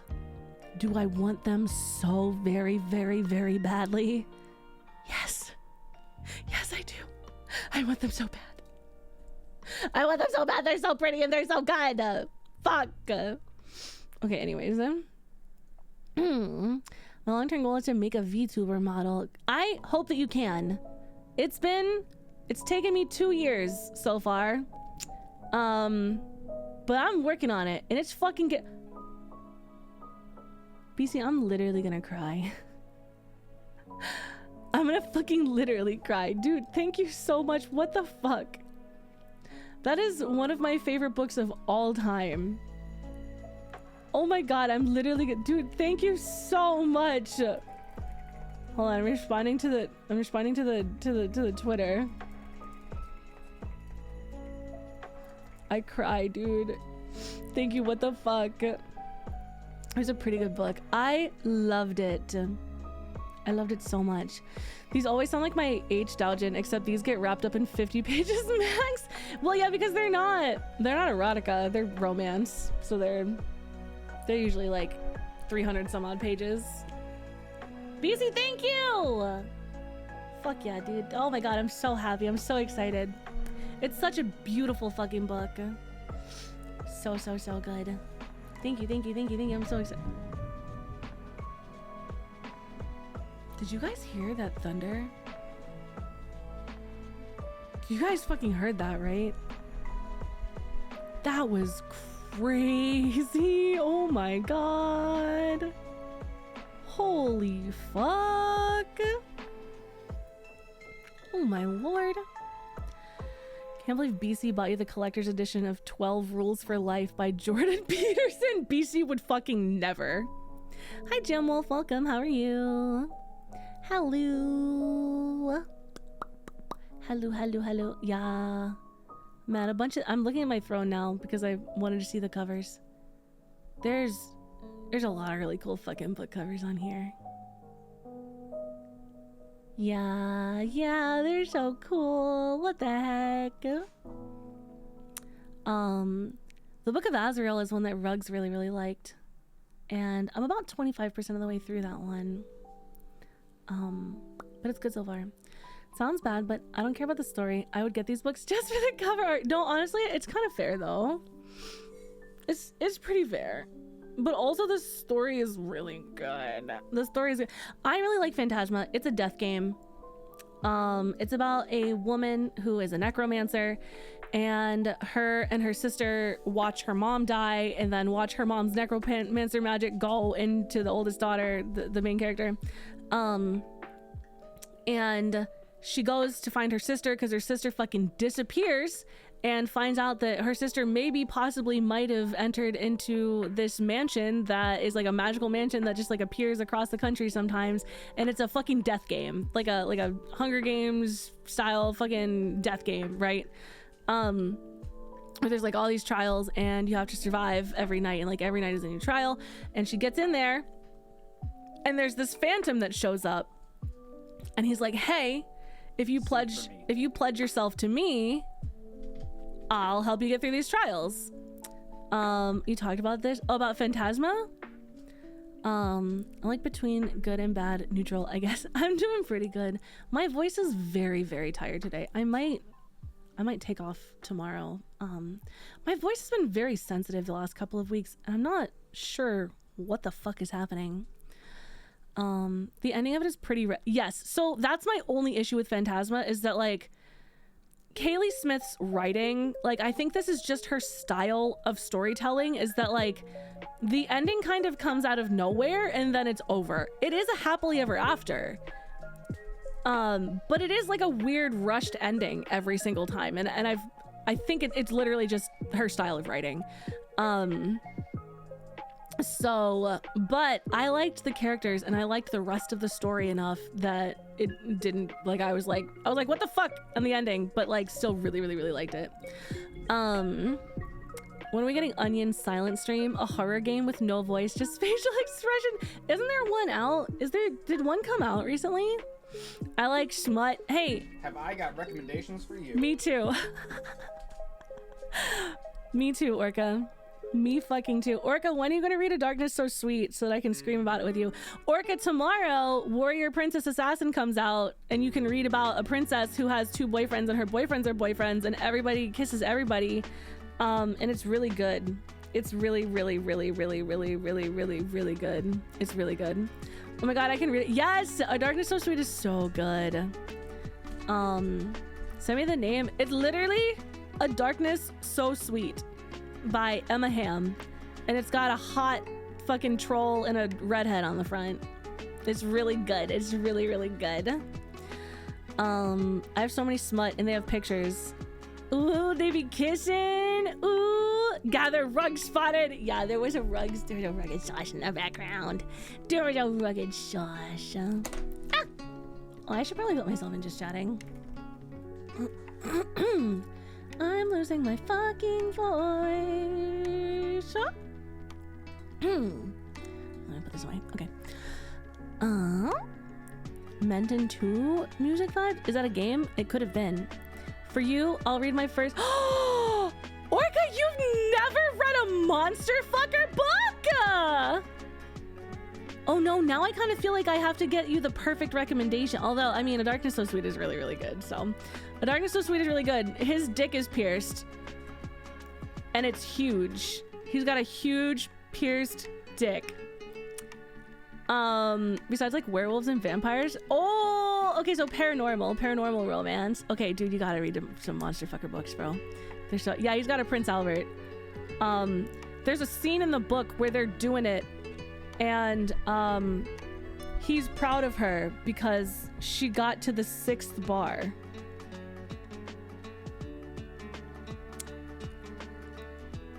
And I think I blacked out after that. Classy chat, doing it classy, like, yeah, you know. Or if you prefer mermen, there's also Whispers of the Deep where he's got 2 dicks.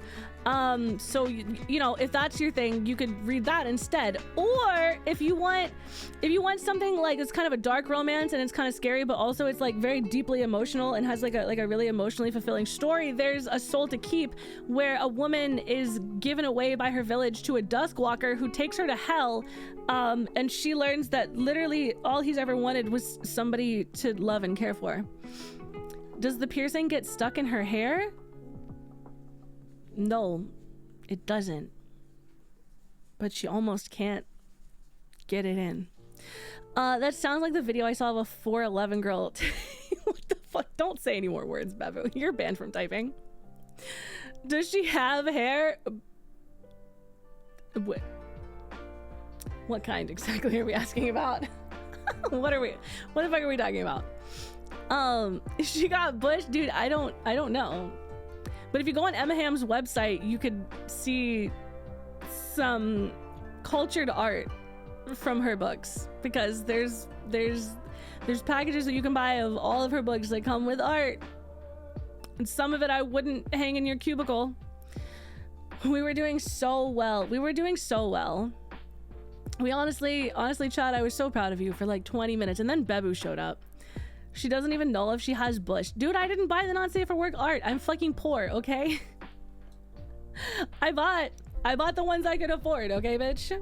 Don't fucking at me. You can buy me the porn posters, and then I'll let you know. Fucking whore. I should have left. Yeah, I should have just turned off Stream with the Thunder. I should have just been like, yeah, sorry. Oh, the internet crashed. I don't, oh no, I'm going through a tunnel. What happened? The book doesn't describe the bush. I'm sorry that there's no detailed description of bush, Bebu. What do you want from me? So when are we playing the new Peak? Aren't we playing it on Friday? I'm talking about some smut on the mountain. It literally, hey, don't fucking do it, Asuka. Don't fucking do it, Asuka. Didn't we say Friday? Aren't we playing on Friday? You never gave me a time. Yeah, that sounds like me. I can do pretty much any time between 3 p.m. and like 9 p.m.-ish. But the guy's hand covers most of it. Yeah, he's kind of huge, so his hand's kind of in the way. Ruby Plish, I'm doing my best here, okay? I'm so tired of books describing the penis in wild detail, but never the vagina.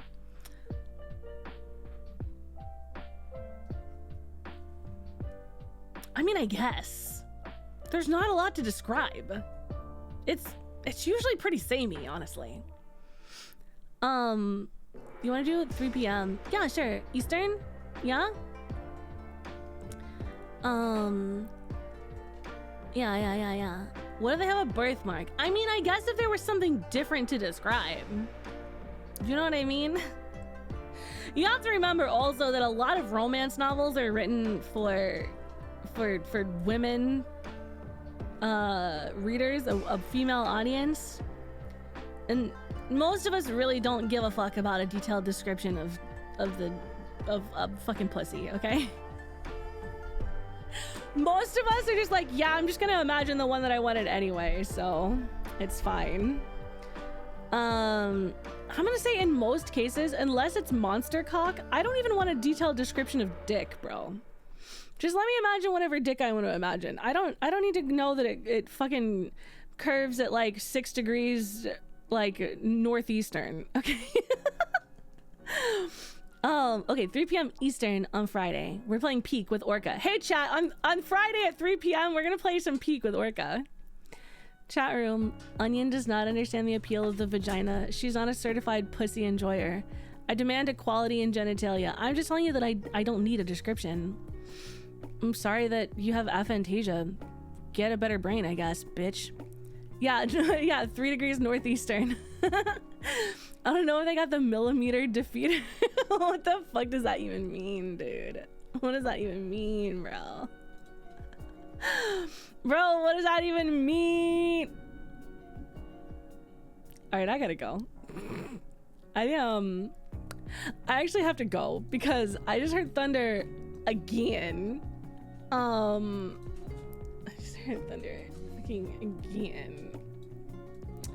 And I'm really not trying to get electrocuted or destroy my PC, so thank you guys. I want to know if it gripped more on entry or near the end.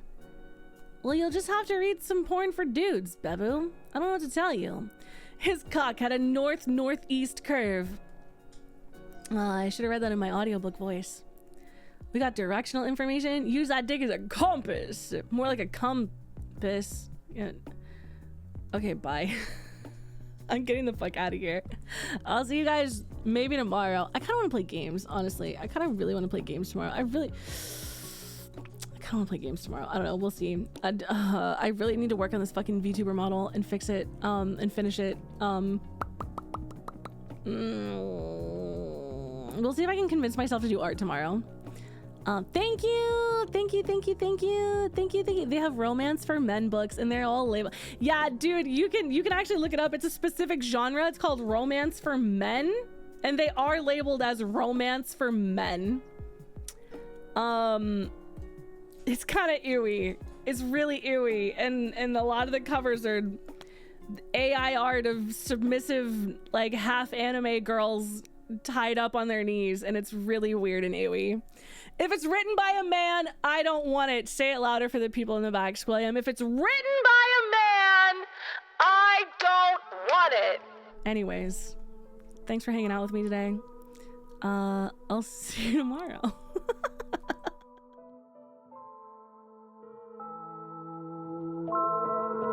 I'm gonna find a raid.